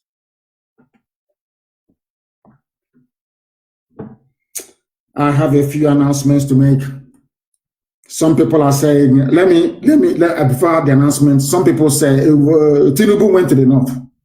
I said, Yoruba and Fulani, they are one. We are one people. Somebody said the same thing a while ago, and the Lordin is gone. Kwara is gone. They've taken it, yet you cannot reason. You cannot think. Yoruba and the Fulani, they are one. If Yoruba and Fulani are one people, why did they not allow Awolowo to become the Prime Minister of Nigeria or the President of Nigeria if they are one people? If they are one people, why did they not allow Abiola, who was even a very close friend of all of them? He was also a Muslim like yourself. Why did they not allow Abiola to emerge? They only allow the fool they feel comfortable with to emerge, like Obasanjo. Did Obasanjo vote for Awolowo? Why is it that I will never speak to Obasanjo until his death? Because Obasanjo voted for MPN. Obasanjo is a complete Fulani slave. He only found his courage a few days ago. He's a slave of theirs, and he knows it. And maybe Tinubu wants to outdo him so they can give him the presidency. Stupid idiots everywhere. He said he went there because they are one, and they must remain one. Because they are in-laws. Your son is married to our daughter. And I want to ask them, Oshomole, the wife of Oshomole is from Cape Verde, is that not correct? Oshomole is a beautiful wife. From your Oshomole, the monkey of Edo, is from Cape Verde. Now, is Oshomole going to say, because I'm married from Cape Verde Islands, let us be one country with Nigeria? Or Cape Verde should be a part of Nigeria? Do you see how they reason? What is it that the Yorubas have in common with the Fulani? Absolutely nothing. You're not even the stupid religion, because the Yoruba Muslim is more obeying, more sophisticated, more learned than the stupid Janjaweed idiot from the Sahel. You have nothing in common, but because you want power and access to oil. It reminds me of Apapa War and Tinkan Island. I remember when I will say, I speak the truth. I remember when some Yoruba people, out of spite against the Igbos and Biafra at large, they did a deal with the Fulanis. The only way we can allow, with Rangida actually, the only way we can allow the capital to move from Lagos to Abuja is if you say that every major freight coming into Nigeria must come through Lagos, so we can make money. Babangida agreed. They had a deal. They moved the capital to Abuja, and then said that only Lagos seaports, the Tinkan and Apapa, will handle all commercial shipping into Nigeria. Today, there is gridlock. Today, they are choking. Today, they are begging. But you will not have one Yoruba man come out and say, open Warri Seaport, open One, open Iguacha, open Calabar. Never. They will never say it. But Apapa is choking. Every day is choking. Goods are being destroyed. The economy is losing a lot of money. I want the world to understand how these people reason. I speak the truth always. It doesn't matter who you are. As I've told the US State Department, their Africa desk, they are more corrupt than Mobutu Sese Seko. They are white people, but they are as corrupt as Lucifer himself. In America, I will tell you the truth. You may not like it, but that is your business. Eventually, you will come and say, oh, what you're saying is correct. Tell me why America will issue such a wishy-washy report if their ambassador in Abuja is not corrupt. Just tell me why. And do you think the way to fight oppression is by saying, oh, don't say anything, oh, don't get them angry? Is that how to fight? You meet it head on. You meet oppression head on, that it may flee. You shine light upon it that it may flee. So let's go and bring Cape Verde, where Oshomole's wife is from. Let's go and bring let them be part of Nigeria because they are our in-laws. See how foolish these idiots are. Fulani is married to Yoruba. And so bloody what? And so what? They are married to you, yet they put you in refugee camps in Benin Republic. They are married to you, they are occupying your forests. They are married to you. Useless people everywhere. From the same man, he will come out tomorrow and tell them, vote for me. I want the president of Nigeria. Your daughter is 60 years old. You are 69. You had your daughter when you were 9 years old. Yes? People, black people, you astonish me. You know that in any other part of the world, having falsified his age, Tinubu should not be seen in public again forever until the idiot dies and is buried. But only in Africa. After lying about his age, some of you will be carrying it. He is 69. He is 69. But the daughter is 60 years old. I want... Let me forget you. You people, you make me sick. I just want to remind you of one thing. The first person to recognize that Nigeria should break up was a Yoruba man. I tweeted it. His name is Modiyu Adeniyi Oshinowo. And he was killed by Fulani. Of course he was killed. I want Yoruba journalists to understand what I'm telling them today. Of course, so you are black, so that the evil nature of a black man will not leave you. That part that wants to betray, you want to serve another god. That thing in us. We love foreigners. We want to serve them. We want to bow before them. Once you're white, you are God. Or even if they bring the picture of a dead actor, the actor telling you, "I'm not Jesus," you say, "Of course you're Jesus.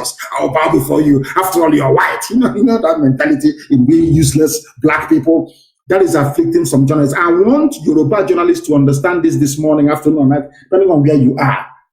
The first man to call for the division of Nigeria was a Yoruba man, Mr. Modiu Adeniyi Oshinowo.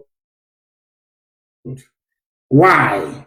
He said, if Pakistan can break away from India, if they can disgrace Awolowo the way they did, sooner or later they will be defecating on our heads. They will be using our head as WC, as toilet.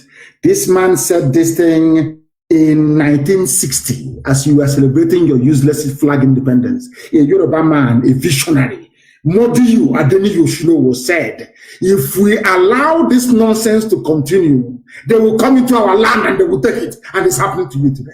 And Yoruba journalists is doing that. Prescribed IPOB, prescribed our nation, our country. Zoological Republic of Nigeria, a Yoruba man. Let me use your term, secessionist. The foremost secessionist in Nigeria is a Yoruba man, Mr. Modiu Adeniyi Oshinowo. I tweeted it. Go to my Twitter, you will see it there. Because you don't know history, you have no regard for knowledge and education. But here we educate you, we enlighten you, we bring to your understanding things that you would rather not know about. You run away from it, we bring it to your attention. Pakistan was with India, Bangladesh, all of them. Very soon Kashmir will be free. We are not one people. Why don't you get into your skull? Britain had all of them together as one country, as one India. They said, no, we are not together. They said to the white man, with due respect, we are not the same people. Hindus are different from Muslims. Pakistan is not the same as India. They left. Bangladesh left. Everybody on their own. And that is, of course, relative peace and quiet. You bring some vandals, some blood-sucking demons from the Sahel. You bring people who believe in monarchy, in bowing down before somebody. You bring Republicans from the East. You join them together as one country. Why don't you go bring Saudi Arabia and bring them into the United Kingdom and sell it to be one country? You see if you have peace in one day in your life. All of you read the Bible, you don't know anything from it. You read the Quran, you learn nothing from it. Funny enough, the Torah is also the Quran and also the Christian Bible. The same story everywhere. You are in the Quran, you claim you are Al-Majri, you claim you are Janjaweed, you are in Islam, you go to Mecca, you come back. But in the same book you're reading, Abraham called the nephew Lot and said, if we continue to stay together, your cattle is expanding, mine is expanding, your household, one day there'll be a clash. The same way we're not having a clash between Fulani bandits and the Eastern Security Network. Don't you have the Bible? Don't you open your Bible? All of you claim you're religious, isn't it? Those of you claiming one Nigeria, let's say they're seceding. I want you to please go and open your Bible. As foolish as you are, open your Bible, open your Quran this morning. In the zoo, open it. Abraham was related to Lot by blood. By blood, I said by blood. At the time, Abraham said to Lot, his own flesh and blood, if we continue to stay this way, your headsmen will clash with mine, and there'll be trouble and bad blood between us. In order to avoid it, please, you are my own brother, my own flesh and my own blood. Let me divide this land into two. You, first of all, take one, and I will take the other one. That peace may reign. It's in your Quran, isn't it? But you want one Nigeria. Can Nigeria really contain all of us? The answer is no, because Nigeria was created by Satanists.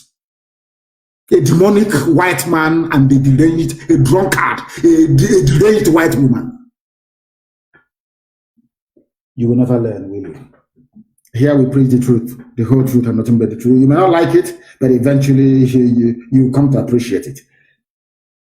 And I want to warn that Eastern Security Network do not issue any telephone threats to anybody. We don't threaten anybody. Our job is to defend our land, not to threaten anybody. If you have received any calls from a few pranksters, maybe it's April Fool, talking rubbish on the phone to you, please ignore them. It is not Eastern Security Network. We are the most disciplined, standing defense force we have in the whole of Africa. Disciplined to the core. Disciplined to the core.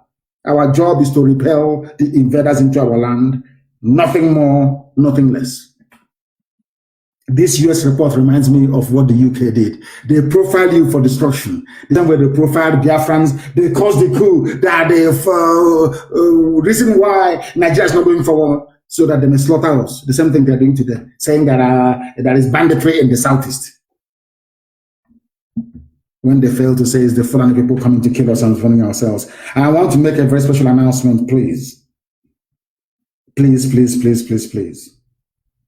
All those raising funds for ESN must remit such, because we are fighting. You can see we are fighting on multiple fronts every blessed day, defending our land.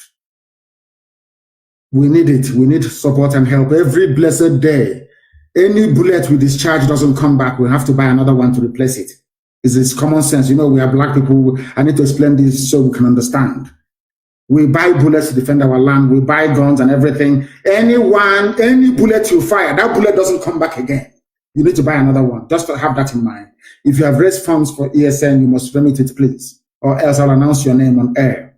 And I don't want to do that. Once you have raised funds, please try and remit it to us. And you must not raise funds unless you are permitted or authorized to do so. And I also want to announce this very morning, we have a UK national coordinator. Her name is Mazi Slater. She will be assisted by her husband, Mike Slater.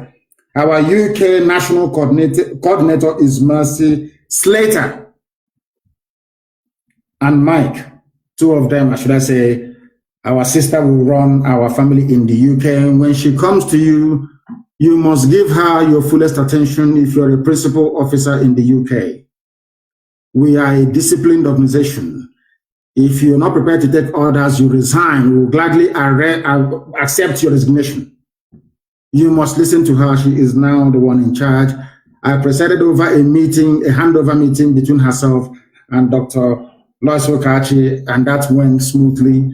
That went very well. She is now in possession of IPOB UK family, one of the strongest in the world. Before, where they went wrong, I have no idea. But I do hope that with the help and grace of God Almighty in heaven, Mazi and Mike Slater will do a very wonderful job to make sure that the British government understand that we want to leave the contraption that they created called the Zoological Republic of Nigeria. Very important announcement, please. Very important announcement. And the police are always fond of parading people. They go, they arrest people, they parade them. They arrest, they parade. They arrest, they parade, softening our land for the invasion that is to come from Fulani Janjaweed. And I want to warn every governor, every person, every idiot in the East, that thing you're looking for, you will get it. All these people you are arresting, you must release all of them. All of them must be released. That thing you're asking for, you're going to get it. You will get it. Now, let me tell you something. Nigeria doesn't have the army to fight on four fronts. That is a fact. That is why Tinubu is begging them to recruit, 50,000 or 50 million people to go and join the army. If it is before, they would have sent or they would have announced operation or whatever rubbish and marched down to the east. They can no longer come. Because as I told them, once they move the bulk of the army from Bauchi, and from Kaduna into the south, every vagabond will take over every space you have in the north. They will have no home to go back to once they're defeated. You must understand this very clearly. That is why everybody must rise up now. There is no army in Nigeria. Stop being afraid. It is the journalists that is making you people afraid. The journalists in the zoo that are the ones making you afraid. And thankfully, their land has been taken over as well. Yoruba journalists, they are the ones instilling fear and cowardice in people. They need to be very, very brave, that we may all be free from the ravages and the excesses of Fulani Janjaweedism. Keep parading. One day we'll parade you. Keep parading. Something happens, you go to the village, any young person you see, you arrest and you take to Abuja. You arrest and you take to Abuja. I know Britain is assuring you nothing will happen. You know, you can see the report from the USA. The world, they will suppress the news. The world will not know. We will call them the criminals themselves. That's what they're doing. And you think you will succeed? What is behind us is greater than all of you. And you will soon find out. One thing, I don't care what others are doing. That's their business. If they want to be slaves to Fulani, bye-bye to you. Because you see the land of Biafra. We are going to be free. And there's nothing any idiot can do about it. It doesn't matter how many armies you assemble against us. We're going to be free.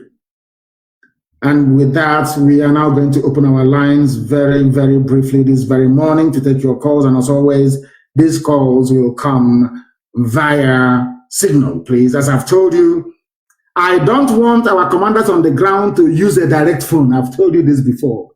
If you use a direct phone, they will track you, they will trace you, they will get you. I don't want you to use a direct phone line. Let people call you on signal, and that signal line cannot be the data line you're using. That's what they brought in me. If you don't know, let me tell you. I have a caller on the line. Can you hear me? Your name and where you are, please. Yes, Mazi. Good morning, Mazi. Good morning to you, please. Your name and where you are. Yeah, this is Nnamdi from Kanu, Texas. From Texas, please raise your voice for us. A lot of people are listening. Raise your voice for us, please. Go on. Mazi, can you hear me better? I can hear you now. Please go ahead. Thank you so much. We can experience, we see what is going on, and we know the outpour of emotion from all these things that are happening. I also want to lend my voice to what you have said this morning. Having listened to all this, to our, my fellow Biafrans and all of us that are fighting this cause, to not feel discouraged. And our Dudua brothers, sometimes we feel like they're with us. Other times, personally, I feel like things are not, coming on along the way that we expected from them. But with this report from the U.S., it is already evident that we have to fight as a people and not bother about whoever we feel is supporting us and whether they are with us all the way or whether they're not. So, Mazi, supporting ESN is a duty that we all have to do. We all have to continue to provide our support and make sure that we do it to the point that we achieve the freedom that we have all waited so long for. I wanted to ask again, Mazi, please, is it possible that we can all, the IPOB and every Biafran in the US, petition our whoever we can, to get this message across to them that what this report that they passed is not what the situation is, with all the evidences that we have in hand, to support this march towards freedom. And as well, when the 1 million man march that we have already, put a message across to the Washington happens, it will be much easier for us to communicate to the US that this report and everything that is coming out from the zoo is all stage managed just to bring down the struggle of people that have so yearned for freedom. So that's as a question and as well a suggestion. Let me come in here. It's something that we expect all of you in America to do, because in America they respect votes. They respect votes a lot. We are many in America. Biafrans, we are close to 1 million people in America, if not more. If you add Oduduwa to it, we are pursuing 2 million people in America. We must go all out in force to let the legislators in America know, the lawmakers, there are good ones amongst them, to let them know that this wishy-washy report from the State Department is a lie. We call it a lie. America should send an independent fact-finding mission to Nigeria. We must make them understand that the ambassador is a corrupt woman. In Abuja, she is corrupt. We must be blunt and bold to tell them that the State Department Africa desk is not fit for purpose. It's not fit for purpose. They are liars and they're deceivers. And they're deceiving American people. That is how we bring to the fore the issues bedeviling the zoo called Nigeria. Because Britain is very clever. Very, very clever. They know how to do this. Very, very clever people. They will go and use the status of their special relationship with America to twist every narrative. That's what they do. Look at them saying that there is a ransom taking in the Southeast when it's a lie. They did not cite one example. So we must go all out, and we are going to speak to our lawyers. They will prepare a dossier of the facts happening on the ground. Each and every Biafran, if you're in IPOB, if you're not, every Oduduwa, if Oduduwa Republic or not, you must submit that report to your parliamentarian, wherever you are in America.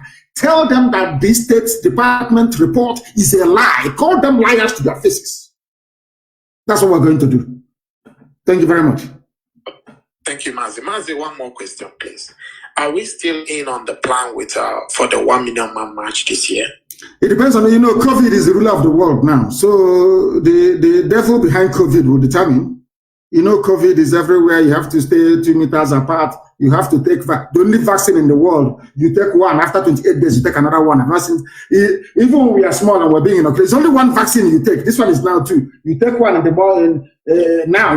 After 28 days, you take another one. Even at that, you're still wearing a mask. The whole thing is a complete mess. So we wait for COVID to decide. COVID is the one that decides what happens these days. So we are waiting for COVID to tell us exactly when our 1 million man march is going to be in the USA. We must have it. We must have it to let the whole world understand that what America is issuing is blatant falsehood. Thank you very much. That was how Obama went into Libya and destroyed Libya for no good reason. Destroyed Libya for no reason. Destroyed it completely. And today, Libya, the civilization has gone back 1,000 years. Our lines are open, of course. I'm not even sure. People are calling. Let me see if I can get the number that people may be able to join us this morning. +44, please, the UK number on Signal only. +44 77 61 82 53 46 for this morning, please. That is the number to get us on. I know a lot of people are trying to get through. A lot of people are trying to get through. If you call us, if you're a first-time caller, let me see if I can take this call. The caller on the line, I don't know if they're still there or if they have disconnected. I believe there's somebody called Dozier trying to get through to us. Please, if you call us, give us your question, ask your questions. All those questions you've been meaning to ask for very many years, you can ask it now. Once you ask it, then we can be able to answer you. I'm no longer hearing about defense fund. I don't know what happened to that idiotic line of reasoning. And I'm no longer hearing about them again. Or our money this, our money that. The caller on the line, can you hear me? Yes, I can hear you, you see. Please, your name and where you're calling us from. Okay, my name is Chidin Madu. I'm calling from Hong Kong. From Hong Kong, please go ahead. All right, you see, please, you have to give me some time. I have a lot of questions. So I don't know if I should throw the questions and you respond. One at a time, one at a time, under 2 minutes, okay. One at a time. Yes. One at a time, all right. Well, you see, first and foremost, I want to greet you. I want to thank you because whatever they said that you are, the people that said that you are a criminal, that you are this, you are that, all our enemies fighting you, I tell them that's exactly what you are, because if you don't have those qualities, there is no way you could have faced people like Rita and the Borg and all these people from all these years are still sustained, and IBOB still stand today, and we are still doing wonders. So I greet you so much. We are together when you were in Hong Kong in 2015 before you were kidnapped by the zoo. Yes. Now, please, my first question is this. Where should I start? Okay, let me start by capitalism in America. I'm talking about when Biafra is restored. Capitalism is a very wonderful thing, but it has become a monster in America that is about to swallow the whole world. You understand what I'm saying? I don't want to mention names about people that are doing whatever they are doing. Now, how do we checkmate it in Biafra to make sure that it doesn't become the monster that it has become in America? Should I throw more questions, or you want to address this? I want to address this. It's very simple. If you look at the model they run in Switzerland, in our land, we have the perfect balance, the perfect mix. That is, capitalism is about private ownership of property and to an extent profiteering, which means you do your business, and depending on the forces of demand and supply, you can either fall or you stand. So we're going to run a laissez-faire economy. We're going to run capitalism in Biafra land because it's been there from time. People have been owning properties privately. But we also have communal land, if you have forgotten. We also have land that we own as a community. So nothing is going to stop us from also doing communal stuff. Basically, it's getting the balance right. If you go to Switzerland, it's there. everywhere. You have private sector participation. You also have state sector participation as well, or partnership that will help us move forward. We are going to get the blend right. Don't worry about that. We're not going to have this rampant, should I say, unconscionable capitalism where people will now build roads and charge us however much they like. That's not going to happen. The state will still participate in certain areas or aspects of our life, but in the main, we are going to be a capitalist economy. Next question, please. All right. Thank you very much for that, sir. I will take my time and listen to it again when the broadcast finishes. The next question is this. You said that there will be no guns in Biafra land, that even the police will not have guns, that we're going to run a society that will be gun-free in order to pass a society free of guns and peaceful. Yes. But let me remind you that in those days of during the time of Hitler couldn't invade Switzerland because most of the citizens have guns. What if we have a kind of, who knows, we are doing it for the best, as in what we think that is the best for our people now, but something might arrive tomorrow or something might come up tomorrow that will rebel against the people or be a threat to the people, that the people have to defend themselves, that their government may be kidnapped or hijacked. You don't know what will happen tomorrow. Is it not better for every citizen to be mandated to have a gun with stringent rules than to be defenselessly hoping for our government to defend us? What if something goes wrong in the future that will warrant that the citizens have to stand up, just like the situation that we find ourselves now? Now, yes, in a normal situation, when the zoo Nigeria breaks up, to the east, we are going to have our Amazonian brothers to the east. To the west, our Oduduwa brethren. To the north, we're going to have the Middle Belt or Kwarafa Kingdom, or whatever you call it. Even if you look at the history of Africa, we are not known for invading each other because we are tribal beasts by nature. We don't go outside the boundaries of our tribe to go and invade somebody else. Nobody's going to come to invade us unless Britain wants to come by air to invade us or to come by sea. So I do not see any external aggression per se, bedeviling Biafra. I may see foreign invasion. The reason being why we cannot have guns everywhere is because we are a bit funny. Our people, we are a bit funny. If we have a police with gun running all over the place, the same zoo mentality will go into us. But we are going to have compulsory military training for every citizen. If you want the model that I would prefer, look at the Israeli model, for instance. When it comes to setting up our defense, we are going to adopt the Israeli model. Everybody is going to be trained. Once you live in the outlining areas where there are palpable threats, then everybody will be armed. But inside, nobody is going to be armed. That's what I'm saying. Only those who are legally required to do so, because we don't want dictatorship in Biafra land. I don't want tomorrow maybe you become the prime minister of Biafra, you send troops to go to Ikotep and open fire. It's not going to happen because there will be no troops to send there to go and open fire on anybody. That is why they cannot have guns. But in all our outlining military posts, our garrison, in all the garrison towns, of course, there are going to be guns. Our armies will be well equipped, but we are going to have more in reserve than the regular army. Exactly, is a good thing you mentioned Switzerland. In terms of the response of the populace, we have the Swiss response, yes, where everybody is trained to have a gun, but they are not. We have armories where citizens can go in and take guns once we are under threat. But if you are not under any external threat, then it's not going to happen. But if anybody thinks they're going to be the prime minister of Biafra and you issue order, when people are protesting, you issue order, go and shoot them, police barricade, all that rubbish will not happen. People are going to protest. If they're angry enough to burn down the government house, so be it. It is the duty of the government to listen to the people, not the people to listen to the government. It's not going to happen in Biafra land. Thank you very much. The next one, please, and perhaps the final one, so that can come in as well. Okay, all right. I don't even know which one to pick. Okay, let me go with this one. I hope I will still get you next time so that I can answer the questions. Now, this issue of all over the world, I don't know, this religion brought to us by whoever that brought whatever they brought, the Arabs, the Europeans, and all whatnot.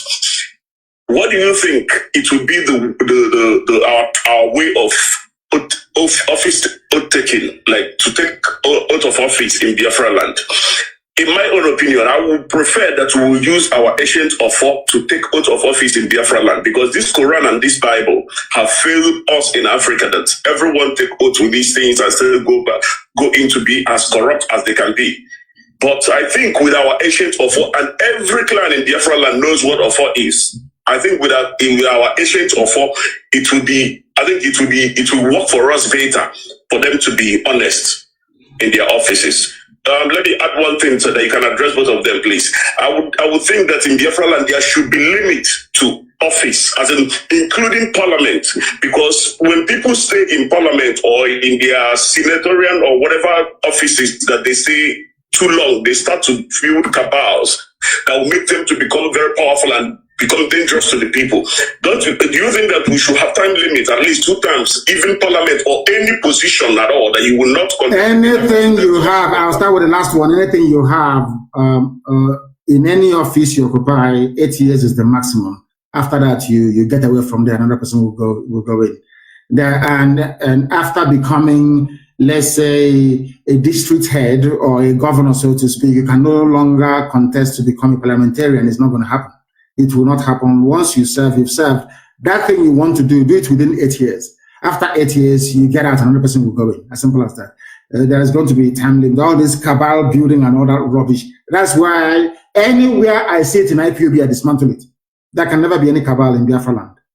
People are going to be judged based on their performance, based on what they can bring to advance our society, not by who they know. That is very, very critical, please. And I hope that is very clear. And regarding the oath taking, we are not going to impose any. Something of faith and religion is very deep.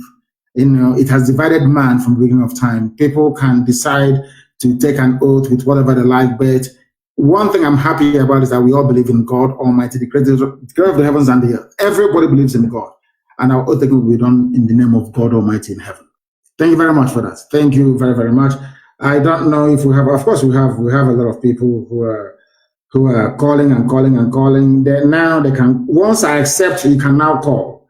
Once I accept, you can now call, because a lot of people. That's the thing about signal. You need to be accepted before you can place a call. Our lines are open, please. A lot of people are calling, and of course, the lines are being jammed, and understandably so. People are really, really desperate to try and get through to us. If you can't call, maybe I can call 1 or 2 people, because we have about only 20 minutes to remain live, and I think that may be the best thing to do. Only 8 years. After 8 years, you piss off from office. That thing you want to do it within 8 years. The caller on the line, can you hear me? Can you hear me? The caller, they cannot hear me. They are doing something completely different. They are not paying attention. And that is what I don't like. There is always a time delay between here and wherever you are. Let me take this call. The caller on the line, can you hear me, please? Your name and where you are, if you may. For the last time, the caller on the line, can you hear me? No, they cannot hear me. She goes, they cannot hear me. Maybe they're waiting for that voice to come out. Once I take your call, please endeavor to speak. The caller on the line, can you hear me, please? Yes, sir, I can hear you, sir. Please, your name and where you're calling from? My name is Udenna Wachuku Anthony. I'm calling from India. Thank you. Please go ahead. Yeah, my question this morning. First of all, thank you so much for doing great job for all Biafran all over the world. And I pray may God to Chukwu Kikobiama behold you and power you more to do until we get the promised land. My question is this, is how about our people who are in like Anambra, precisely for now, Anambra people who are campaigning for election and other thing. Do you permit our people to join them to do such thing, or you give our people order to leave from those campaign they are doing to face what we are focused for? We are focused on liberation. What stupid campaigning are we doing? What stupid, useless campaign? There are people who argued, and quite convincingly, of course, that we should participate in elections for the simple reason that if we participate, then all these criminals that are imposing on us will not be there to make our life doubly difficult. Because right now in Biafra land, we are always fighting two constituencies. One is Fulani, in fact, three Fulani bandits from abroad, Fulani bandits in Asorok, and Fulani bandit stooges in government houses all over the place.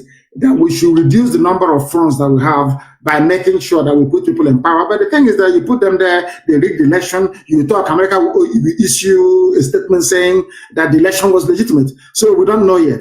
That debate is still ongoing, and DOS will debate it extensively with the Parliament of the People and then recommend the way forward. As for me, my recommendation is that we do not participate in any stupid electioneering in Anambra State. For now, for the time being, that is. Thank you very much. We are focused on freedom. I have another announcement to make for people who are living in India, because I know most of us are listening to today's broadcast.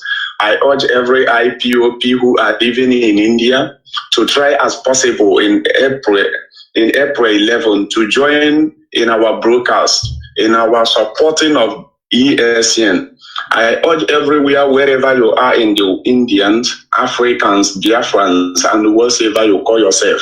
You people know what Indians are doing to us because we don't have a nation. That's why we are sustaining our people. Police of Indians are killing our people. I urge everyone today to join us that very day to support ESN so that we get our home, so that we get our promised land.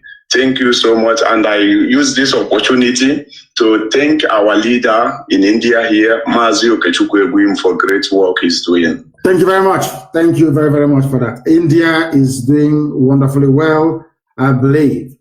Very, very critical. Somebody is saying it is very important that I call them. We shall see. We'll call you. The caller on the line, can you hear me, please? Your name and where you are.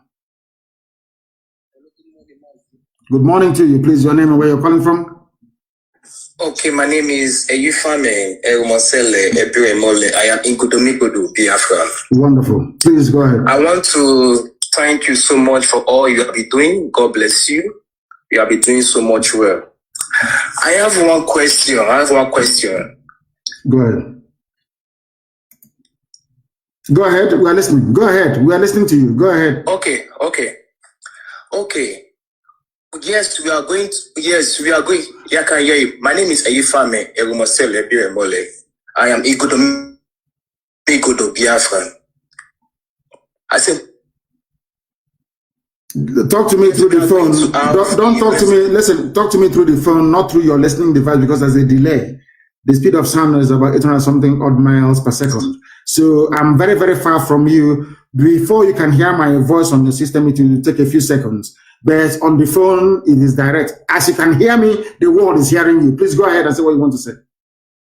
Okay, we are going to have a referendum. And in Godomigudu, we are kind of divided. Some say they want Biafra, and some say they don't want Biafra. So what if those... Go ahead. Can you hear me? His line is breaking. Yeah, go ahead. Sure. I can say, like those of us that want Biafra. Yes. What if the votes that doesn't want Biafra is more than those of us that want Biafra? So now Biafra has been restored. Are we going to have a new Igodomigodo in Biafra land? Since we are divided. Some say we want Biafra, some say they don't want Biafra. So those of us that want Biafra, we're going to live in Biafra and form our own Igodomikodo and leave our borders behind. So that's my question for this morning. Then I'll answer it this way. You campaign and you go to a referendum and it goes, the majority says they don't want Biafra. Then Igodomikodo will not be part of Biafra. Because the majority will always carry the vote. It's one man, one vote, one woman, one vote. If that is it, it is your responsibility and duty to campaign. That is where you have a campaign to win more people over. But I do know that if there is a referendum today, people will opt to come, Igodomikodo will opt to come with Biafra. I know that for sure, because they know that Biafra is the light of Africa and indeed the light of the world. They want to come with Biafra, of course. So don't be too despondent. But in the case where Igbo turns to and says they don't want Biafra, then we have to respect the wish of the people. Whatever they want is what we're going to give to them. Then people like you can now migrate towards the same Edo. I think Iwakari is naturally Biafra anyway, which is Ewanke. Then you move slightly to Ewanke to be part of us. Okay. As simple as that. And I'm sure Ubiaja, which is Eshan, will come with Biafra anyway. Yes, so you're talking about the main Bini Kingdom itself, inside Bini City, Bini Kingdom itself, inside Bini City. That's entirely up to them where they want to go. But I do know for sure that Isoko, Urobo will come, Ubiaja will come, and all the other outlining ethnic groups that will come with us. That's what I know for sure. Okay. I'm not sure that Bini City itself would come, because Biafra will be a republic only if some special arrangements can be reached. Because Biafra is going to be a republic in every way. Every man must be born equal before God and before the law. Okay? Okay. Thank you very much. Thank you so much. Thank you very, very much. Igodo is also with us, of course. Biafra is everywhere. Forget about all the nonsense. There are some Indians, we are Aborigine of Cross River and of this. I feel sorry for them. But men at work, even in Akwa men at work. Biafra is everywhere. There is nothing anybody can do about it. Are they going to arrest us? Yes. Are they going to do all these things? Yes. But in the end, Biafra will come. And as they're arresting us, we're also arresting them. Mind you, we're also arresting them. And in the fullness of time, you will see evidence of that. They call on the line. Can you hear me? Yes, I can hear you, Mazi. Good morning from India. Good morning to you. My name remains Mazi Okibaram Chedozie. Mazi, I don't have a question. I just have an announcement to make. Though one of our brothers from India called, but Mazi, the reason why I'm calling is to urge you, because to be honest, we are putting work on the ground regarding our fundraising event on the 11th of April 2021. That is next week, Sunday. And Mazi, the fact is that we can't have that event without you speaking to IPOB or Biafrans in India. All of us are eagerly waiting. A lot of work has been put. Our brother that called thanked our national coordinator, Mazi Okechukwu. We are doing marvelously well to bring everybody of Biafran origin, all the communities of Biafran origin, we are reaching to them and make sure that everybody is involved in that event. Mazi, this event will mark the beginning of IPOB in India, because we want everybody that is a Biafran here to be an IPOB member. That is our target. So speaking to us that day, communicating to Biafrans that day live will mark the start of whatever we are going to do from here. So it's on Sunday, the 11th of April 2021. We can't afford to not having you speak to us that day. That is all I have to say. And as well, I'm urging every Biafran individually, collectively, and otherwise to be part of that event. We have to get prepared, because this is the only thing. If we lose ESN, if ESN fails, we have failed. And at this time, we cannot afford to fail. That is all I have to say. Thank you very much for that. And I'm sure our people now understand it, unless they want to be refugees in Amazonia. And in Amazonia, there is also a war going on there. Unless maybe we want to go into the sea and drown. You know, if you don't support ESN, the next option is that you will go there, will take your land from you, and you go on exile. If in doubt, ask my Yoruba brethren. They will tell you, those of them who are in the Republic. They call on the line. Can you hear me? No. They are not paying attention. I don't want to be listening to my voice. I do not have the desire nor wish to listen to my voice. Let me take this call. The caller on the line, can you hear me? Yes, Mazi, I can hear you. Good afternoon, sir, my leader. Good morning from here. Your name and where you're calling us from? Yeah. My name is Mazi. You're calling from Cambodia. From Cambodia, please go ahead. Yeah. Mazi, I just want to appreciate you for the good work you have been doing for us. I just want to also contribute to the person that was asking about the people from the people that disagree to go with Biafra. The Biafrans will be more than them that accept that they are Biafrans. The truth is that even people from northern side of the zoo called Nigeria will be eager to join Biafra when the time comes. I agree with you. So I agree with you. We don't need to beg anybody to join Biafra, even those who are saying that they're not there. And we're even foreseeing people from outside Africa, outside the shores of the zoo called Nigeria, coming to beg to be here. Just like the way we have it in America. Everybody is eager to go and be an American citizen. You see people jumping fence, climbing hills, and just to be an American citizen. So that is what it will be. Yes, it's true. We don't need to worry ourselves or bother ourselves about who will become a Biafra or who wants to be or who is not. Yes. So they should not worry. Just like you told them, all they have to do is just to campaign, sensitize them, tell them the things that they want to hear, let them know the truth. On that day, if they say that they are not Biafran, let them be. At a time, they will still beg to become a Biafran. So we are not begging anybody. So thank you so much for having you allow yourself for God to use you to liberate our people. So we will be praying for you, and we are also praying for ESN, and we are also praying for those unknown government who are making us proud, even though they are attributing their work to ESN, which we know that those are Pharisees. They are just making up things that are not what it is to listen to. So that is my conviction, Mazi. Thank you and God bless you. Thank you very much and God bless you. You even answered the question more than myself. You answered the Godomi referendum question better than I did, and I thank you for that. I thank you for that clarification, bringing clarification to what we are doing. There I have a caller on the line, please. Your name and where you're calling from. Praying for you. They are also making the same mistake they have always made the same mistake they've always made.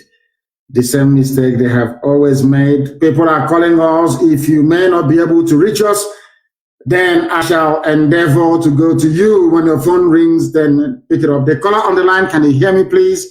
Your name and where you are. Hello. Yes, please. Your name and where you are. Hello. I can hear you for the last time. Your name and where you are. Yes, please. My leader, my lord.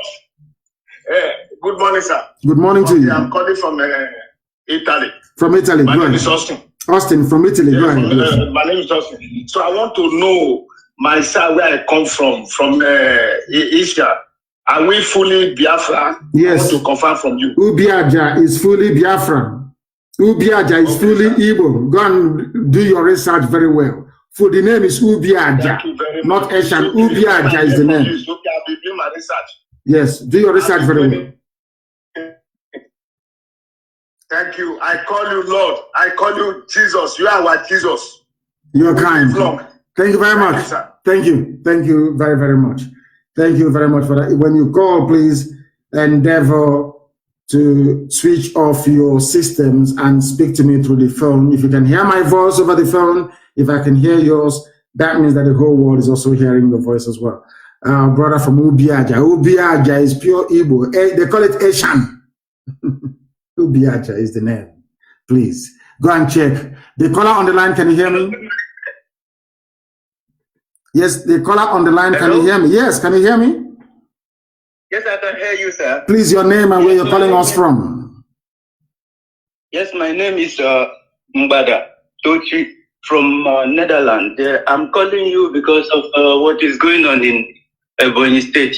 Yes, go ahead. So, the Umahi is trying to divert the attention of the people from what he's doing to our people there. He's actually committing ethnic cleansing. That's what he's doing. This is clear. I wish I can hear you louder because since I pick your call, I can't hear you very well. So, but let me just be saying what I'm saying. Say what you have to say. We are hearing you. Say what you have to say. The world is hearing you.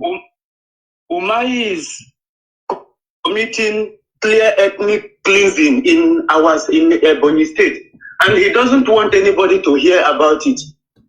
Even the first time that channel television went to cover the news, he threatened them. In fact, he arrested many of them. He don't want anybody to hear about what he's doing in Ebonyi State. He connived with the local government chairman there, Mr. Or somebody, to do the job, and they are doing it. He's even importing many thugs from Ondo and some part of Hausa to come and clear the people. The people are called the Zar people. So, and yes, and he has failed. My dear brother, he has failed. He has failed. I hope he is not the one behind that Fulani this thing that just happened, because There was never a Fulani attack, such attack before. Only now that there was a pressure for him to stop this genocide, that he then know that he have a hand in that ethnic cleansing. The international community was pressurizing him last week. He doesn't know where the pressure was coming from. All of the sudden, we heard that Fulani just went and attacked. You know, so but thank you for all the whole thing you do there. I know, and I recognize that you defended our people there, and we proceed them to Nsukka. We'll find them and we'll kill all of them. We'll proceed them to Nsukka, and their army is protecting them. The Nigerian army are effectively protecting terrorists in and around Nsukka. I am informing the governor of Enugu State, Ifeanyi Ugwuanyi, to let him understand what is going on. The same 82 division responsible for the slaughter of the innocent people, even that the USA report did not mention, they are now defending their fellow Janjaweed in and around Nsukka. They will not fall there, that I can assure them. And they are mad people. With that, we have come to the end of our program today. I do apologize because I spent a lot of time preaching. But next week, I will be back. In fact, today is Friday, Good Friday. I will be back again on Sunday, actually. So put it down, I'll be back again on Sunday night, 7 p.m. this time around. 7 p.m. on Sunday, I'll be live on air to continue the propagation of this gospel of redemption.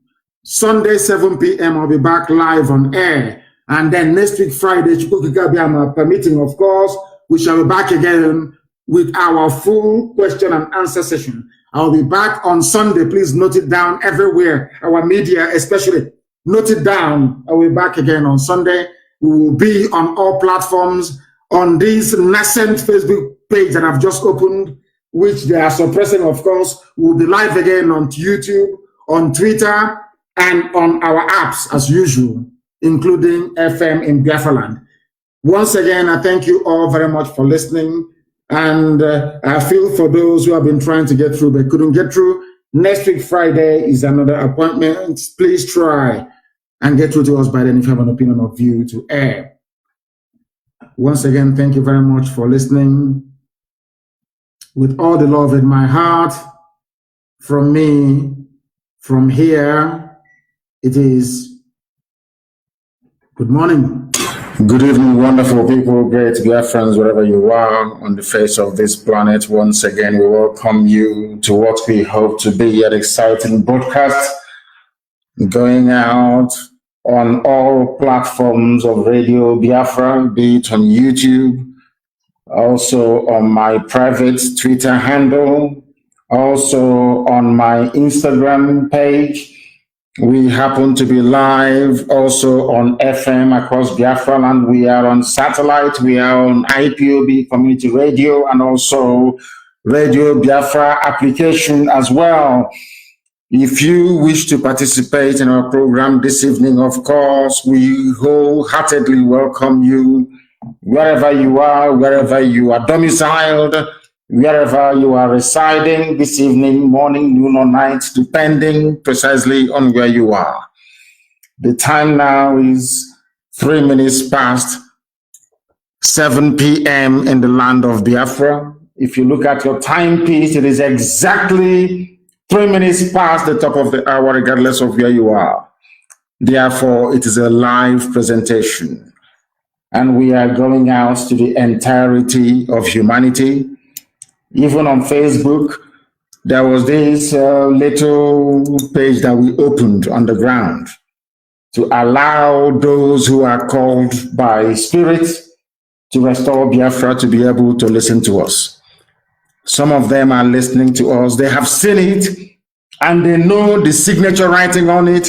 They can hear this broadcast on that very page right now as I'm speaking. And some of them are still doubting it. Our people are really, really strange indeed. But we are here to preach the gospel of heaven, the gospel of the restoration of the kingdom of God, as prayed by Yahweh Yeshua. But above all, I must say happy Easter to those of you who are celebrating today. because people's faith is a very personal business. Anybody is free to worship whoever and whatever they wish to worship.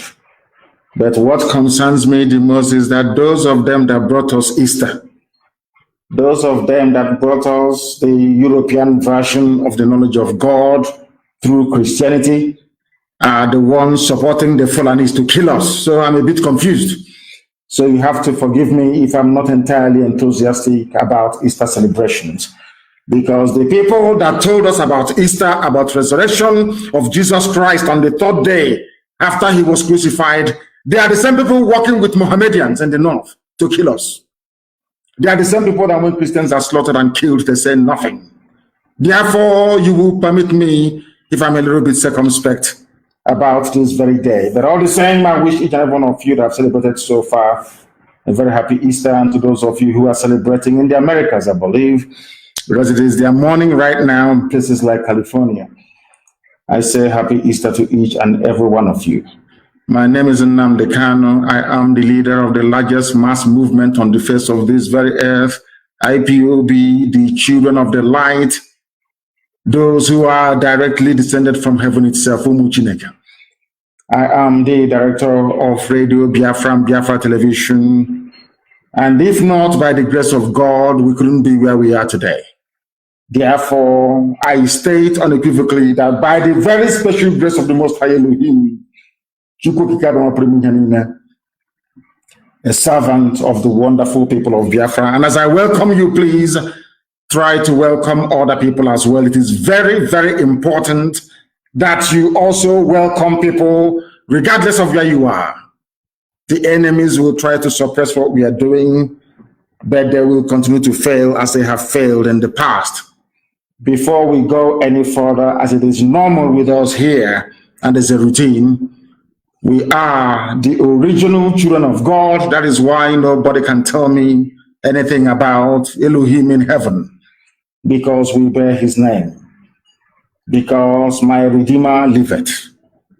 That is my name. Nnamdi means my Redeemer. God Almighty in heaven liveth. And as long as he's alive, Biafra must come. We must pray this evening from where I am broadcasting from. For some of you, it may be early in the morning. Even some people are watching all the way from Melbourne in Australia.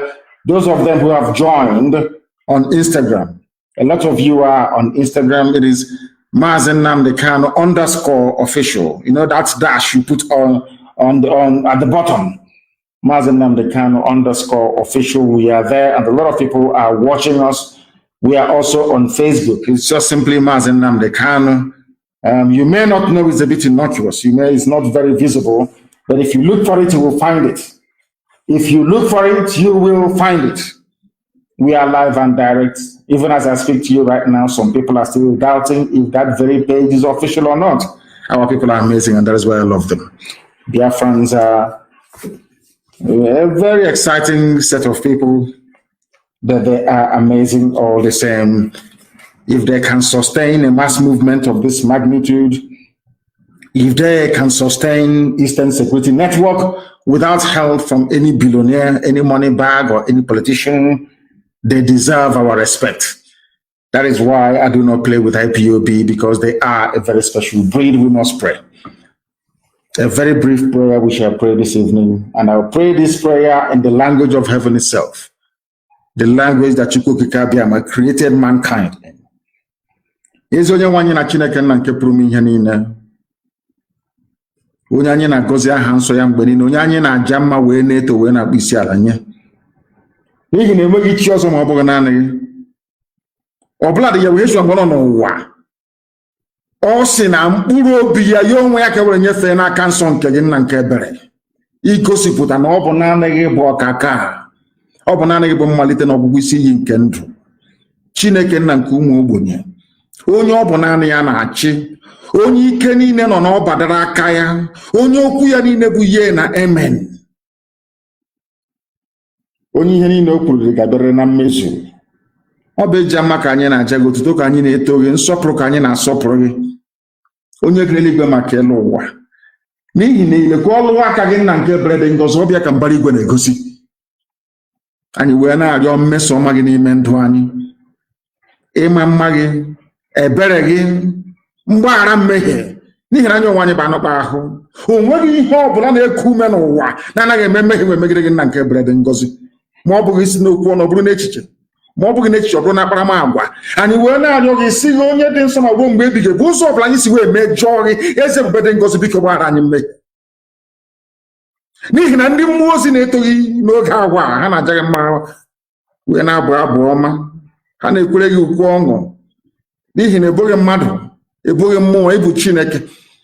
Ị naghị eri nri ka mmadụ dị ndụ, ọ bụ naanị otuto ka ị na-eri nna nke ebere dị ngọzi. Ọ bụ otuto a ka anyị na-enye gị nna nke ebere, na aha ụmụ Biafra n'ụwa niile, ndị ezi omume ụmụ Chineke, ndị na-atụghị egwu. Anyị wee na-asị anyị enweghị chi ọzọ ma ọ bụghị naanị gị, na Biafra ga-efe naanị gị, enweghị chi ọzọ nke anyị na-efe ewezụga gị. Anyị wee na-arịọ gị biko nna nke ebere dị ngọzi ka ịhụnanya gị wee mụbaa n'ebe anyị nọ, ka iru gị wee chaa n'ebe anyị nọ, n'ihi na ọ bụ naanị gị bụ onye kere ihe niile kere eke, mana onweghị onye kere ya. Eze ndị nsọ, Chineke nna nke usu niile nke ndị agha, bịa ka iwepụrụ ụmụ gị n'ihu na azụ, aka nri n'aka ekpe, duo anyị ka anyị wee gaa n'ihu agha, n'ihi na ndị iro apụtawo n'ala nsọ nke gị. Bịakwa ka iwele ndị iro ma mee ka isi wee kpuo ha, bịa ka iwee laa ha n'iyi, n'ihi na ụwa anyị na-ege ekpere nke anyị na-ekpere gị nna nke ebere n'abalị a, onye ime eluigwe wee na-arịọ gị ka Biafra wee bịa ọsọ ọsọ nna nke ebere, ka ụwa niile wee si n'ezie n'ezie na ụmụ Biafra bụ ụmụ Chineke. N'ihi na ọ bụ site na Biafra ka ụwa niile ga-eji wee chigheta azụ wee mara n'ezie n'ezie na onye nwe anyị na ọ dịrị n'ime ndụ anyị. Anyị enweghị chi ọzọ ma ọ bụghị naanị gị. Ọ bụ naanị gị ka anyị ji anya isi wee na-eme ọnụ mba niile nke anyị na-aba usi n'ihi aha nsọ nke gị. Ị ga-ekwe ka ihere wee mee gị nna nke ebere, marakwa na ọ bụ anụba ahụ ka anyị bụ, ofu ụbọchị anyị ga-anwụ. Aja ka anyị si wee pụta, aja ka anyị ga-echigata azụ nna nke ebere.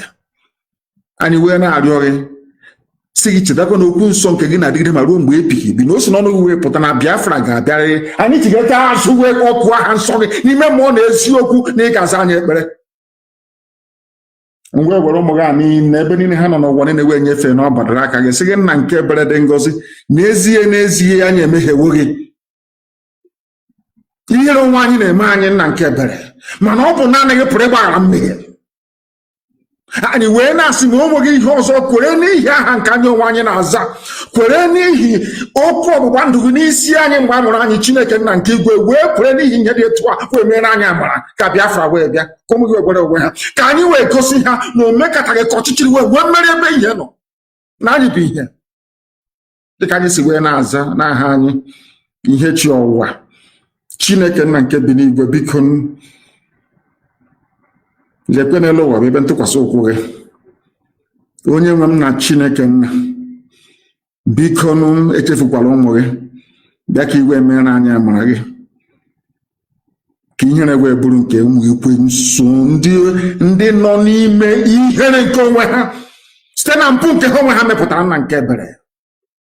Anyị wee na-arịọ gị ka ịhụnanya gị wee mụbaa n'ebe ndị gị nọ, ka i wee nye anyị mmeri n'ebe ndị iro nọ, na ndị Fulani aka nsi ha dawo ha ọnụ, na ị ga-ejide obodo ekwensu nke mmadụ dị ndụ kere wee laa ya n'iyi, n'ihi na ịbụ Chineke nna.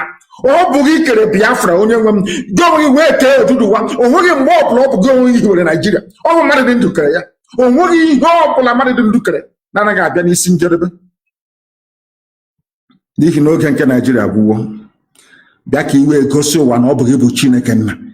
Ekwekwele n'ihi anyị onwe anyị, ọ bụ ekwekwele n'ihi m, ma ọ bụ ihi IPOB, ma ọ bụ ndị ọzọ bụ ndị ezi omume. Kwere n'ihi okwu nsọ nke gị, n'ihi na ilekwasị anya ebe mmadụ dị ndụ nọ, na mmadụ dị ndụ na-eme mmehie wee na-ada, ma lekwasị anya ezi ebube dị ngọzi n'okwu nsọ nke gị onwe gị kwuru si n'ọnụ wee pụta na Biafra ga-abịarịrị, na ọchịchịrị ga-enyefe ihe wee bata, na ihe ahụ bụ Biafra, ka ọ ga-abụ na ikpetemazụ ka anyị si wee na-ekwu okwu Israel n'ụbọchị nke taa, n'ihi na mba Israel bụ ihe eji ama atụ ebe niile, n'ihi na Israel bụ ala egọziri agọzi. Etu a ka ụwa niile ga-esi wee were Biafra wee maa atụ si na ndị dị etu a bụ ndị a gọziri agọzi. Ọ bụ ihe a ka anyị na-arịọ gị onye nwe m na Chineke nna dị ngọzi, site n'ebighị ebi ma ruo n'ebighị ebi.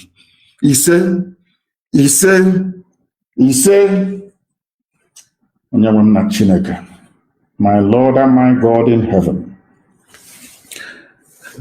we have come to preach this gospel.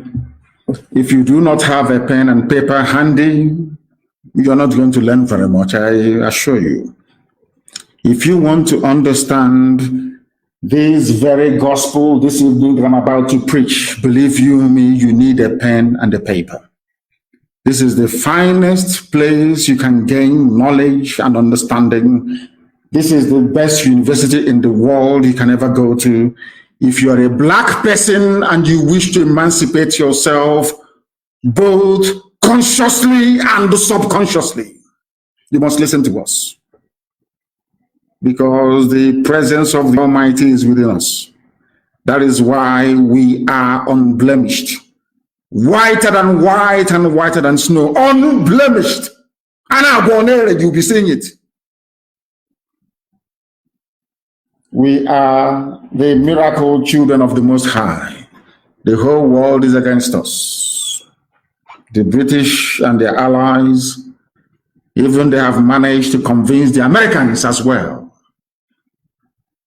Fulani Janjaweed, and a few of them, as I speak in Yoruba land, that are still working for them. But they say that one with God is majority. And that is where we anchor our hope. We have no hope, we don't have any trust in the weapons of war made by man. We understand all of that. We anchor our hope only on the mercy and the divine grace of the Almighty in heaven.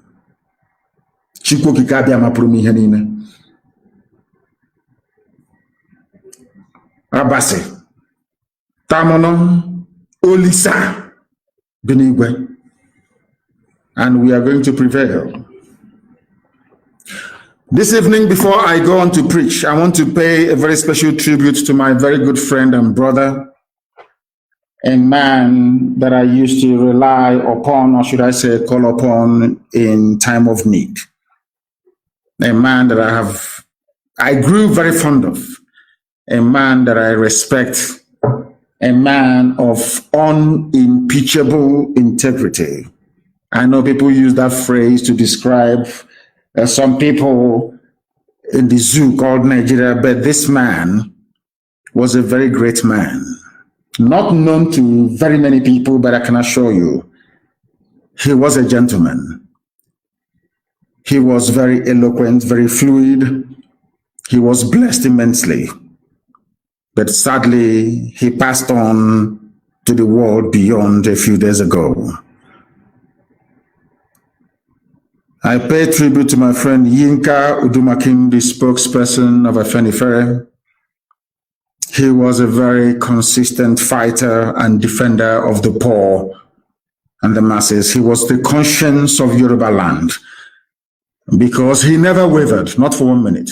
Very consistent, never wavered.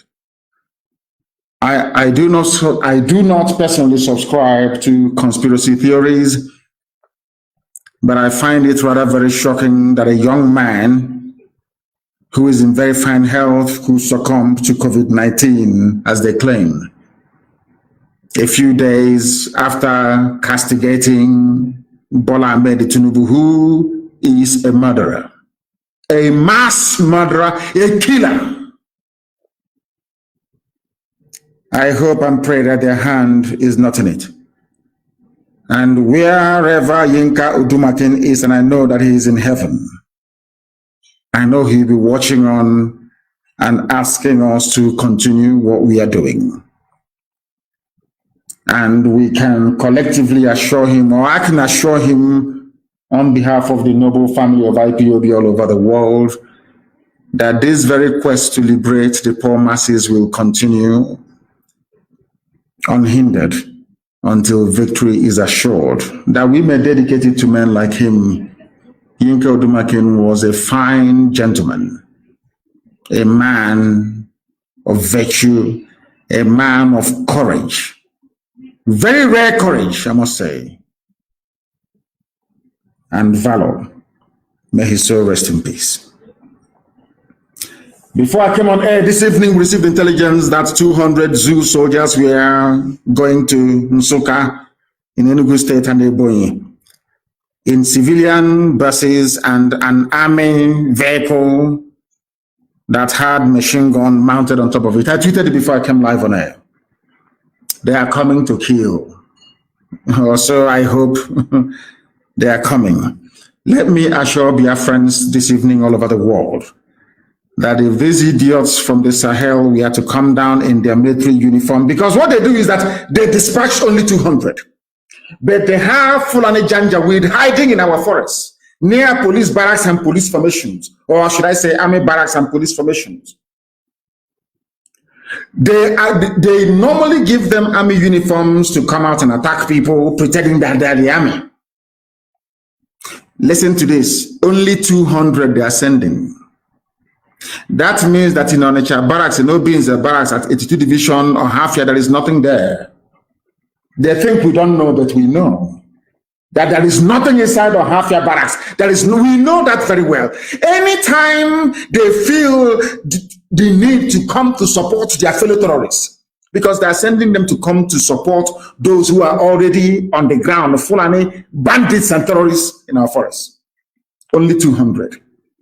And now let me ask you this question. If they had soldiers all around Biafra land, apart from those manning checkpoints, do you think they will send 200 soldiers from the north? Nigeria has no army. They think we don't know, but we know. That is why they are in a hurry to induct terrorists into the formal security architecture of the zoo called Nigeria. These are the things that some of you do not know, or you know, or you pretend not to know. I don't know what is wrong with some of you, but I can assure you categorically, you see these 200, we are going to meet them. And you will hear the story. And I can assure you that not many of them will go back alive to the north.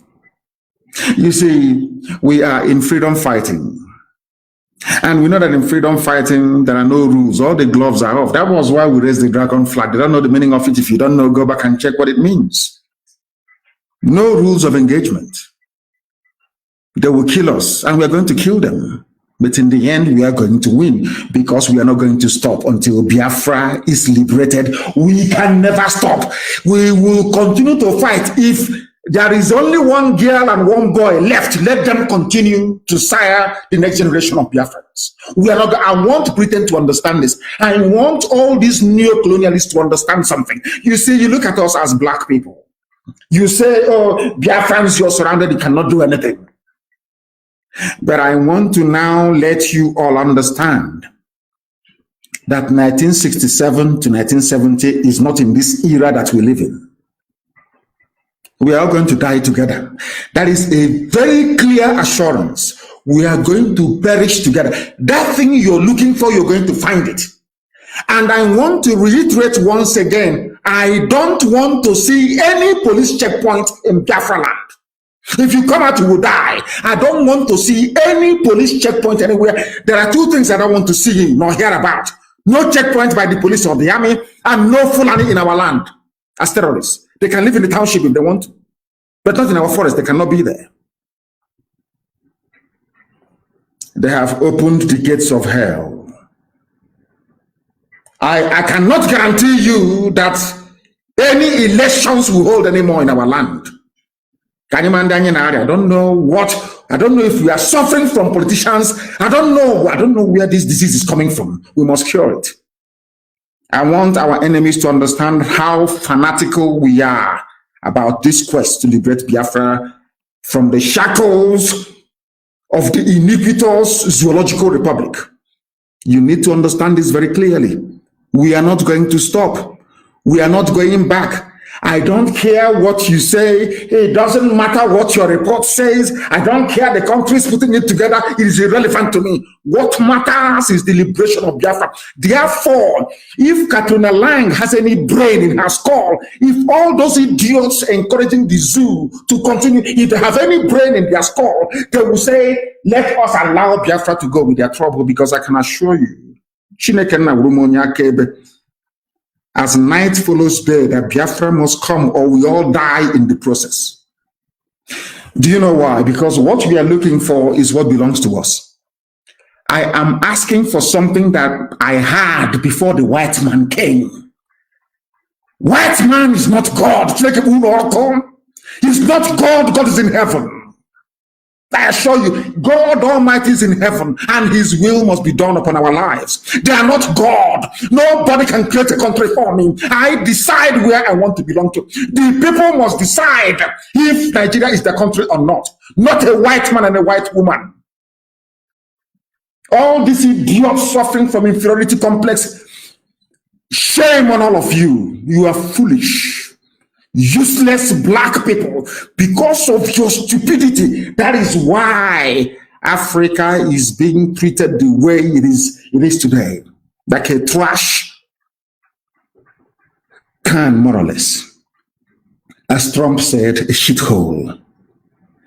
A white man has no business creating country for me, because I, Nnamdi Kanu, as a black man, I cannot go to Europe to create a country for them. Why then should I allow a white man and a drunken white woman to come to my land to create country for me? If you accept it, you are inferior. If you accept it, you are a nigger. If you accept it, you are stupid.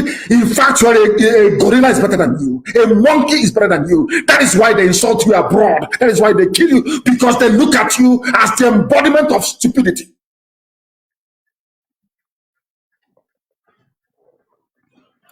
Let them come to defend one Nigeria with their 200 soldiers. What they are telling us that they don't have any soldiers. If they can bring only paltry 200 men, maybe from the Advanced Tactical Air Command in Makrodi, or maybe from Kaduna or from Bauchi, that goes to show that Nigeria has no army. And because you know that they say whom the gods want to destroy, heaven will first of all make them mad because they are foolish. Let me tell you why I know that God will destroy Nigeria beyond recognition. I will tell you why. Because they are Fulani Janjaweed, they are stupid by nature. Very hopeless, they are unthinking. The people thinking for them are the British. The reason why I told my father I must go to England to study is because I want to understand that thing, that juju they did on all of us, that made us so foolish. Now we know the medicine, and we are applying it.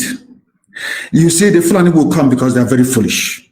They will deploy, they don't have the army to deploy to the south, because they know that once they leave the north, believe you me, their own homegrown bandits will destroy them. They know it.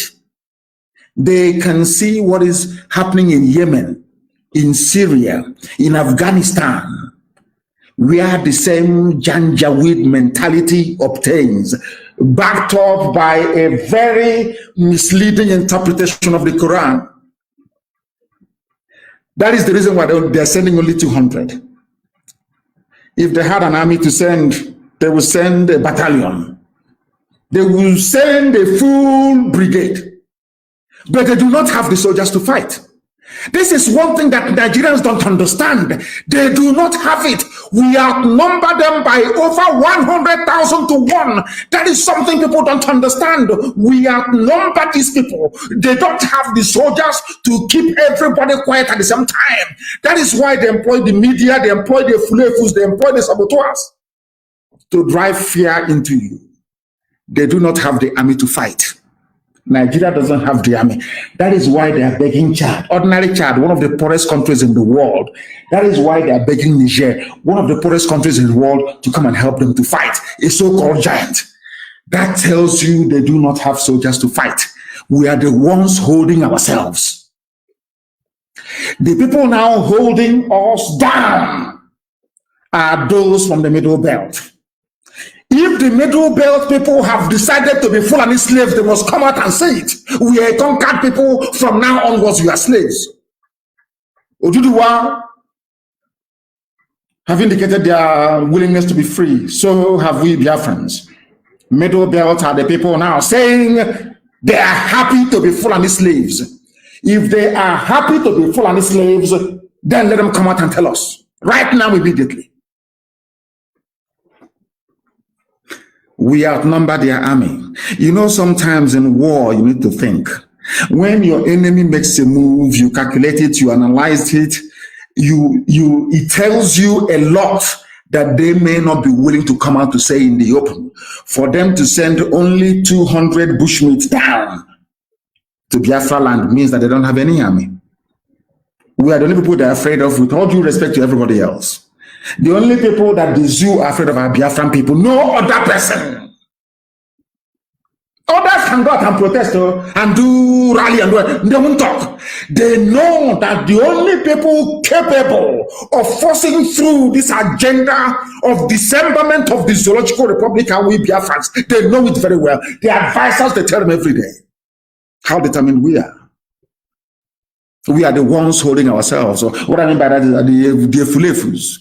You're talking about our state, talking about Nigeria, talking about football. You people are fools. Fulani is playing with you. I asked you a while ago, Nigeria has a female soccer team. Yes, Nigeria female soccer team. Do you see any Muslim girl there playing for Nigeria? But it's Nigeria soccer team. They want to cover themselves. You know, when we teach you about value system and the reason why or the need why people who are willing or able to come together to form a nation must have a common value system, you don't understand it because they don't teach you these things in universities. You go to school, you come out even more moronic than you went to school in the first place. You have Nigeria female football team. Is there any Muslim girl there playing for you? But it's Nigeria. And they're the ones benefiting from the zoo more than anybody else. Now, if those people they are sending to come down to our land, those 200 soldiers are there to kill their own fellow Fulani heads, but we know they cannot. Have you ever asked yourself, why is it that we know the forest where Fulani headsmen are camped? We know when they are coming to villages to attack. Have you ever asked yourself, a Fulani headsmen of over, say, 80 people going into a village to murder people? They are retreating. There are police stations along the way. Have you ever asked, have you zoo people, zoo animals, Nigerians, have you ever asked yourself, why is it difficult for the police or the army to give chase after Fulani bandits and killers, after they must have sacked a village? Why are they not doing it? I don't, sometimes they said God made man in his own image. In other words, giving us the ability to be able to reason and to discern. And I'm asking you this evening, for those who are listening to me, I'm asking you, have you ever actually sat down? It's not difficult. I'm not asking you to do a very difficult analysis of a complex situation or an equation. First, ask yourself, this village has been attacked by Fulani. That village, why don't they deploy helicopter gunships to go and look for them? Why is it? Have you ever heard before that after an attack on a village by Fulani headsmen, that the police gave them chase or the army? Have you ever heard that before? Simple question. I'm putting this question to all the chief justices and judges of all the Biafran states. Those of you holding Biafrans, sending them to Abuja to be killed by a Fulani Janjaweed. I'm asking you a simple question. All these years you've been hearing about Fulani headsmen attack in this village, in that village. I am asking you. Every time I am asking you, all the time. Every time you hear about all these things, have you ever heard that 82 Division Enugu are now chasing those headsmen that came to Zowan and killed people? Have you ever heard, after the massacre in Bende, that somehow Ohafia mobilized, or Obi is mobilized? Have you ever heard that headsmen are being pursued by the army or the police after an attack on a village? It's a simple question. Any day you can get your brain around this, any day, believe you me, any day you sit down and you think about what I've just said now, you hate Nigeria more than I hate Nigeria. A land brimming with hypocrites, unrepentant hypocrites,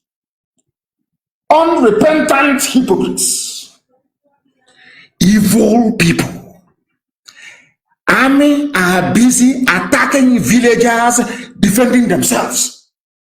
None of you can reason. None of you can think and ask yourself, but so that what it means is that all these people, Fulani killers, that what they are doing is legitimate. That's what you're saying by your silence. That's what it means. That is why when I read Zoo newspapers, when I read their commentators or people talking about Nigeria, I laugh at them. Do you know why I laugh at them? Because they are very, very foolish. I have never heard before that the army attacked any camp run by bandits. I have never heard that. I have never heard that helicopter gunships went looking for Fulani terrorists. Never, ever before. Maybe against Boko Haram, because Boko Haram is killing them. That's all. Now ask yourself why that is the case. Any day you answer that question, believe you me, you will despise the zoo more than I do. These are the things you need to understand. These are the things that you need to know about your stupid one Nigeria. That is why I keep saying, when I see somebody talk, I'm a Nigerian, one Nigeria, believe you me, you are beneath an animal. You are the greatest fool. I can't even stand you. Because you're foolish. Irredeemably foolish. I'm asking you a simple question. Have you ever heard before that Fulani, have you ever heard before that after the attack at Ozo One, after the attack on the Ebonyi villages, did you hear that the army are now chasing those people that came and killed innocent people? The answer is no. All you do is you lament, you can sit down. When we formed ESN to stop such rubbish, or some of you idiots were complaining, then you never blame the Fulani for coming to kill your people. No, you won't blame them. Look at Dave Umahi. Talking like a fool. Talking like a fool. Dave Umahi, talking like an idiot. He came out, he said, oh, I love you, Fulani. I'm in love with you. Now you have killed my people. I was protecting you. One phone call, the idiot changed his mind and started singing a different tune altogether. They are your so-called leaders. Are these the leaders you will go to war with? Are they going to defend you when the Fulani come killing you? Or when they will come to your village? They are killing us anyway. When they now enter your village, are you trusting these idiots to defend you? You call your governors? I'm asking you a simple question. Do you trust them to defend you? The answer is no. There was an attack at Eleme. Fulani came and killed our mothers. Our mothers were protesting at Eleme. In broad daylight. We went and found the vigilante in the township, to Mount Roadblock in the township. These are your leaders, yes? These are the so-called leaders that you have. Shame on all of you. And shame on your ignorance. Let them bring the 200 men. Come now, we are waiting. You think we are running away? Bring them now, bring the 200. Is it not the same AK-47 you have that we have? The same thing now that you have, isn't it? Come now, let us see. We are waiting for you, come. How far, Tansuka? Come now, we are waiting. Ndara. When Danjuma was saying it, some of you were just, some of you read newspapers, you do nothing with it. No wonder, after traveling abroad like Obasanjo, studying engineering, you come back, you can't even build ordinary road to your Otta farm, you cannot build it yourself. You have to go and bring Julius Berger from Germany. Now I understand the reason why. Because we black people, we study, we read, we take nothing away from that thing we have read. That is why sometimes, maybe even the delay in the book that I'm writing, sometimes I think I will even understand what I'm writing about. Will even have time to read it. All of you were there, you read newspapers, including everybody, you read the paper. What did the paper report? A former defense minister, the man, T.Y. Danjuma, that killed Ironsi, a Biafran, a Fulani slave, a conk Fulani, a servant of the Fulani Caliphate. He owns over 5 oil wells. A proper Nigerian, because as a Nigerian, you have to own oil well, you have to support evil, you have to hate Biafran people. Once you do all of that, you're a proper, you're now a Nigerian. Who doesn't know T.Y. Danjuma? I repeat, who does not know T.Y. Danjuma? A Fulani slave, and what did he say? If you will not listen to Nnamdi Kanu, don't listen to Radio Biafra, don't listen to IPOB, don't listen to anybody agitating for freedom. Let us listen to a one Nigerian is what he had to say. It's out there in the public domain, but you know, black people will just read it. This is what Danjuma said. And you just go to bed. You don't act on that thing you have learned. What did Danjuma say? I'm saying this in connection with these 200 people coming down from the zoo north. I'm saying it because of the complicity of 82 Division or Hafia Barracks, Obinze Barracks, Onitsha Barracks. What they specialize in is abducting Biafrans. That's all they do. When serious crime is being committed within their vicinity by Fulani people, they do nothing. Instead, the Fulani will go and commit atrocities and run into the barracks. And one day we'll chase them into their barracks. Can I just repeat what I've just said? One day we are going to pursue them into either Obinze Barracks or Hafia Barracks or Onitsha. Anywhere they run to, we'll pursue them there. And that day, I want you to remember the broadcast tonight that I said it. Nigerian army harboring Fulani terrorists in our land. One day you will get it caught from us.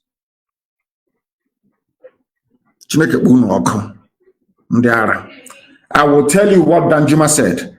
Danjuma said, the armed forces of Nigeria are not neutral. Do you know what is paining me? This was the submission. This was the submission. This was the submission that Danjuma made to British government, to Britain. This was the, I don't know, why is this thing jumping? Why are they putting me back on old program? What is going on?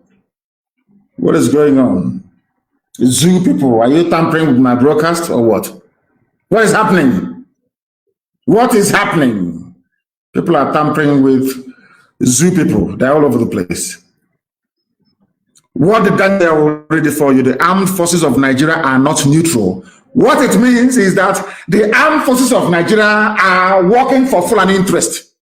Because maybe sometimes when we read this grammar, all this grammar, some of us don't understand what it means. I will break it down for you.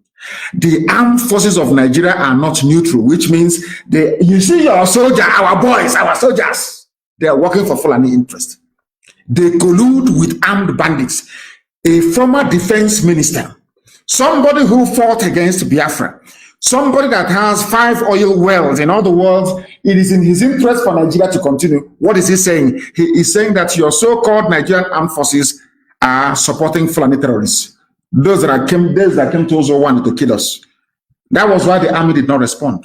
Those that went to Ebonyi to kill us. That was why the army and police never responded. Instead, they will come and try to stop us from exacting revenge against these people. And when Danjuma said this thing and it was widely published and reported, where did your brain go to? I'm asking all of you, where did your brain, your skull, where did it go to? Does it mean you didn't quite understand what was happening or what?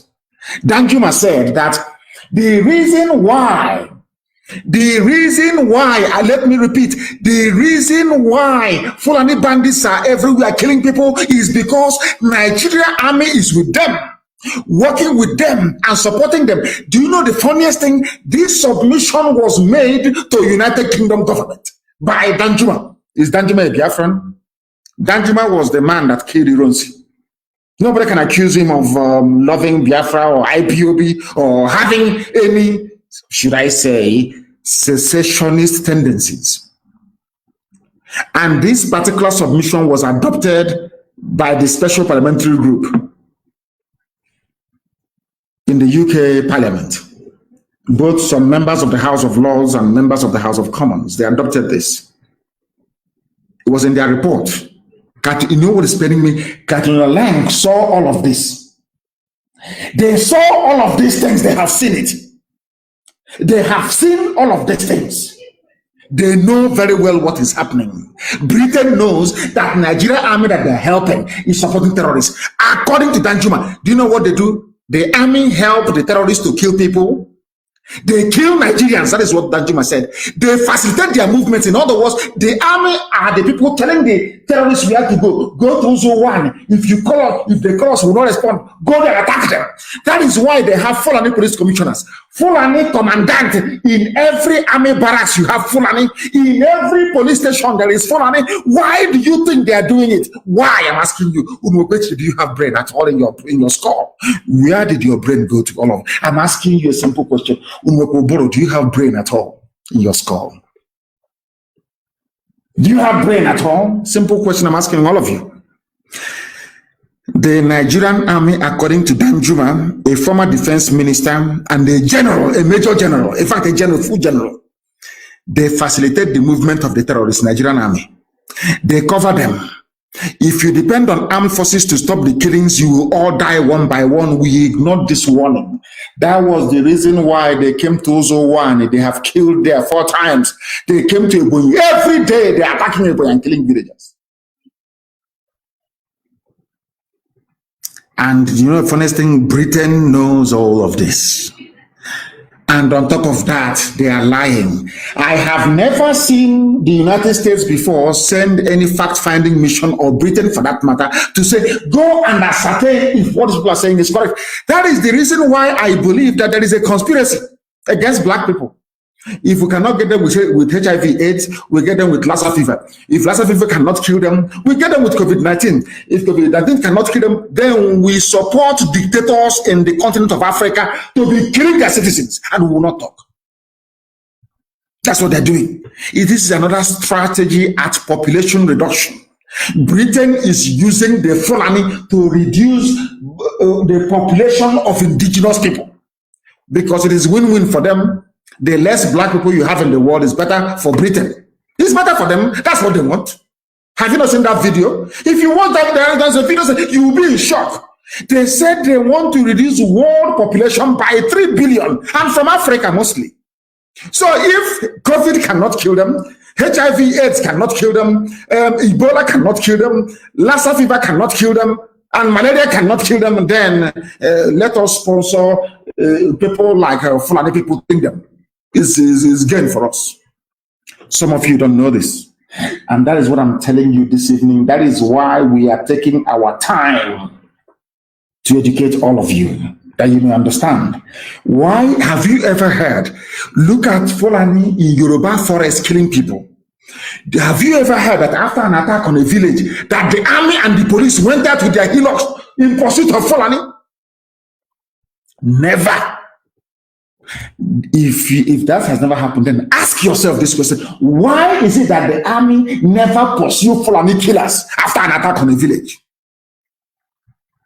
Then you'll understand why they have how Fulani police commissioners and Fulani commandant, army barracks, commandant all over the place. They planned this thing very well. The main advisors are the British. Britain does not want Africa to develop. Britain has no, forget all that stupid nonsensical grants. They give them grants and loan and aid. Rubbish, pure rubbish. They don't want you to develop. That's why they support idiots and fools in power.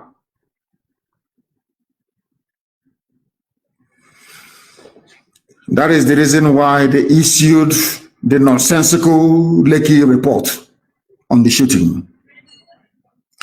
And there was something that Frederick Douglass said. I'm quoting this thing for Britain so they understand. Britain, you know how stubborn we are. We Biafran people, you know how stubborn. Igbo people, you know, you acknowledged many years ago that there are 3 races you are not able to subdue. The Irish, the Igbo people, and the Kikuyus of Kenya. You said it with your own mouth. These are the 3 tribes you could not subdue. You said it yourself. That is how we are born. In our bones is the yearning for freedom. We are born free. We are free people from before the Isles of Britain were formed by tectonic forces. Before the island of Britain started drifting away from Europe. Before the English Channel existed. The ancient people occupied the present day Biafra land. They believed in freedom. That is why we are the only people that answer autonomous community anywhere in the world. The reason being that we don't want to be under anybody we don't want to be under. Forget what happened after the war. All the Wabia seekers and their generation that you groomed to be telling us rubbish every day. Our eyes are now very much open. You can no longer deceive us. Never. Where justice is denied, where poverty is enforced, where ignorance prevails, as in the case of the zoo. They are telling that the army is supporting the Fulani people. You are there. Our army, our soldier, our police. Idiotically talking rubbish every day. Where ignorance prevails, as it is in the zoo called Nigeria, where any one class is made to feel that society is an organized conspiracy to oppress them, rob and degrade, neither persons nor properties will be safe. That is what I want Britain and their lapdog of Fulani to understand. And all of you idiots answering Nigerians, you are all fools. I will say it, in fact, I say it to your faces anyway. What can you do? All the Nigerian fools, all the idiots that answer Nigeria, the idiots who didn't go to school, because if you are learned, I swear you cannot answer in Nigeria. You cannot. I want to let all of you understand this. There will be no peace. None whatsoever until Biafra is free. There will be no peace. I guarantee you that. None whatsoever. You people don't like a gentle approach. You don't like people doing things in a very gentle manner. I know you don't like it. And let me tell you where we are all going to end up. All of us are going to die. Everybody will perish. Since that is what you want. Since that is what, if we know it is the oil and gas that you want, come out and say we need oil and gas. We will separate because Fulani does nothing, they produce nothing, they add nothing to the economy. Absolutely nothing. Only banditry and terrorism, if you consider those two elements as a viable economic undertaking. Do you understand? Did you see that, there was a picture published by Chinasa and a few other people, I saw it circulating, where Catherine Lang assembled the so-called stakeholders in the zoo. Them and I think the French assembled them, telling them about one Nigeria. Do you know, when I saw this picture earlier today, I wish somebody can put it on this page on Facebook where I'm broadcasting, or maybe on Instagram, even on Twitter as well. When I saw that picture, I was shocked. It reminded me of in fact, this picture confirms that Nigeria has come to an end, because before anything comes to an end, it must travel a full circle, or should I say cycle. It must perform 360 degrees loop. This was how the white man and white women came to Nigeria and was assembling all of you like idiots, telling you why you should be in one Nigeria. Why they have created Nigeria for you. The same thing that Lugard and Shaw did is what Catherine Lang is now doing, which means Nigeria has come to an end. The full cycle has been attained. The same way they started is how they're ending. They are begging, oh, please come, be one Nigeria. All of you must be together. Why are you begging me? Catherine Lang, why is the British begging me to be part of Nigeria? Why? If they're not gaining anything, why, I ask you? Where we come from, there's something we say, I don't want. You're carrying me on the back and my leg is almost on the floor. Scratching and bruised. Please drop me, I don't want it. Britain is pretentious. You pretend you care, but you don't care. You are evil and you're wicked. You pretend. Why are you calling this meeting?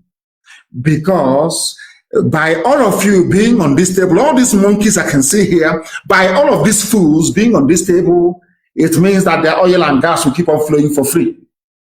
But some of you are too foolish and too idiotic to understand it, because you are zoo animals. You are Nigerians. Your brains do not function properly. None of you is properly educated. I don't give a damn how many awards you may have won abroad. Pure rubbish. I don't give a toss how good your command of English language is. Pure crap and rubbish. You cannot reason. Let me ask you a simple question. Where else in the world can an ambassador gather the stakeholders in that country, lecturing them on how to run their country? Where else? You people are the ones degrading and demeaning Africa. You idiots here, the useless fools. Look at them with a little white woman. Black people in this UG. God forbid. God forbid you people. As the person wrote, they can see that the center can no longer hold. That is why Britain is now publicly controlling Nigeria. Public. They're taking over the army. They're the ones now advising. But where God is punishing them is that they cannot bring white soldiers and put them on the ground in Nigeria. They cannot do it. So they are still relying on Fulani Janjaweed. They are still relying on you fools. They are using hunger to entice you to enroll or to enlist into the army. They know what they are doing because you are black, because you're foolish. You cannot understand that these people are toying with you. How many times has any ambassador in Britain called a meeting of British stakeholders to tell them how to run their country? Or to ask Scotland not to leave the UK? This UG black people, when will you ever reason? When will you? I don't know what if what is killing me is the ignorance. When I consider the ignorance of a black man and my brain wants to explode, I'm asking you a simple question. All these idiots here sitting down, some will claim they have PhD. Why are you listening to a little white woman from England? Don't you have shame? You have no shame? They want you to be in one Nigeria so they can have unrestricted access to oil and gas. That is all. Not that they love you. Because if they love you, if they are genuine, they would have stood up to say that what happened at Lekki was wrong. The army killing innocent people is wrong. Army abducting people is wrong. Karamad report must be investigated. Amnesty report on the massacre of Biafrans should be investigated. Zaki Biam should be investigated, or the massacre should be investigated. The persecution of Shia Muslims should be investigated. They will never do any of those things. It's only about oil and gas. And you, being the black fools that you are, this UG black, at least I give them one thing. Before white people come out to cast aspersions, they must have seen something in you. And I keep asking you this. The same way that blacks are insulted all over the world, is it how Asians are insulted? Or should I say Africans? Let me not use the word black. Is it how they are insulted? We are being insulted because we deserve it. We are useless. Let us be honest. We are useless. If we are not useless, why is it that a population of 200 million people, you cannot stand up and ask yourself, why is it after every bandit attack on a village, the army can never locate them? Why? Why is it that this little white woman, Catherine Lang, is the one presiding over a meeting telling you how to keep your country one? Does it mean that your brain cells are not working? We are telling them, you cannot keep us together by force. I want to analyze something that a very intelligent, brilliant Yoruba man wrote. Francis Ojo, or Ojo, I don't know how to pronounce it. Ojo, I think it is, not Ojo, Ojo. Francis Ojo, he wrote, I'm going to analyze what he wrote here. And I want everybody this evening, after this very program this evening, to go back to understand, to study this program, to listen to it over and over again, to understand how foolish and idiotic black people are, truly are. How Fulani took over all of you. Francis Ojo wrote, I love this piece. In fact, after this program, I want it everywhere. I want every blogging site to carry it. I want every newspaper in the zoo to carry it so that you can see for yourselves how idiotic and stupid all of you are. You useless Nigerians. I want you to understand how foolish you are. In front of you, Fulani did not go to school. Only with cattle they are controlling all of you. Only cattle they control you. They say it is stop them. It is what they are saying is not good. It is hate speech. They call what I say hate speech, but what they have is hate action. Francis Ojo, thank you very much. I want to analyze what you wrote. Now listen. The strategy of the British, not Fulani, the strategy of the British in Nigeria is foolproof. Yet every project they undertake invites its own risk. I'm analyzing what somebody else wrote. I will continue.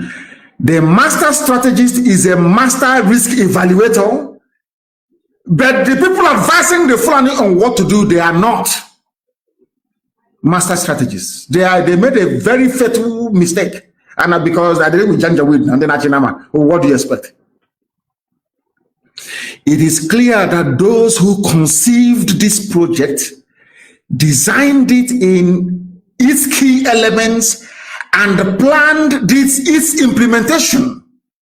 However, they failed to factor in risk management into the equation. And this is Francis Ojo's evaluation of the project design and plans to hand over Nigeria to Fulani nations of Africa. Nigeria is going to be the homeland of Fulani people. Some of you are sleeping. You are idiotically going through life every day in the zoo, not understanding what is going on, not understanding what is happening. But today I am going to enlighten you, courtesy of this, our brother that wrote this very compelling piece.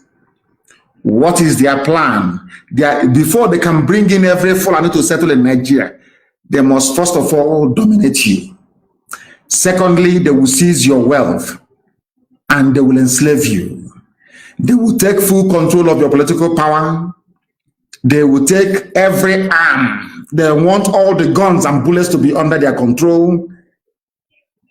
And they will deny everybody else any form of access to weapons. They will take control of every major income organ of the government. They will deny everybody else access to funds, and I'll prove it to you tonight. Finally, they will move in and take over your land and your forests. That is what has been happening in the zoo since 2015. And I want to prove it to you tonight. I want to prove it to you tonight. I will prove it to you tonight so that you may understand what life has in store for all of you in the damnable zoological republic. Thanks to our brother. What did he say here? This is their design. They will dominate you. And for Britain to give Fulani exclusive control to dominate everybody else, they started very cleverly. What they did to IPOB when we started as well, they said that the Igbo man is domineering. You understand? Britain cleverly designed that with their Fulani counterparts. Unfortunately, some Yorubas fell for it, shamefully. Igbo man is domineering. As they were telling you Igbo man is domineering, they went behind the back and we are grooming Fulani to dominate you. Do you understand it? Now, they say Igbo man is domineering. And I want mention for me how many people in the so-called stupidly named Niger Delta has oil well. Every oil well is owned 90% by Fulani. But before they were telling you Igbo man is coming to dominate you, reason, how black people, this Yoji, can you reason for once? I'm begging you to reason. Only once, please. Igbo man is domineering, but the Fulani owns all the oil wells. That's number one. They will seize your wealth. They have taken over everything. They have shared it. Britain can take oil and gas for free. They don't care as long as Fulani controls everybody, everything else, and they will enslave you. What do you understand as slavery? Oh, you think, until you go and start washing plates for them in the north, then you are not their slave. Let me give you a very simple example. Before Obiano was re-elected, he took off his red cap to beg Jubril to put him back into power. Do you know what is slavery? Slavery is Imo State. They started killing Fulani. Couples of them.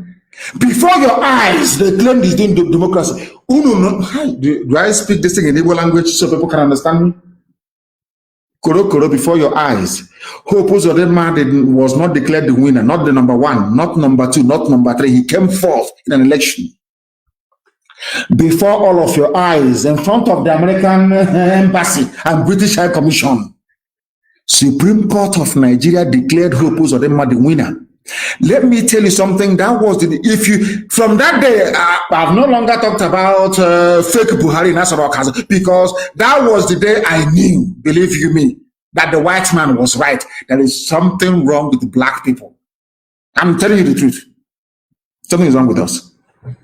He came number 4. He was the 4th on the list after the contest in Imo State. They went to Supreme Court, full of learned people, wearing horse wig, learned, black people without shame.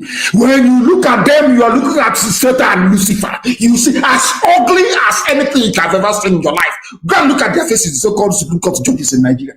As ugly as hell. Very ugly men and women. They embody everything that is evil about black people. Do you know what they did? They gave the vote to Uzodinma. Supreme Court in a court of law. Supreme Court. They asked them, but how did he win? They said they did not tally his votes very well. INEC said about 950,000 people are registered voters. How come your own tally is almost over 1 million? Where did you get it from? Shut up there. We are the apex court, Supreme Court. INEC said, no, sir. Don't be offended. The total number of voters in Imo State is less than what you are giving Hope Uzodinma. They said, oh, we are the apex court. We cannot revisit Taiwo versus Akredolu versus 1945. Supreme Court. Supreme Court of Nigeria. Simple question. This is INEC register. The people set up by law to conduct elections. They said that about 900,000 people are on our register as registered voters in Imo State. But you are now calculating for us, telling us there's nearly 1 million voters in Imo State. Are you working for INEC? Which register is that? They said, oh, we have our own list, a list given to them by APC, Fulani Janjaweed Party. That is slavery. They impose upon you whoever they want to impose on you. You are nobody. You can't do nothing. That is the meaning of slavery if you don't know. Hope Uzodinma signifies slavery and damnation upon our people. If you don't know, let me tell you. All your education is a waste. All that crap, speaking useless grammar, talking complete waste. You are a slave. You ask me how. Then I'll ask you to look at Imo State Douglas House. How can somebody who came fourth, not even second, not third, emerge as the governor of a state? Where did Supreme Court get their own voters register from? INEC testified and said to the court, you have higher number of voters than we have on voters register. Where did you get it from? From APC government. And you claim you're a Nigerian. Yeah, I mean, we're Nigerians. Mad people everywhere. Your brain cells are, every Nigerian is a lunatic. He's a complete mad idiot. Every Nigerian is. Complete fool. I despise them. Complete idiots from top to bottom. Today, Hope Uzodinma is sitting at Sambakwe's chair. A sacrilege, if you ask me. presiding over the affairs of Imo State. From number four, Supreme Court of Nigeria. Apex Court, Apex. Hey, black people on this UG. Now you know you're slaves in the zoo. Now they're telling you, if you don't join APC, you cannot win. Because they know they are waiting for you. I never write the result, and that's it. Only in Edo State where people were shouting. And America, for once, I don't know what possessed them, said if you rig elections in Edo, no visa for you to US. They now sat back and Obaseki won. That's all. If not, it's back as usual. If at all he has won. Now listen very carefully. They will enslave you. They will take full control of political power. Every armed forces is under their control. And they would remember that it was when we formed ESN with our own AK-47 that they now said, if you say anybody with AK-47, shoot the person aside. But all the years, Fulani has been carrying guns. Nobody has ever shot them all. But when we rose up to defend ourselves, they said, go and shoot them. Some guys are writing, is it legal? Those asking me if ESN is legal, are you telling me that the killing of our people by Fulani Janjaweed, that's also one, and they are legal? Are they legal acts? You're asking me to wait for police to investigate. The same police that Danjuma told you are colluding with them, the same army colluding with them. Don't you have brain in your skull? They have taken over political power. They own INEC.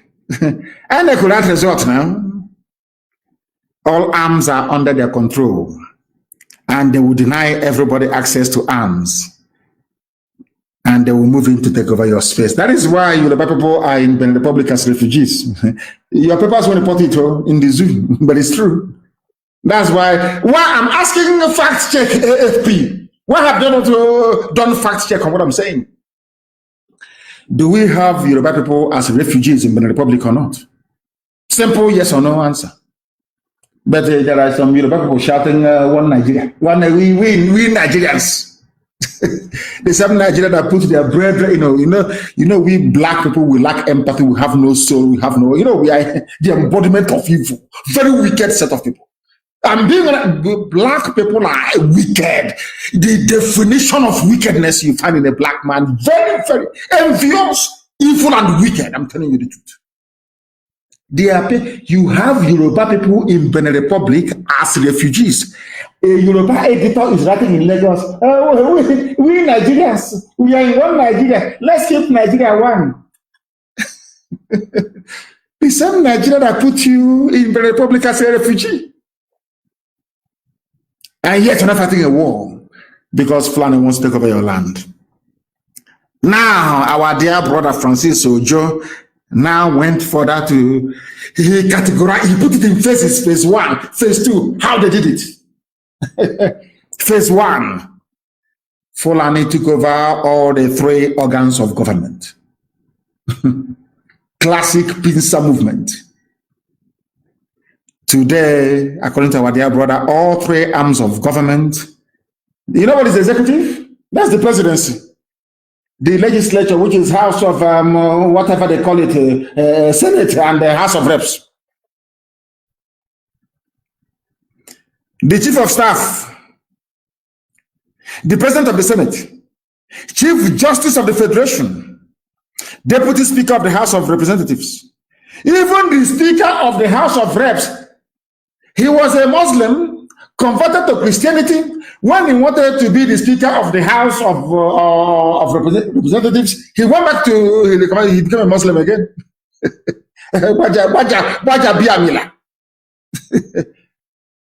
That is slavery. Before he became the Speaker of the House, he reconverted from Christianity to Islam. And you say you're not slaves in the zoo. Unbelievable. The Chief Justice of the Federation, Janjaweed. And you know, whoever controls political power controls everything. That is when I hear people saying, you know, those some people saying, invest at home. Take your investments home.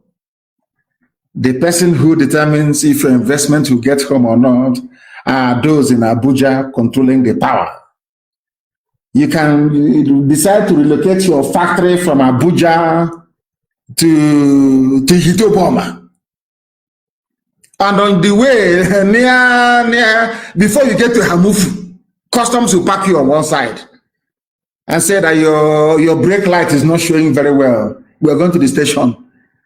They will go to the station, they will tell our guy who is a Fulani Janjaweed, or guy DPO, this man want to go and build factory in Hitoboma. He will say, park him inside the yard.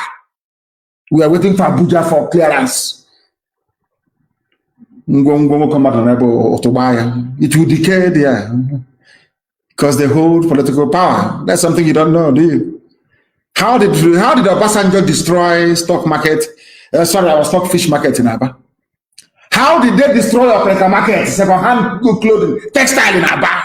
One stroke of the pen in Lagos, all destroyed completely overnight.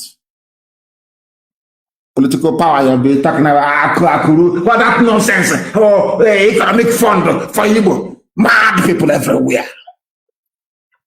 The person holding the pen is holding your destiny. You dumbbells, you don't have nothing in your brain. PhD, we are learned, we the elite. Whoever controls political power controls everything. That is why the Fulani will tell you that the Yoruba, they have the economy, the Igbos, they have the petty trading, and them they have nothing else. If you take away government from us, we have nothing else, because Britain told them. Britain, first of all, armed the Fulani, gave them the military. That's number one. They control the guns and they control the signature of power. All of you are slaves. Doesn't matter what you say. That is that one is phase one. Oh, I'm coming to phase two. That is their plan. This is how they plan to take over your lives, to render you inconsequential and useless. Whereas using Yoruba papers, punch, all this Yoruba paper, Tribune, to be massaging you, our Nigeria, our country, the first Nigerian to win Grammy Award, the first Nigerian to win Oscar. If a Nigerian has run 100 meters, to be massaging all your foolishness and your idiocy, while following an own engine, going underground and moving into your villages. Phase two of your ignorance. Phase two of your ignorance. Listen, we have given you phase one. This is phase. I am going to publish this. This is a lesson. This should be studied in every university. It's a lesson. How Fulani conquered all of you. In broad daylight, Koro conquered you and took over your land. Who knows you? Asoku Kandiara, mad people. Fulani took over your land. Who turned back cattle? Came to, we are not Biafra, we are Portuguese, we are South, we are Niger Delta. Do you own any oil well? The answer is no. You fools. Because Britain understands that if you join Biafra, they can no longer have free access to your oil and your gas fields. Idiot, understand it. It's common sense. Divided you fall. Phase two, they moved to put all arms, gun. That's all. Arms means gun and bullet. Fulani moved to put every gun and bullet under Fulani control. How did they do it? You ask. Our brother told us how they did it. This evening I will tell you how they managed to do it in very simple arithmetic. Chief of Army Staff, Fulani. Chief of Naval Staff, Fulani, which means that the head of the army of the whole of Nigeria is a Fulani man. Mind you, president is Fulani. Also, the Fulani presidency, because Buhari is long dead. Well, I'll come into that this year. Chief of Army Staff, the controller of, because when I say Chief of Army Staff, some of you may, because they no longer teach you anything in your schools, you may not understand what it means. Chief of Army Staff means the man, that controls the army. It's Fulani. Chief of Naval Staff, you know those that wear white in the desert, those morons, they wear white in the, somebody from somewhere where there is no water, from an arid desert is the Chief of Naval Staff, dealing with water. Or should I say armaments on top of water? Chief of Naval Staff is Fulani. IG of police, the overall of police. You see those police you see, their controller is Fulani. The Director General of DSS, those ones that kidnap people at night in the name of state security. Is Fulani, DSS is Fulani.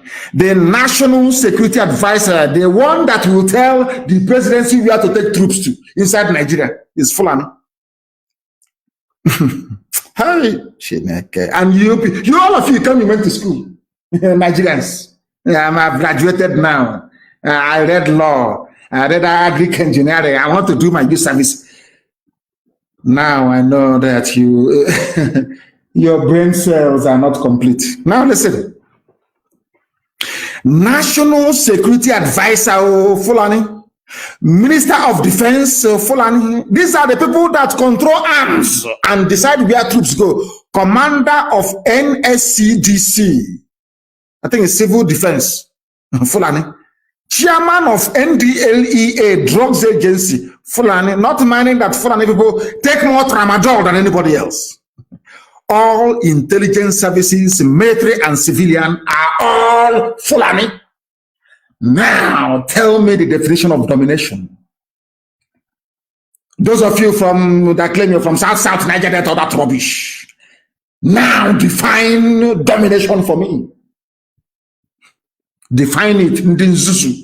People without brain, define domination for me. There are. It's not. Oh, you think I finished? No, I have not finished though. Everybody you see carrying gun in Nigeria, the Ogapata is Fulani. So, in other words, you have to rely on a Fulani man to give you order to pursue a Fulani terrorist killing your mother in the village. And the order will never come. Are you understanding it?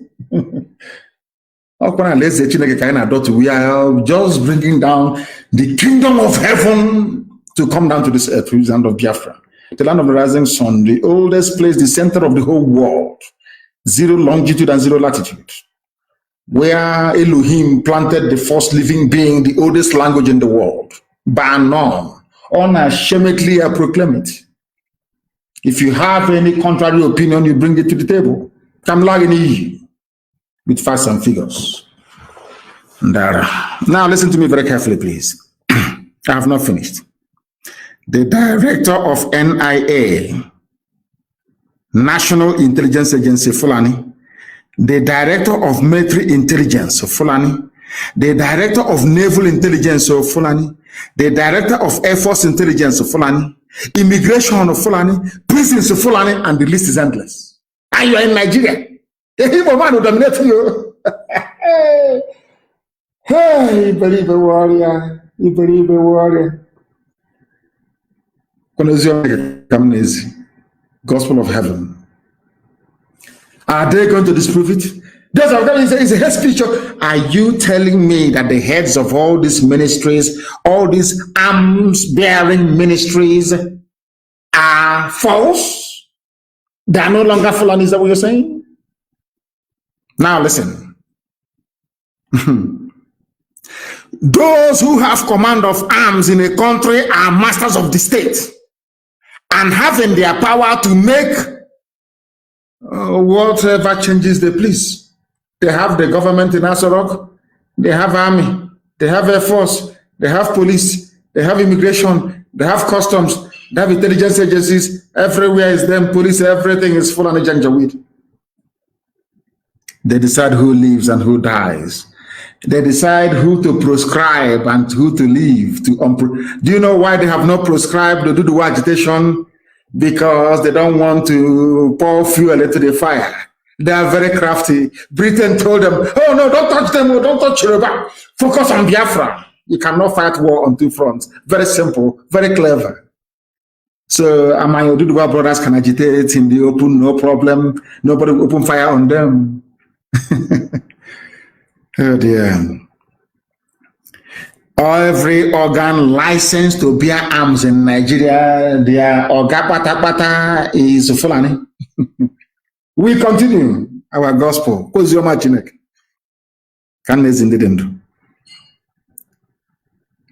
Nigerians must surrender their arms except Fulani headsmen. Still not fully comfortable with the capacity of other Nigerians to offer resistance after we launched our ESN.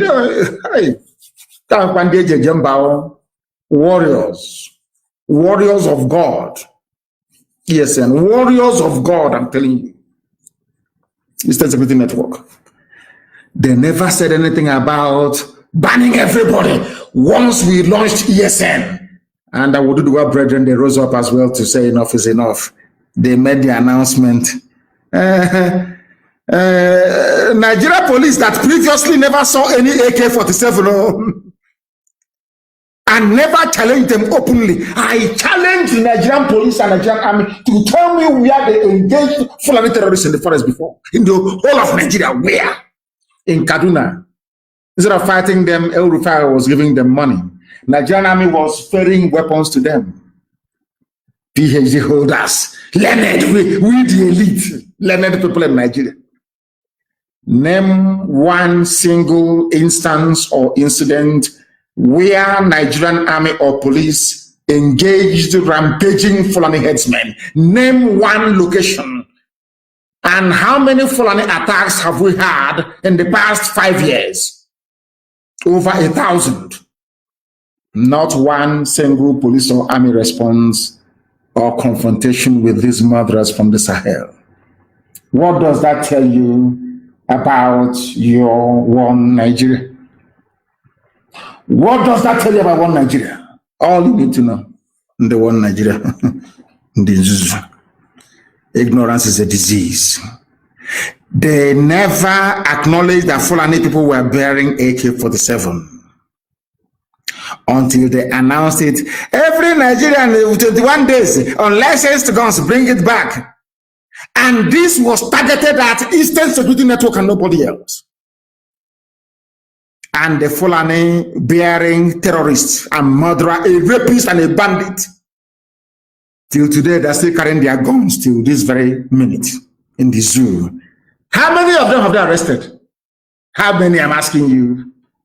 With those of you idiots that believe in your useless one Nigeria, how many people have they arrested so far bearing arms? Fulani?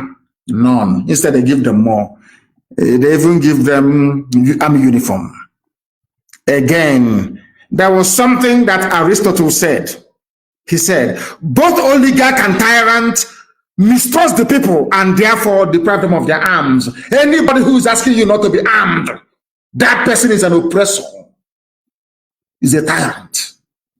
Danjuma said you should get arms. Former defense minister of Nigeria, when his village came under attack, he now realized and said, oh, please go and get arms. So all of you go and get your guns and your weapons. Phase 4 of your conquest. You Nigerian idiot from the south, phase 4 of your conquest. They took over all your money. Do you know in Nigeria, even if you have a USD account, a DOM account, you cannot send money abroad. They had what they call the single TRO, that's STA account, all that rubbish. Remember that when Buhari was alive, the first thing he did was to consolidate and centralize the money. They want to deprive you of your money. That's what they're doing. They brought in BVN, CCN, NIN. Every day is control. Some of you fail to see it because you're blind.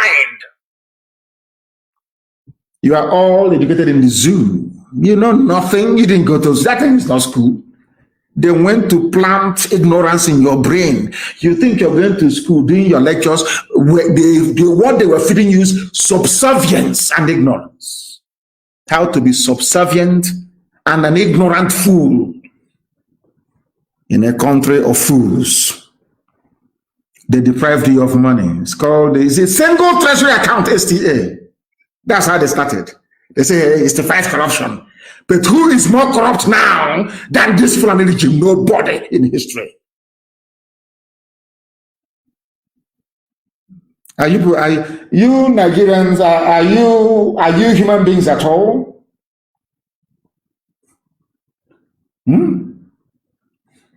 Are you all these idiots? I say I'm a Nigerian. Are you sure you're normal?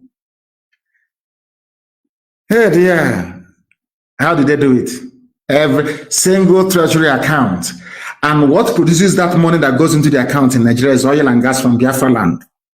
NMPC, which accounts for 76% of federal revenue, 40% of overall gross domestic product, and 98% of all export earnings is under one man, one Fulani man. His name is Mele Kyari from Abba Kyari clan, from the family. Are you understanding now? One Nigeria, Niger Delta, South, are you focusing now? Is your brain working? The same slave master, the Kyaris, Fulani Brono.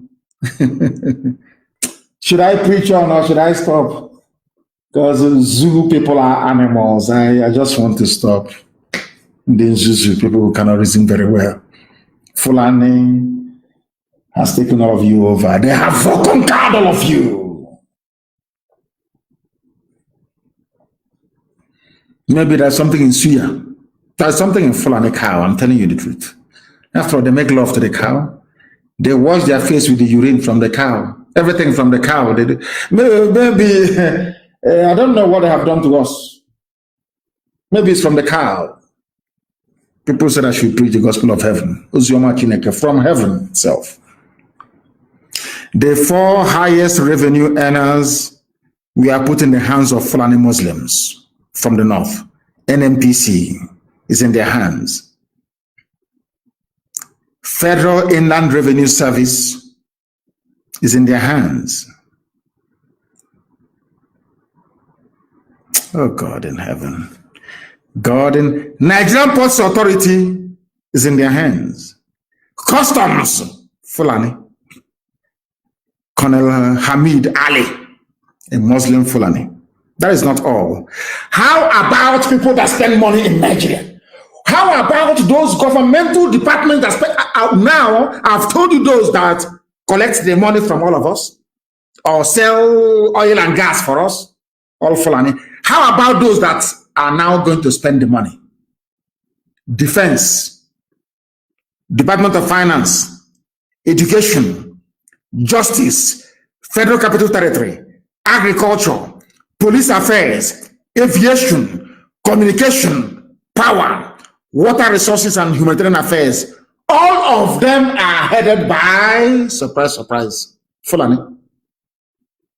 Those that get the money, Fulani. Those that spend it, Fulani. They need to control the money. That is how they were able to bribe the U.S. ambassador to Nigeria to write stupid, idiotic report about Lekki shootings. With that money, they can buy over AFP to issue fake news and also fact check the fake news. From that money, they can pay off Facebook. From that money, they can pay Wall Street Journal. They can buy off BBC. They can buy off CNN. In other words, they can come to the streets of Abuja and slaughter as many Shia Muslims as they like. You will not hear PIM anywhere in the world. From this money, they bribe United Nations officials and diplomats. From this money, they bribe Africa Union. From this money, they bribe EU. They bribe them, they give them money. And we are all slaves, all of you, because you are ignorant. Very, very ignorant. And sadly so. Sadly so. Now listen to me. The list has not finished though. EFCC. Now Fulani is so clever. Fulani controls where the money comes from, NMPC, customs, all the rest of it. Fulani decides who spends the money. Fulani in defense, finance. And Fulani is now in charge of who commits corruption or who steals money. EFCC is Fulani. There's this little boy, I don't know if he's even up to 25 years of age. They put as EFCC Director General. Fulani. ICPC, Fulani, NFIU, Fulani, PDTF, you see, PTDF, Fulani, all those idiotic acronymed agencies telling you a Federal Airports Authority, even Fulani, FAN, they call it, FAMA, Federal Road Maintenance Agency, Fulani, NTA, Fulani, NYSC,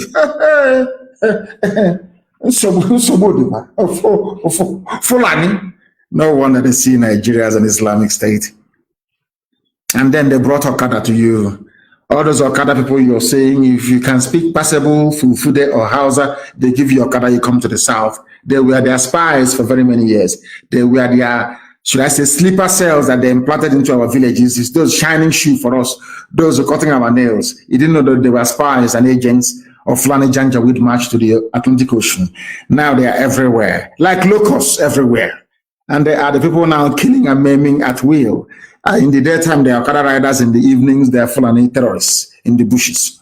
They have now occupied our forest. Phase 6, they are now in our forest telling us, the same people they said we are foreigners before, they're now telling us that they are entitled to ranches in our home towns and villages. I know that Umahi has signed up to it. But as you know, we have ESN, there'll be no ranch. I'm sure you know that. It cannot happen. There are, other people can play with that rubbish, but not anywhere in Biafra land.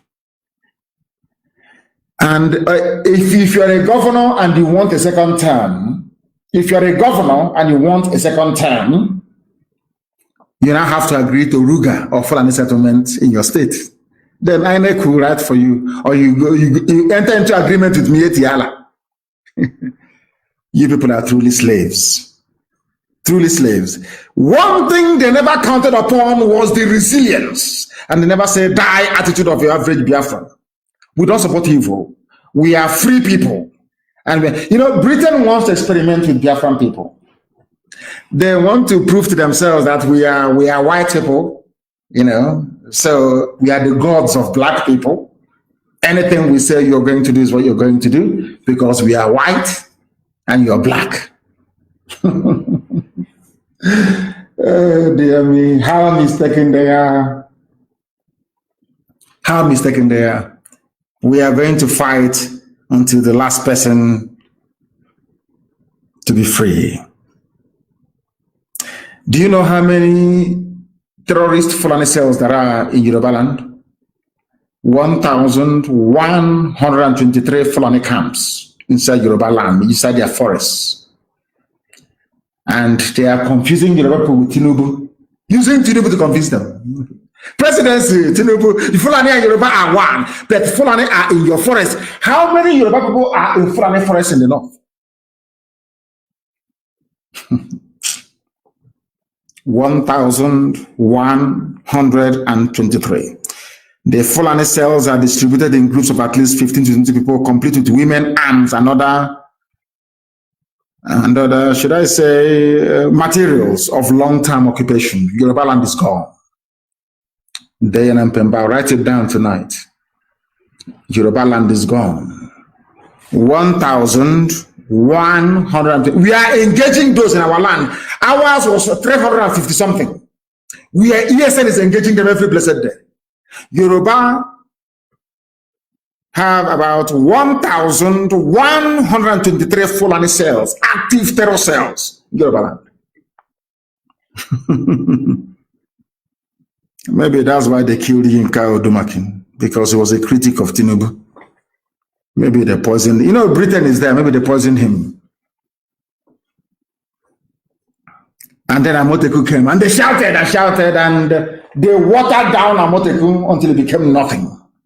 But thankfully, men have now risen up in the West. In the West. And I told you a while ago that is the reason why they have the likes of Obasanjo. Sheikh Gumi, the sheikh of bandits, met with Obasanjo, closed door meeting, maybe to remind Obasanjo of what he owes them. They love telling people, we made you who you are. I remember one time that Jerry Ghana rose up to speak his mind. They said, shut up there. We made you who you are today. We Fulani made you. And he shut up very quickly. Maybe they're reminding, because it's in the news here, in Punch newspaper. Gumi, northern leaders in closed-door meeting with Obasanjo, northern leaders, they won't come to the east. They know that IPOB is in control of the east. They cannot come. Nobody to meet with. They went to the west because Britain told them, once you have Yoruba alliance with Fulani, you can do whatever you like. And as I'm saying to you, my Yoruba brothers and sisters, if you allow yourselves to be deceived, no generation in the world will forgive you again. Never until the kingdom come. The name Oduduwa and Yoruba will be synonymous with infamy forever and ever. If you allow yourselves to be bought over by Tinubu and by Obasanjo to go back to Fulani again, believe you me, anywhere your name is mentioned, people will laugh at you. Be very careful. We are on the precipice, the threshold of history. Freedom beckons. Don't allow them to deceive you. That is why this very evening I end with a testament that I tweeted a few hours ago. That what is happening in the zoo cannot happen in Biafra land.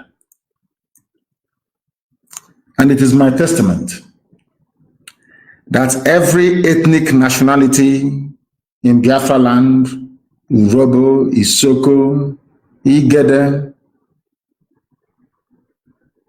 everybody, Igbo, Efiki Bibio, Idoma, everybody, Igala, everybody, every nationality, regardless of how small you are, if you like, be only 100 people,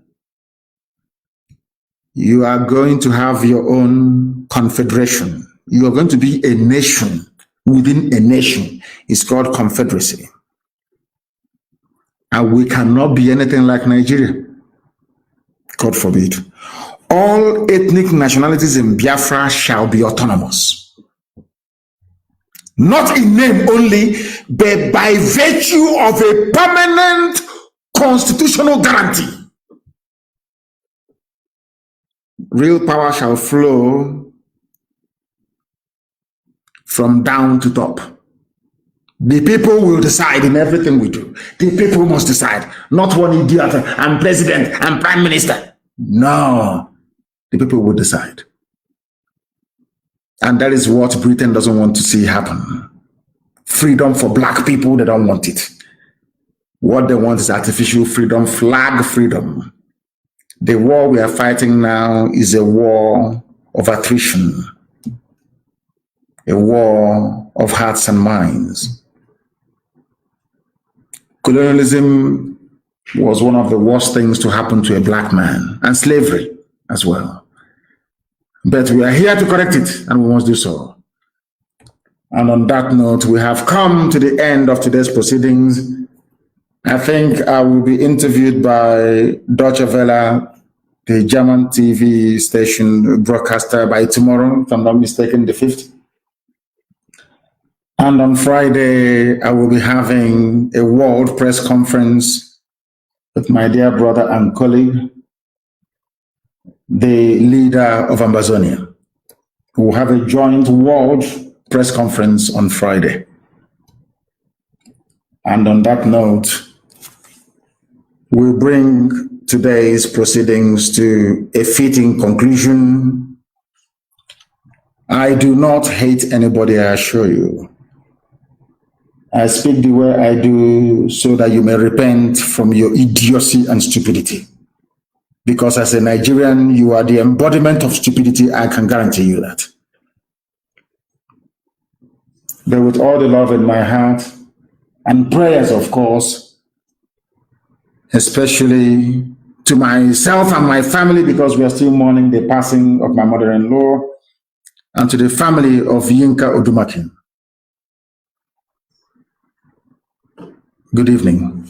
And let's give this another shot. I am back, whereby today on Live Chat with Josie, I'm hosting the IPOB leader, Mazi Nnamdi Kanu. We just had a technical glitch, and I hope this time around it will work. So welcome back, Mazi Nnamdi Kanu. How are you? I'm very well, thank you. Thank you for having me. I'm very well, thank you. I'm sure you're used to this. I mean, to me, it's so surprising that that this happens. I mean, but I'm so sure that you're used to it. We're used to it. Okay, so I think we have to start again. I had asked you that here on Live Chat with Josie, I ask all my guests to introduce themselves. How would you describe yourself? I am Mazi Nnamdi Kanu. I serve the people of Biafra, and I lead the indigenous people of Biafra. And hopefully we are going to get our freedom sooner rather than later. Okay, so it's been 9 years. 9 years since you founded the Biafran Separatist Organization, Indigenous People of Biafra. How has been the journey so far? Have you managed to meet some of your objectives? Yes, we are meeting them. Of course, we would rather prefer that Biafra happened much earlier than this. We are meeting it. And we are not separatists, as a matter of fact. Because we existed before Nigeria did. You can't separate from something that you're older than. Biafra is older than Britain. Biafra is older than Nigeria. Therefore, we're not separating from anything. We're only going back to where we were before the white man came. The white man cannot come to interpret for us what constitutes a geographical space. It is for us, the people, to determine what nationship should be for us. Not for the white man to define that for us.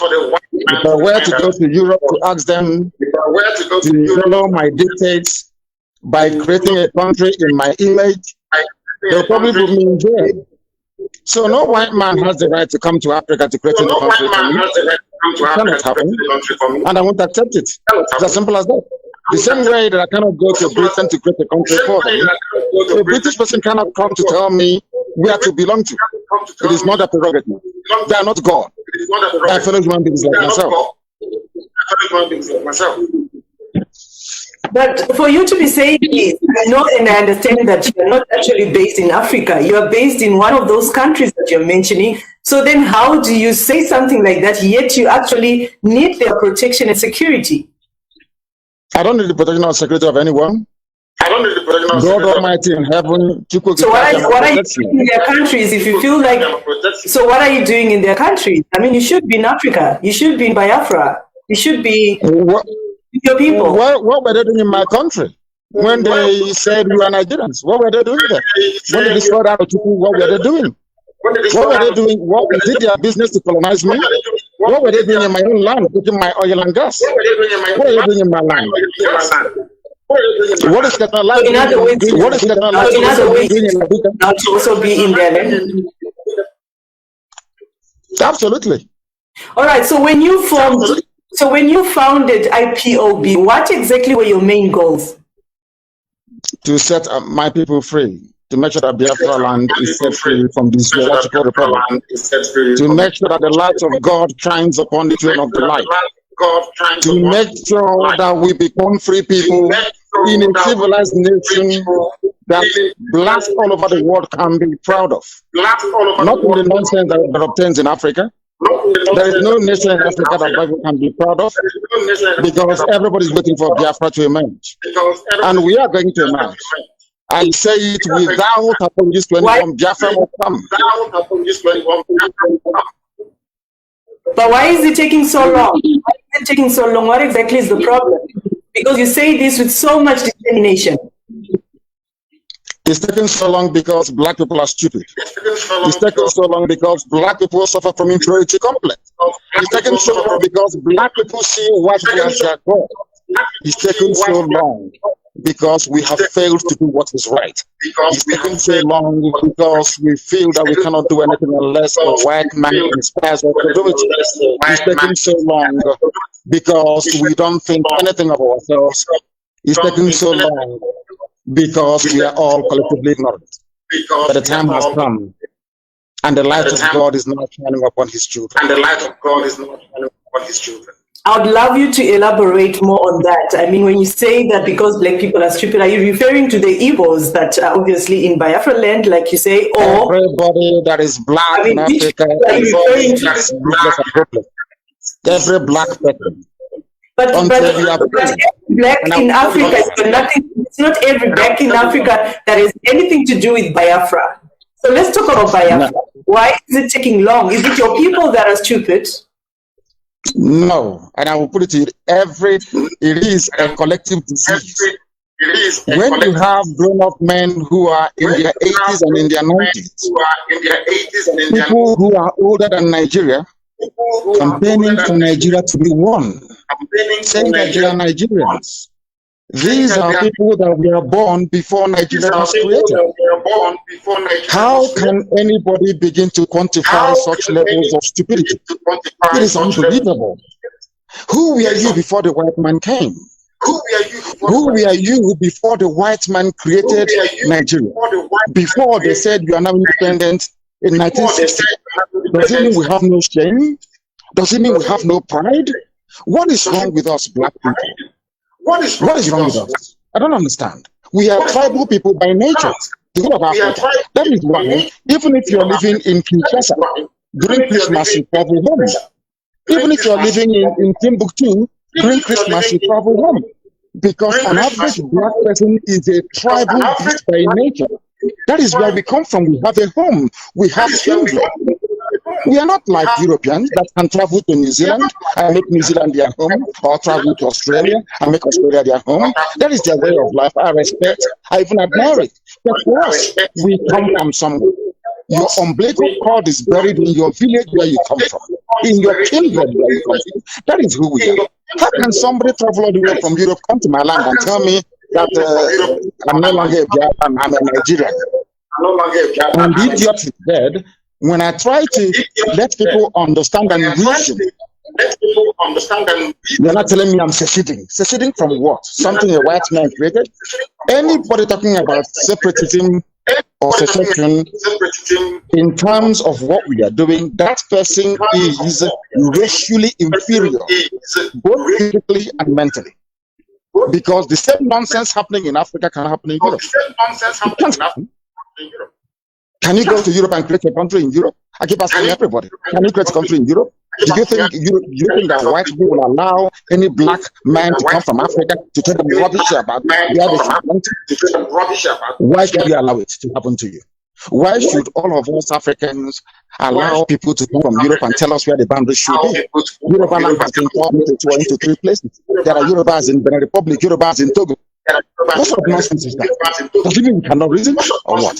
I don't get it, to be honest. Sometimes when I sit down and I ponder the fate of black people, I keep,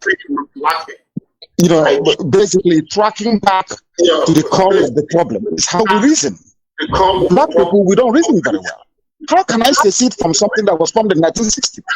Something that my father is older than us. Who were you before the white man came? What is your identity? So you're telling me you had no identity. So you're telling me you are waiting for a white man to tell you. So I just need to understand here. I mean, if the white people you're talking about are obviously Europeans, Americans, we were talking of the colonizers, right?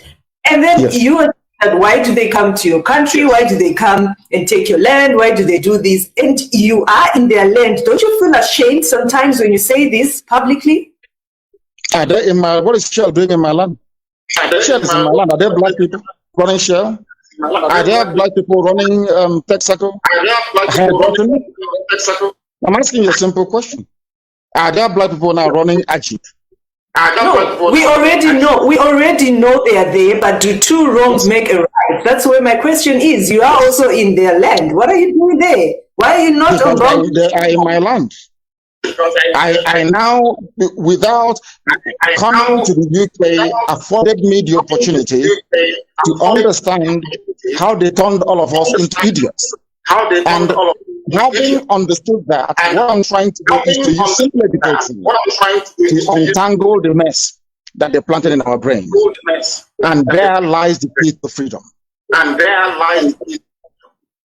So how do you feel sometimes, or not even sometimes, most of the times, when you hear of murder happening in Imo State, murder happening in all those countries, states under Biafra, like you say, and you are comfortable in the UK? How do you feel as a leader? Injustice breeds anarchy. Wherever you have injustice, there will be anarchy. Anywhere, that is human nature. Where you have injustice as a way of life, that is bound to be anarchy. How did America emerge? How did Russia emerge as a modern nation? How did France emerge? How did even Britain emerge itself? They all went through a revolution. Nigeria is overdue for a very bloody revolution, and it must come because the zoo must fall. It is an artificial construct, a racist construct, Nigeria, a derisory, should I say, a very derogatory name, and people are proud to answer, and they claim to have PhD, and they're answering a name given to them, or should I say, a name born out of, should I say, racist instinct, and we're not talking about ourselves. Honestly, we're a disgrace to humanity. The way we listen is a disgrace. Go ahead. All right, so there have been many other Biafran groups that have come into existence. There's been MASOB, there's BZM, IPOB, which is yours. Just a few weeks ago, there was Mujahid Asari Dokubo, who also formed BCG to replace IPOB, which you founded. Do you feel threatened at all? No, because the people know who their leaders are. We are not, people are not stupid. When I give a command, disobey. If I give another, is obey. When I say I don't want to see checkpoints or roadblocks, there are none. That's how it is done. You don't just come out to declare a government in the vacuum. It makes a model of the government. The people are free to try. We are Democrats, we are Republicans. Anybody can try whatever they feel. They can give us freedom. But in the main, you know, it is only IPOB standing. And it's only IPOB that the zoo is afraid of. By zoo, I mean the Zoological Republic of Nigeria. Only IPOB, nobody else. Only IPOB, nobody else. So do you feel like you share the same objectives with all these groups emerging or not? It is a very good thing because every publicity is good publicity. As long as they are using the name Biafra, they are propagating, at least in principle, the notion of liberation and freedom. It is most welcome. Anybody is free because Biafra is going to be a very free society. And everybody can say whatever they like. As long as talking about Biafra, that's what's important. But there are reports of division amongst you guys as Biafrans. How can you now clamoring for a breakaway when there is actually disunity amongst yourselves? Let me use South Africa as an example. There was the Inkatha Freedom Party. There was the, I think it's called the SATU, I don't know what they call the Coalition of Trade Unions in South Africa. There was the ANC and all these other groups. It didn't stop South Africa from becoming free. It never stopped South Africa from becoming free. That's what we need to know. Sometimes the more the merrier. If the gospel of redemption is coming from myself and IPOB alone, people will think perhaps that you're mad. But coming from various groups, perhaps you feel that there is merit in what we're all talking about. Because we are saying the same thing. And we want freedom. And that's a very good thing. And we want freedom. That's a very good thing. So is it leadership that you guys are after, or is the breakaway? I just need to understand, because you can't have IPOB today. There is the other one that BZM, MASOB. You can't have BCG. All these. Is it really about breakaway, or it's about leadership that you people want? We want to break away. I'll just give you an example. It wasn't only ANC that was fighting for the liberation of South Africa. There were others as well. Even somebody like Mongositu Buthelezi went as far as confronting violently with the Inkatha Freedom Party members of ANC, and even was killing them. It didn't stop South Africa from emerging from the dark shadows of apartheid. So all these things that are just natural.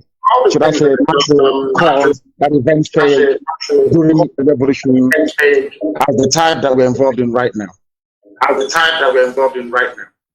So have you spoken to Asari Dokubo after he actually announced his own movement as well? Have you spoken to him? No, I have not spoken to him because there is no need for it. If they feel that announcing a government can give us Biafra, I welcome it. There's nothing wrong with it. I welcome it. There's nothing wrong with it. So, Is there no better strategy to table your grievances as a nation than a breakaway? Have you ever thought about that? Is Nigeria a nation? I'm asking you a question. It's an interview. Nigeria is a country. Nigeria is a country. Created by who? Nigeria is a country where we are. No, created by who? Created by who? No. Created by who? Created by who? Created by who? What do you mean created by? What do you mean created by who? Nigeria was created by somebody. Do you know his name? Somebody. Do you know his name? Maybe you should tell me. That's his name is Frederick. His name is Frederick Luther. He's British. Is he African? He's British. Is he African? What right does he have to come to my village? Okay, so your issue is about who founded Nigeria. Okay. Now Nigeria is a nation, a country amongst the 54 African countries. It is there. And do you think anything can change about that? So now, because you were born in that country before you grew up and decided to form a breakaway as a Biafran, have you ever thought of at least maybe solving these grievances in another way than breakaway? That's just my question. I was born a Biafran. My birth certificate reads Biafran. My birth certificate not Nigeria. And you cannot tell me that I should subscribe to something that a white man created in Africa. Because no black man from Africa can go to Europe to create a country for them. As simple as that. I won't accept it. Then it means many African countries will cease to actually live, to actually survive, if you say that. Right? No, because most we continue to look at African countries that way. That's why they are poor. That's why all of them are poor. Why do you think Africa is so poor? Always begging for aid, begging for grant, because they're all very foolish. You can't allow a white man to come to Africa to determine who you should be in a nation. It's an abomination before God and before man. That's why Africa is poor. We must confront it.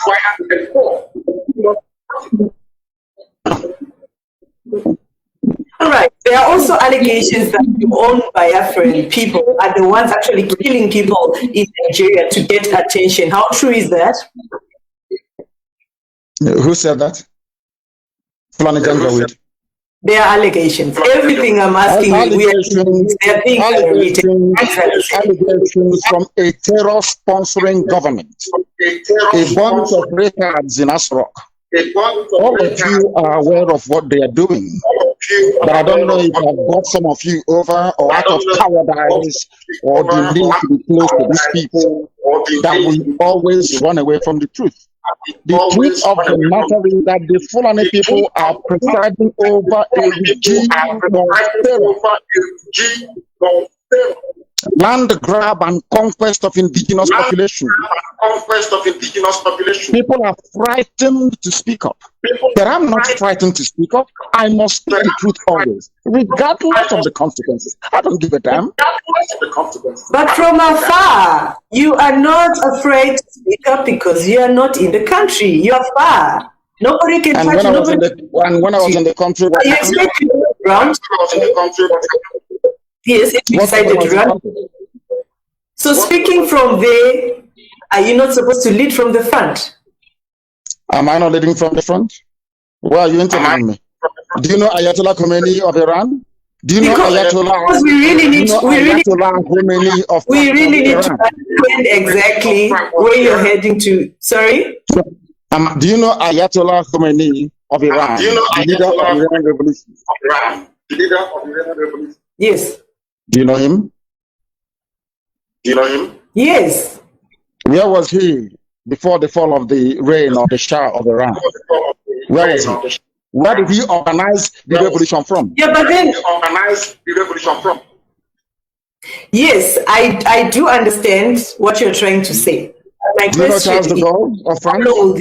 Because I didn't ask you a question. You know Charles de Gaulle of France? There are many examples. Mazi, he fought Hitler from England. There are many examples that we can talk about. Thank you very much.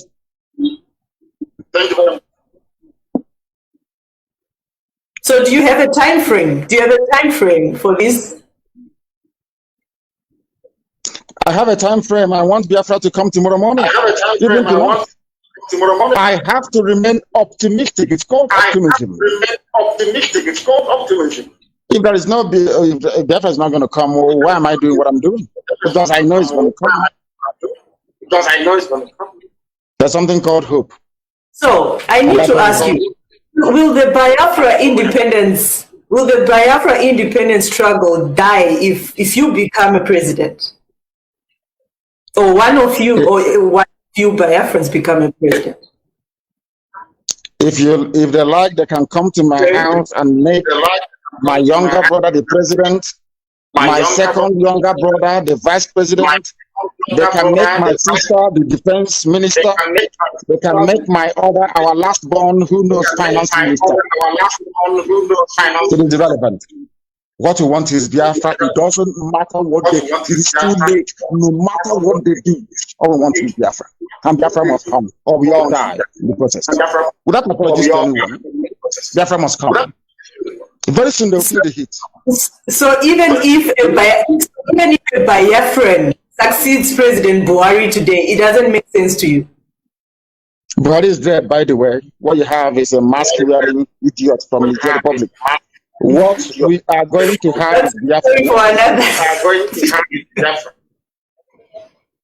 That's it. I know you always say that. So how do they do that? Can you just explain to us how do you keep saying Buhari is dead, and we see a man who looks exactly like Buhari leading the country called Nigeria? Very soon all of you will be shocked. We will tell you how we've gone back to the source as to how they did it. I have my own version of Buhari. If you want, I can give him to you. I have my own version of Buhari. Because the people are dumb. People are very, very. You know, this is a country that people cannot even demand or ask for the president to address them live. Never. No live address. Never. What sort of country are you in the next? The only president in the whole world during this pandemic, global pandemic, has failed to address the people live. The only president in the whole world. I think is Buhari. Are we foolish? He had brain surgery in England. He had brain surgery in England. He can no longer speak his native tongue. He can no longer. And is Buhari. Are we not foolish? You know, sometimes I don't even blame the white man for what they did in Africa. Because the level of stupidity we keep showcasing every blessed day. Believe no. Have you seen that the Chinese have not taken over the whole of Africa? After the Arabs, the Europeans came. After the Europeans, now we have the Chinese. As if we don't even have shame. An average black African has no shame. Look at that idiot. That fool from the Republic. How can you have a president and your wife is missing for 6 months? In which country am I asking you? Which country in the world? Are people that daft? Are people that foolish that they cannot reason very well? For 6 months. Show me or tell me the president and a first lady that left their country and disappeared for 6 months. Give me a example. For 6 months. Give me a example. It's only Nigeria. Because every nonsense goes, every job can come out and say, we are the presidency. How can a semi-illiterate like Garbachev wake up in the morning and say, anything I say, is coming from, it's called the presidency, himself and Garbachev. Have you not seen all the Photoshop pictures? Where did they get the hole in his neck from? You saw the hole. Guardian, you saw the hole. Have you, as a journalist, asked them questions? Where did that hole go? I have seen all the pictures. I follow you. I've seen all the pictures that you post. Sometimes you post that he can't wear a mask because of his ears. I've seen all that. But is that enough evidence to say that is not Buhari? He's getting old. The man is getting old. Get old. Is he really? Have you seen his hands? What if his hands? How much have you looked at his hands? You've not? No, I've not looked at his hands. No. Anyway, forgive me. Go back and look at. Just do a very simple research. Go to Google and ask Google Buhari's pictures 2015. Buhari 2016. Buhari 2017. You see all the how he metamorphoses basically from one shape to another. from one shade. He went to London, nobody could see him. He went to London for music, nobody could see him. But we smuggled out the pictures. You saw the idiot brain dead before the switched off. Should I say the supply? And took the idiots to Saudi Arabia to bury him. Who doesn't know? What was Nigeria's aircraft, the so-called Air Force One, doing in Saudi Arabia? Nobody can answer, nobody can explain, because all they do is to share money, they intimidate, they kill. They have taken over the army, the police, everything, every agency of government that bears arms is under Fulani control. People are not talking about it. They are not talking about it. Complete emasculation of an entire people. And we are quiet as if nothing is happening. Others can keep quiet, but we are Biafran. We can never keep quiet. Not now, not tomorrow, not tomorrow. Not now, not tomorrow, not tomorrow. All right, let's just assume, you and I mean, just for this live, let's just agree or assume that is the real Buhari. I've always wanted to hear this, particularly from you. Would you compare your relationship with Buhari in previous regimes or governments? Is it better with Buhari or the worst? Buhari is a stark illiterate with no understanding of what governance is all about. There is a saying where I come from. When a road is good, you take it more than once. That fool was in power took over power, committed treasonable felony, for which he should have been hanged or shot in 1983, and made a complete mess of the economy. So the treasury blind. But the stupidity of the lives of Tinubu was what encouraged him to emerge again to finish what his progenitor Othman Danfodio started. He took over our land. Are you not aware that Fulani terrorists are in our forests? Are you not also aware that you cannot send any money even using Western Union out of Nigeria? Are you not also aware that the greatest fraud perpetrated by any sitting government is under this very Fulani Janjaweed regime? Where is the money accruing to NNPC? Where is it? They control it. Sovereign Wealth Fund of Nigeria, they control it. The thing about, I don't know, maybe when the white man was creating Nigeria, maybe there was some kind of jazz or juju, we call it, that they did on all of us, that made us become this daft and foolish. Simple question we cannot.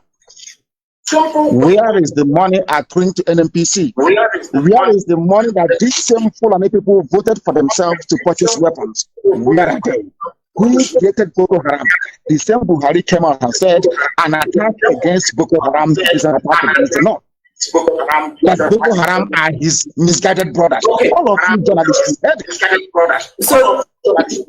So these are issues that the government is failing to do. So my question is about your relationship with past governments or the Buhari one. Which one would you say was the worst or is the worst? Are you saying the Buhari government?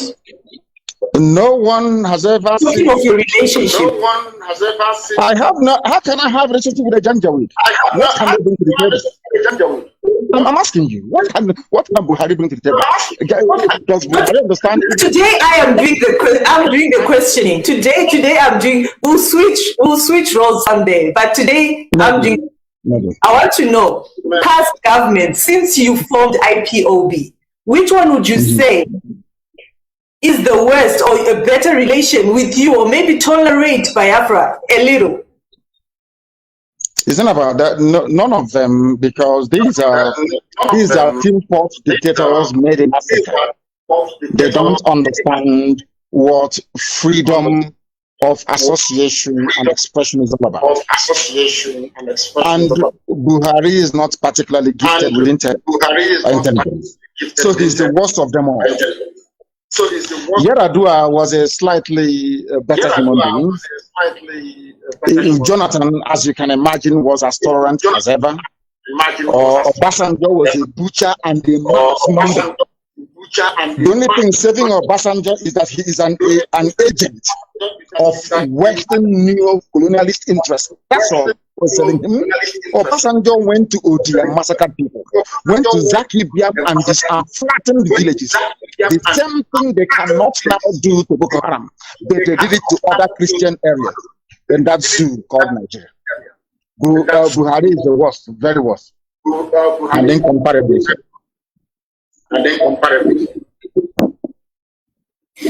So let's go back to Biafra. We've heard about Buhari, we have heard about Nigeria. Today's life is about Biafra. Let's talk about some of the grievances, the major grievances of Biafra people. What are your major grievances? We want to be free. Anybody who is doing their damn best. Free from what exactly? Free from what? From the shackles of the Zoological Republic. So who's going to give you the independence? We will take it ourselves. By force if need be. When? Do we have how long is a piece of string? We don't know. Elohim will decide. God Almighty in heaven will decide. They will have to do what we can as mortal flesh. Then God will do what he has to do as God. But every day we will keep trying to get Biafra. And we want them to understand that we are fanatical about what we are pursuing. That instead of Biafra not to come, I swear to God Almighty, every living thing in Nigeria will die. They must understand this very clearly. I don't care where they take the level of madness in our brain. Give us Biafra and you can do whatever you like in the zoo. That is your business. We must be free. So in other words, you will not give rest to Nigeria until you are free. So this is why earlier on I asked you about those allegations of your people killing people just to get attention. And you say they're we are not killing anyone. I'm telling you that in a climate of injustice, the next thing that follows is anarchy. You cannot keep killing other people's children and you expect your own life to be secure. It's not done anywhere in the world. It cannot be done anywhere in the world. You saw what happened at Lake. Didn't you see the videos of them killing innocent people? What happened? They think that if we can keep killing them, they won't talk. That is Fulani mentality. Now people have risen up to avenge the death of their loved ones. How can you stop them? They're unstoppable. No one can stop them. Do you know who they are? I don't know who they are. I don't know who they're non-gunmen. I don't know them. But I can understand why they're doing what they are doing.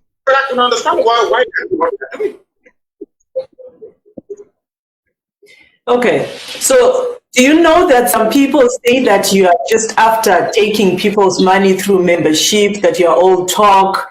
Like I asked you, when do you expect to get your independence? Like, since this is what you're fighting for, some people are saying that you are the one that is just enjoying, but Biafrans themselves, your people, are really suffering. Do you want to address on this life? Do you pay tax where you are? Of course I do. Yes, definitely. So is the government scamming you? Are they stealing from you? Are they scamming you?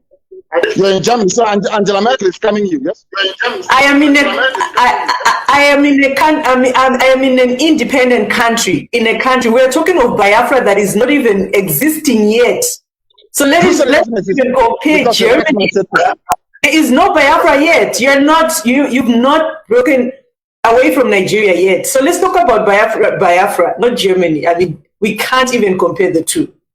But it's because you know. So let's address people that feel like you're just spending their money, but nothing is moving. Spending it on what? On life. There are many. On what? Sorry? Spending it on what? Spending the money on what? I don't know. You tell me. I mean, people pay membership. People are saying that you're having a good life. Good life by defending my land. Yorubas are in Benin Republic as refugees. Are Biafrans in Ambazonia as refugees? Talking of Ambazonians, how would you compare the Biafra movement with the Ambazonian nationalist movement? You have to wait until Friday because I have a joint world press conference with the leader of Ambazonia. You may have to wait till then. We are looking forward to that, and we're going to host both of you. Let me explain something to you. We're looking forward to that. I want to clarify something, please. Isn't it very funny and ironic? Here you have IPOB claiming scamming us, poor black people. There's a thing where we come from poor people, very wretched people. Have they contributed one dime to IPOB? The thing they come with is because the Fulani joined the wood and the British supporters, they understand it. They keep wondering where we get our funding from. Because with our funding, we can defend our land. And we have been defending our land. Those who are not well funded, like my good well brethren, they are refugees in another man's country. God stop the Fulani terrorists. But if they come to our land, we kill them. We confront them. And we kill them. Because they're terrorists in our forests. You want to see the videos? We have them. So I don't know where. So how do you want to just preempt of over 10,000 men? Where do you want me to get them to feed them? And we have 10,000 men. Where? I'm asking you. How do I buy them weapons and equipment to defend Biafra land? Have you not heard that they're defending Biafra land? From heaven, maybe if I do prayer and fasting, God will throw guns and bullets from heaven. Black people are very funny, honestly. Let's talk about Abbas. Would you want to preempt what's going to happen on Friday? I mean, just a little. What's happening? What do we need to do on Friday? I will share the same platform with a man I have immense respect for. Wait until Friday, and the world will vibrate. I can assure you of that. We are determined. Determination is the key. In Africa, there is something that the European colonialists perfected very well, which they tried to do to me. What they try to do is that once you have a movement or you have an embryonic nation, and they feel that you're working for your people, they set up all these fake groups and people to try to either steal power from you, overthrow you, assassinate you, or render you irrelevant. They have tried all of that nonsense against Ambazonia and Biafra agitators, and they have failed. They cannot succeed. Because our mission is ordained by heaven itself. Okay, so how do you feel about your brothers in Cameroon and Western Togoland clamoring for self-rule? How do you feel about that? These are the few people I identify in Africa as definitely some common sense. Because a white man should not be creating countries for us. They shouldn't.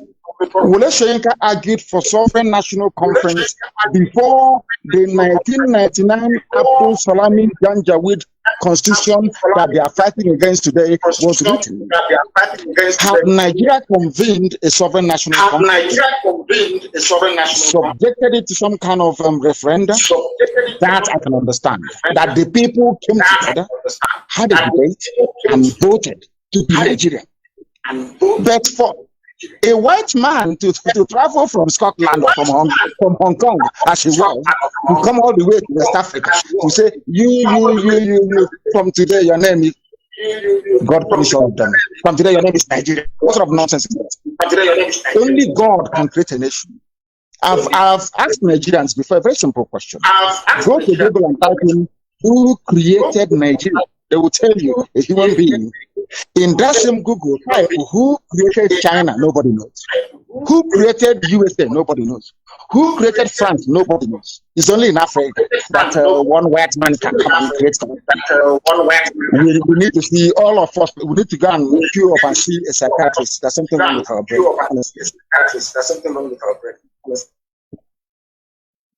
All right, let's talk about insecurity in Nigeria. If you were ever realm of power, how would you tackle insurgency? There will be no insurgency because you have the parliament of the people. People don't even know the meaning of democracy or why you have parliament or assemblies. It is that every grievance is ventilated, debated, discussed, and solutions preferred. Fourth, let me give you an example. Do you think that if they had allowed us to form, let's say, a Biafra nationalist party, there would be no need for our agitation to take the dimension that it has taken? Because we can field candidates, they can now say to themselves, if you believe in Biafra, vote for this very party. Don't they have Scottish nationalist party in the United Kingdom? But they won't allow it where we come from. You see, because of this so-called fake unity. One Nigeria rubbish. A useless name for a useless people. What is the meaning of Nigeria? They don't even know. I'm a Nigerian. I'm a Nigerian. I feel sorry for them. Honestly. All right, thank you so much, IPOB leader Mazi Nnamdi Kanu. But before I let you, any words that you'd want to add to Biafrans watching us today? Yeah, we must remain resolute and very strong. And other ethnic nationalities are drawing strength from our resilience. Oduduwa won't be where they are today without IPO. They have seen that we are resilient, we're very strong. And we're not moving. And very soon, Middle Belt will join us. That's how it is. We must remain very, very resolute and determined. Because they know there is no going back. Biafra or death. All right, thank you so much for joining me here on Live Chat with Josie. Mazi Nnamdi Kanu, IPOB leader. Thank you so much. Thank you for having me. Right. Thank you for having me. Great. There you have it, ladies and gentlemen. I was speaking to IPOB leader. He's a Biafran leader for the movement, Mazi Nnamdi Kanu. Until next time, here on Live Chat with Josie, it's a good evening. Welcome back, wonderful people of Biafra. We continue despite the intermittency and interruption. I know I should be affected more than most because, like the barrister will always say, when one is in full flight, any interruption can feel like a deadly blow, I tell you that. But we must continue. We are working for a very special group of people. We are working for those designed and born by heaven itself. The most high Chukwukika Biama created Biafrans. I mean, the journey was a one day Hausa. Not those fathered by Hausa Fulani men. We must continue. And as we continue, we ask you to pay particular attention to our gospel this very evening. Because it's carrying with it fire and brimstone, I tell you. To destroy every iniquitous human being, every plan of the enemy, to try to circumvent or subvert the will of the Most High. We crush it into the dust. We do so with the truth, the whole truth and nothing but the truth. This Radio Biafra welcome you back. African leaders must address problems that prompt immigration, says Cardinal Turkson. Something else he learned from Radio Biafra. This news this evening, a sizable number of them has been prepared to let you understand how formidable we are. That we preach something on this platform, the whole world listens to it. He's a cardinal. He doesn't mind that we once in a while come head to head with those being bamboozled by Europeans. European religion. We come head to head, and I got head to head with them sometimes. He has spoken what he learned from Radio Biafra. I want to prove to you that this is the finest university on earth. And if I go with proof, facts, and figures.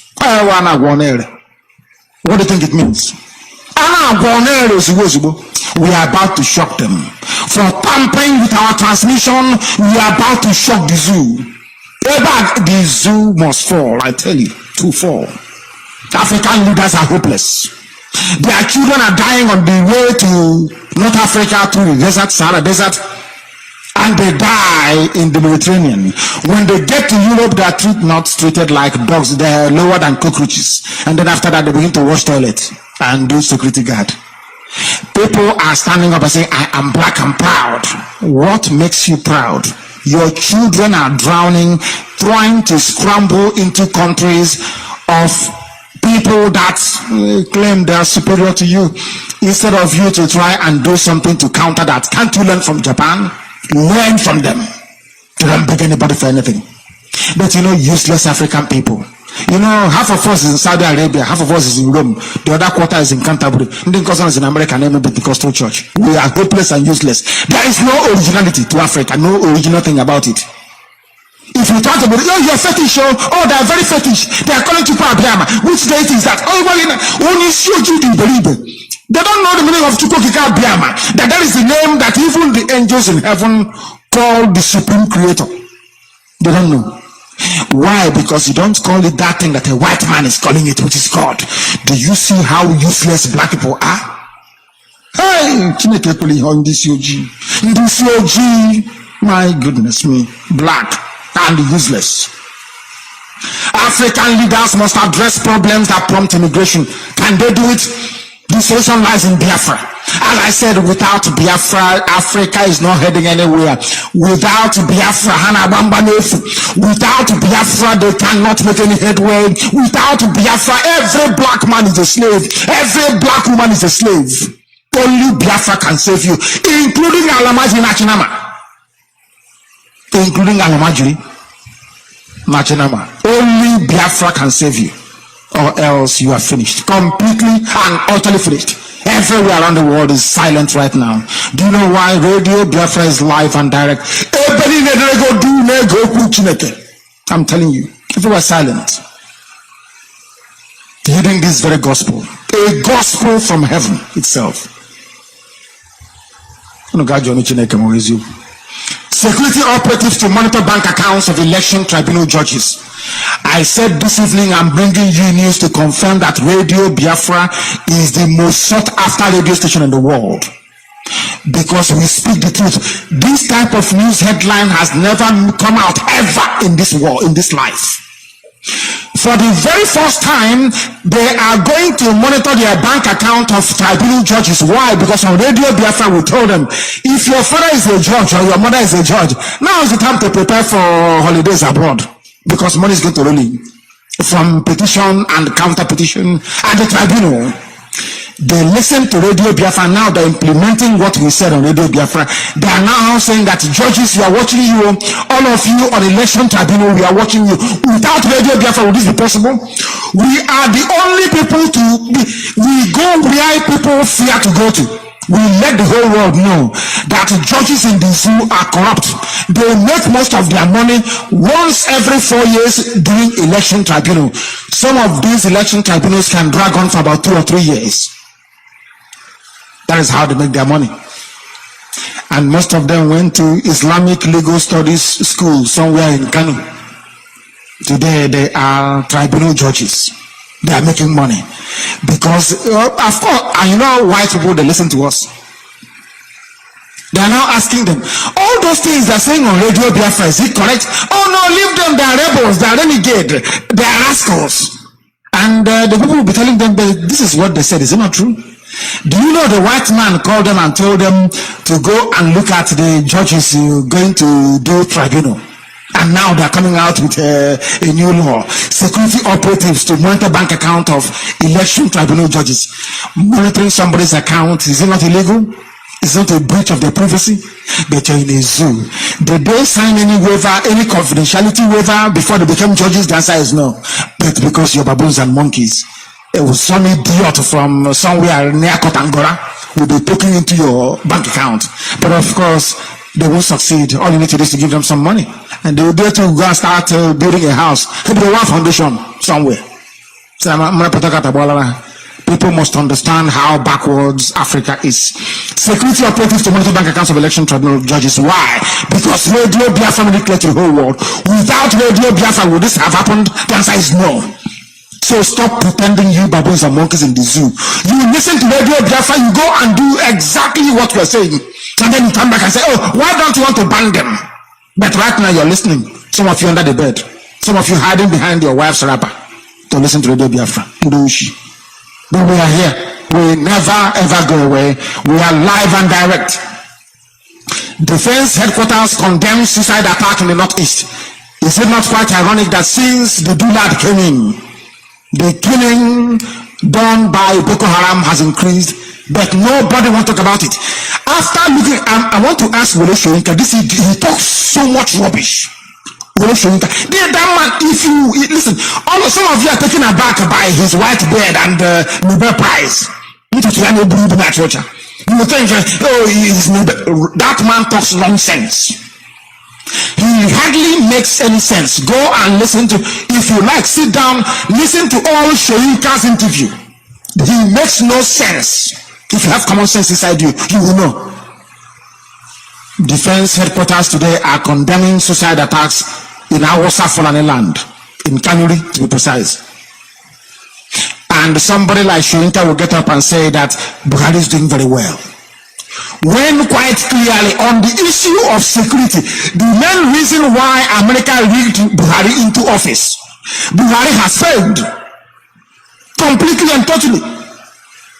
They said once he gets in there, Boko Haram will stop. But the attack has increased, hasn't it? Can't you see it all around you? How can you see it that this man is a failure on the security front? You still come out and say that he's doing very well. That betrays who you are. When you look at, oh, is a professor who happened and they know nothing. There is nothing in their brain. I have given him a very simple test. Wole Soyinka, any day I catch you in a live debate and it will happen.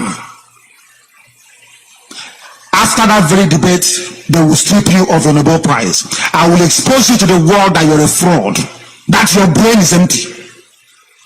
I will destroy you within 5 minutes. If I don't destroy you within 5 minutes, you know what Nnamdi. For only 5 minutes, I will deconstruct you from top to bottom, using facts, figures, and evidence. Buhari is performing clearly worse than Jonathan in terms of controlling Boko Haram. But you're saying he is doing very well. Typical Yoruba, speaking from both sides of the mouth. That man is nothing. I'm telling you the truth. Intellectually, he's a lightweight. He is nobody. If you sit him in front of me, within 5 minutes, you won't know him anymore. You run away from there. I promise you. It is out of his so-called professorship that I give him 5 minutes. If not, it's only 2 minutes. He will just wither away and die. He is nobody. Go back to all his interviews and see if he makes any sense. The answer is zero. He doesn't. But to you, you think he is. You're going to laugh funny. Oh, I feel sorry for you people. Boko Haram now have a new leader, and that new leader is open for dialogue, according to Idris Deby. Very, very deceitful man, Chad president. Now, I have been warning you before. You never believe me. As I said this evening, I don't know, maybe Oge prepared all this news to convey a particular message. I don't know, but I'm getting it anyway. This is how our Fulani people operate. I told you before that they were creating radio stations naming it Biafra to confuse all of you. At a point they said, oh, Radio Biafra have been jammed and closed. They have now opened a new one to channel all of you to the one that they created. Jean provocatoire. It's a French phrase. Or should I say a French word? That's what it's called. They prepare somewhere for you. You are like a cattle. They hang a snow cobra. Oh, come, there is fire. Can you run in here? It's safe. You run. You don't know it's a cage, it's a trap. They did the same nonsense with Radio Biafra. They are now doing it Boko Haram. Boko Haram never issued a statement saying that they now have a new leader. No, they never did. It is the Chadian Hausa Fulani president who is saying so. Why? He said even the new leader is open for dialogue. So what they're doing now is to create a new Boko Haram. Oh, you don't know this. You don't know. Listen, they learned these things from Europeans. That's the way they operate.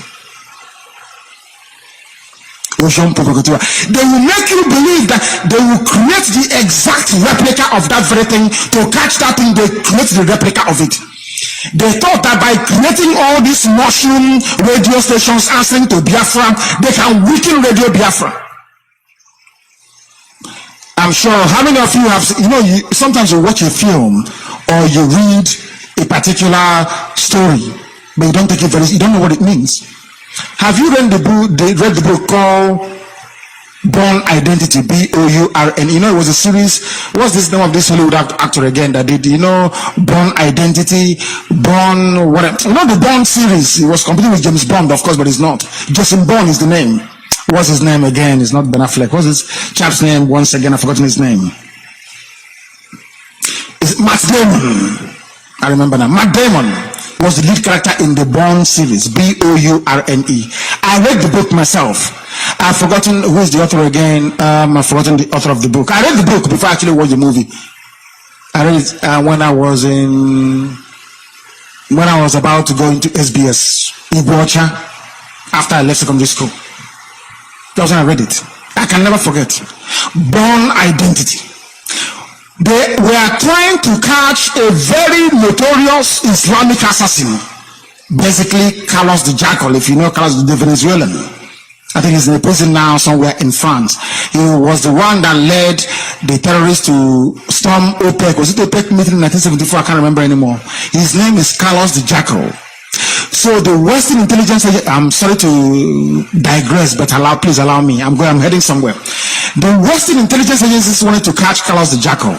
So what they did was to create the Born Identity, to create the exact replica, both in terms of assassinations and everything, of Carlos the Jackal, in the hope that Carlos the Jackal will now say, who is this man replicating me?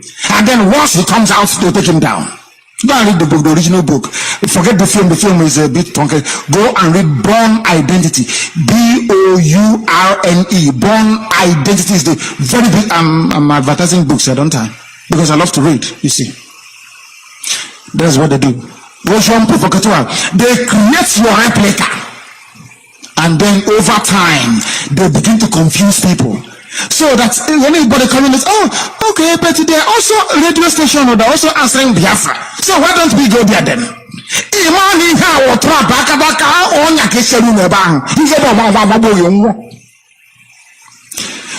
know that Hausa is doing that same thing in real, or should I say, they're doing it again? They have tried to defeat Boko Haram, they cannot. Bear with me this evening, please. Now what they have done is to go and create another Shekau. And then to say to the world, this new Shekau we are creating now is ready to negotiate. So that when other Boko Haram members hear it, the ones in the field, the lone wolves in the field, they say, okay, we are now about to negotiate, let me put my tools down. Very simple, isn't it? That was when they were creating their fake radio stations. BVI, MFSI, Biafra 92, Biafra 24, Biafra radio, just to I don't think you are. They will create your replica. So when you're looking at it, you say, okay, but it's me, I'm not too sure anymore. That's what they do. That was why they created fake radio Biafras everywhere, answering Biafra, but they are fake. The same thing they have done today with Boko Haram. If Boko Haram is going to change the leadership, is it not for Boko Haram to announce it? To say, now, this is our new leader. No, but their new leader is being announced by the Chadian president for Boko Haram. And he said, they are open for dialogue. Didn't I tell you, Ndoshi? Anything I tell you is true. You may not believe it when I say it, but eventually I am very, very confident that Chukwu Abiyama's blessing is with us so much that anything we open our mouth to offer comes to pass.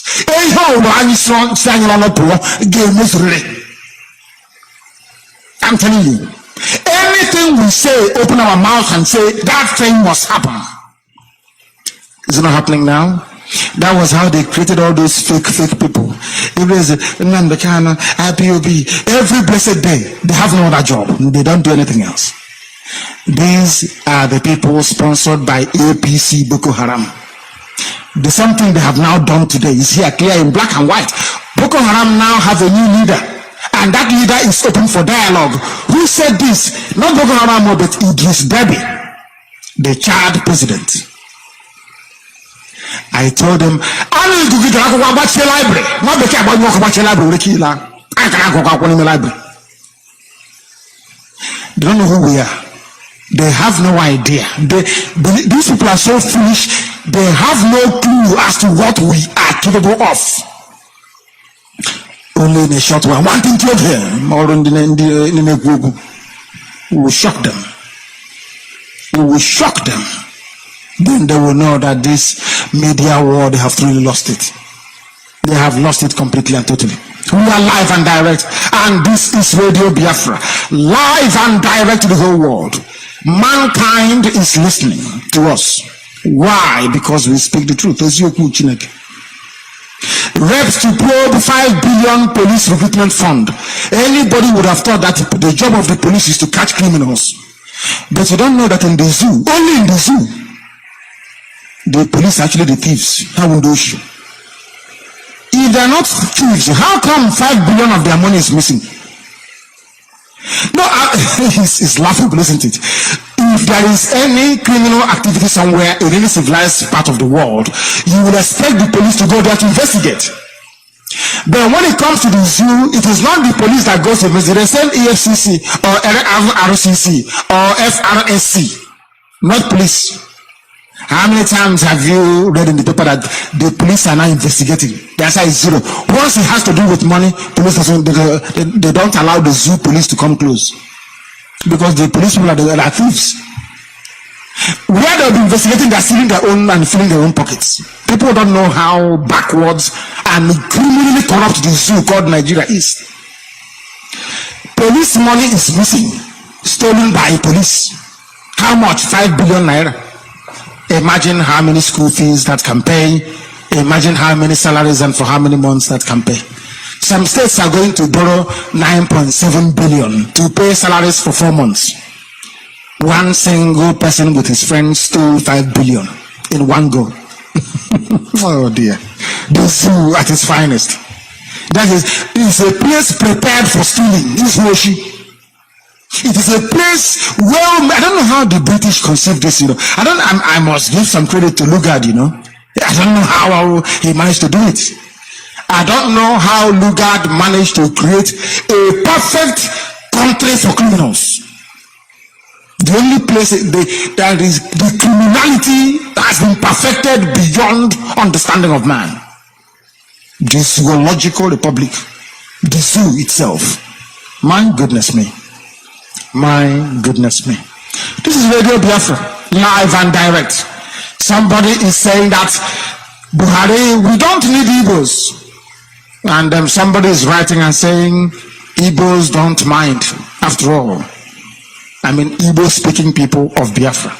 Igbo is the dominant language in Biafra land, not Biafra itself. After all, the word Biafra came from an Izon man, not an Igbo man. So, I pray, I want all these people that do this they come, they say something, they just run away. I want to sit them down. Oh, Biafra is Igbo. I want to ask the idiot writing in Lagos, who brought the name Biafra? Was it an Igbo man? The answer is no, it was a man from Ijo man. Oh dear. Oh dear me. We need to do something about this issue, because Igbos have been marginalized because of we don't want anything to do with the zoo. The word of Biafra is not an Igbo word. The reminder of who we are came from an Ijo man. An Ijo man reminded the world as to who we are and what our name is. Don't you understand it? Oh, Diara, don't you get it? I don't think you do. They said Buhari don't need them. They too don't need Buhari. I mean Igbo people. because me, I speak Igbo language, and I am a Biafran. I come from a place called Afara. You put BI in front of it, come and join. Very, very simple, isn't it? Come and join. Exposing another pedophile, terrorist, Buhari administration falsehood. They want them to write below is an official press statement explaining how the loan Buhari claimed was diverted was to be expended. They live on loan. They produce nothing. They don't make. People say, oh, Innocent is a car manufacturer. No, he's not. He's a car assembly plant. He doesn't. Oh dear. I know some of you will be crying now, won't you? But here we speak the truth, you see. It can be painful, but we will preach it. The heart of the motor, Innocent, is not fabricated in Africa. They import components from China. He assembles them together. That's what he does. I give him credit for that. You know, it's like a kit car. You know, kit car means K-I-T, kit. You know, kit car. They send you the cars in small boxes. It's a Lego. You put it together. And if it's working, then you're a car manufacturer. And rightfully so. I don't want to take away any of the glory from him. He's doing very, very well. Very, very well. They tell you one thing and they do another. They are going for loans. The reason why I mention Innocent is because with a little bit of loan like this money, 1.1 billion, if you give Innocent now 1.1 billion, he will be able to manufacture everything that his car needs to be operational or to be functional on the road. He will employ people to mold the tire using rubber. He will get people also employ them to bend the steel to the shape of the door of the car or the bonnet. It will make sure that they fabricate the glass for the windshield at the front and also the rear one, including side mirrors, including every other plastic. Do you know that the indicator, trafficator in your car is made of plastic? Do you know that any plastic company can make it? But, oh, black people from Africa. But people travel to China to import that plastic. You know your backlight. They don't hit my car. Your backlight is shattered. That thing, when you pick it up, is ordinary plastic. Which means common sense says that any plastic company can make it. But no, you need to travel to China to go and get it. And the economy is booming, and they are busy collecting loans, which they can only divert back to their private accounts abroad. Very sad indeed. Very, very sad indeed. We continue. I told them they are dead. The zoo is finished. The zoo is finished. I warned them. Radio Biafra is the downfall of the Zoological Republic of Nigeria. Now, as soon as Radio Biafra came up, I knew that Nigeria was this gone. It's finished. It's gone. 4 people are dead as helicopter crashes into Lagos Lagoon. When I heard this news, I thought they were carrying Igbo chiefs, going to see the Oba Akiolu, and then Oba directed them to land inside the lagoon, and they died there. But that wasn't the case. Another reason why I'm bringing this news to the fore is that the National Emergency Management Agency, NEMA, ran to the place. They call the Southwest Wing. They ran to the place.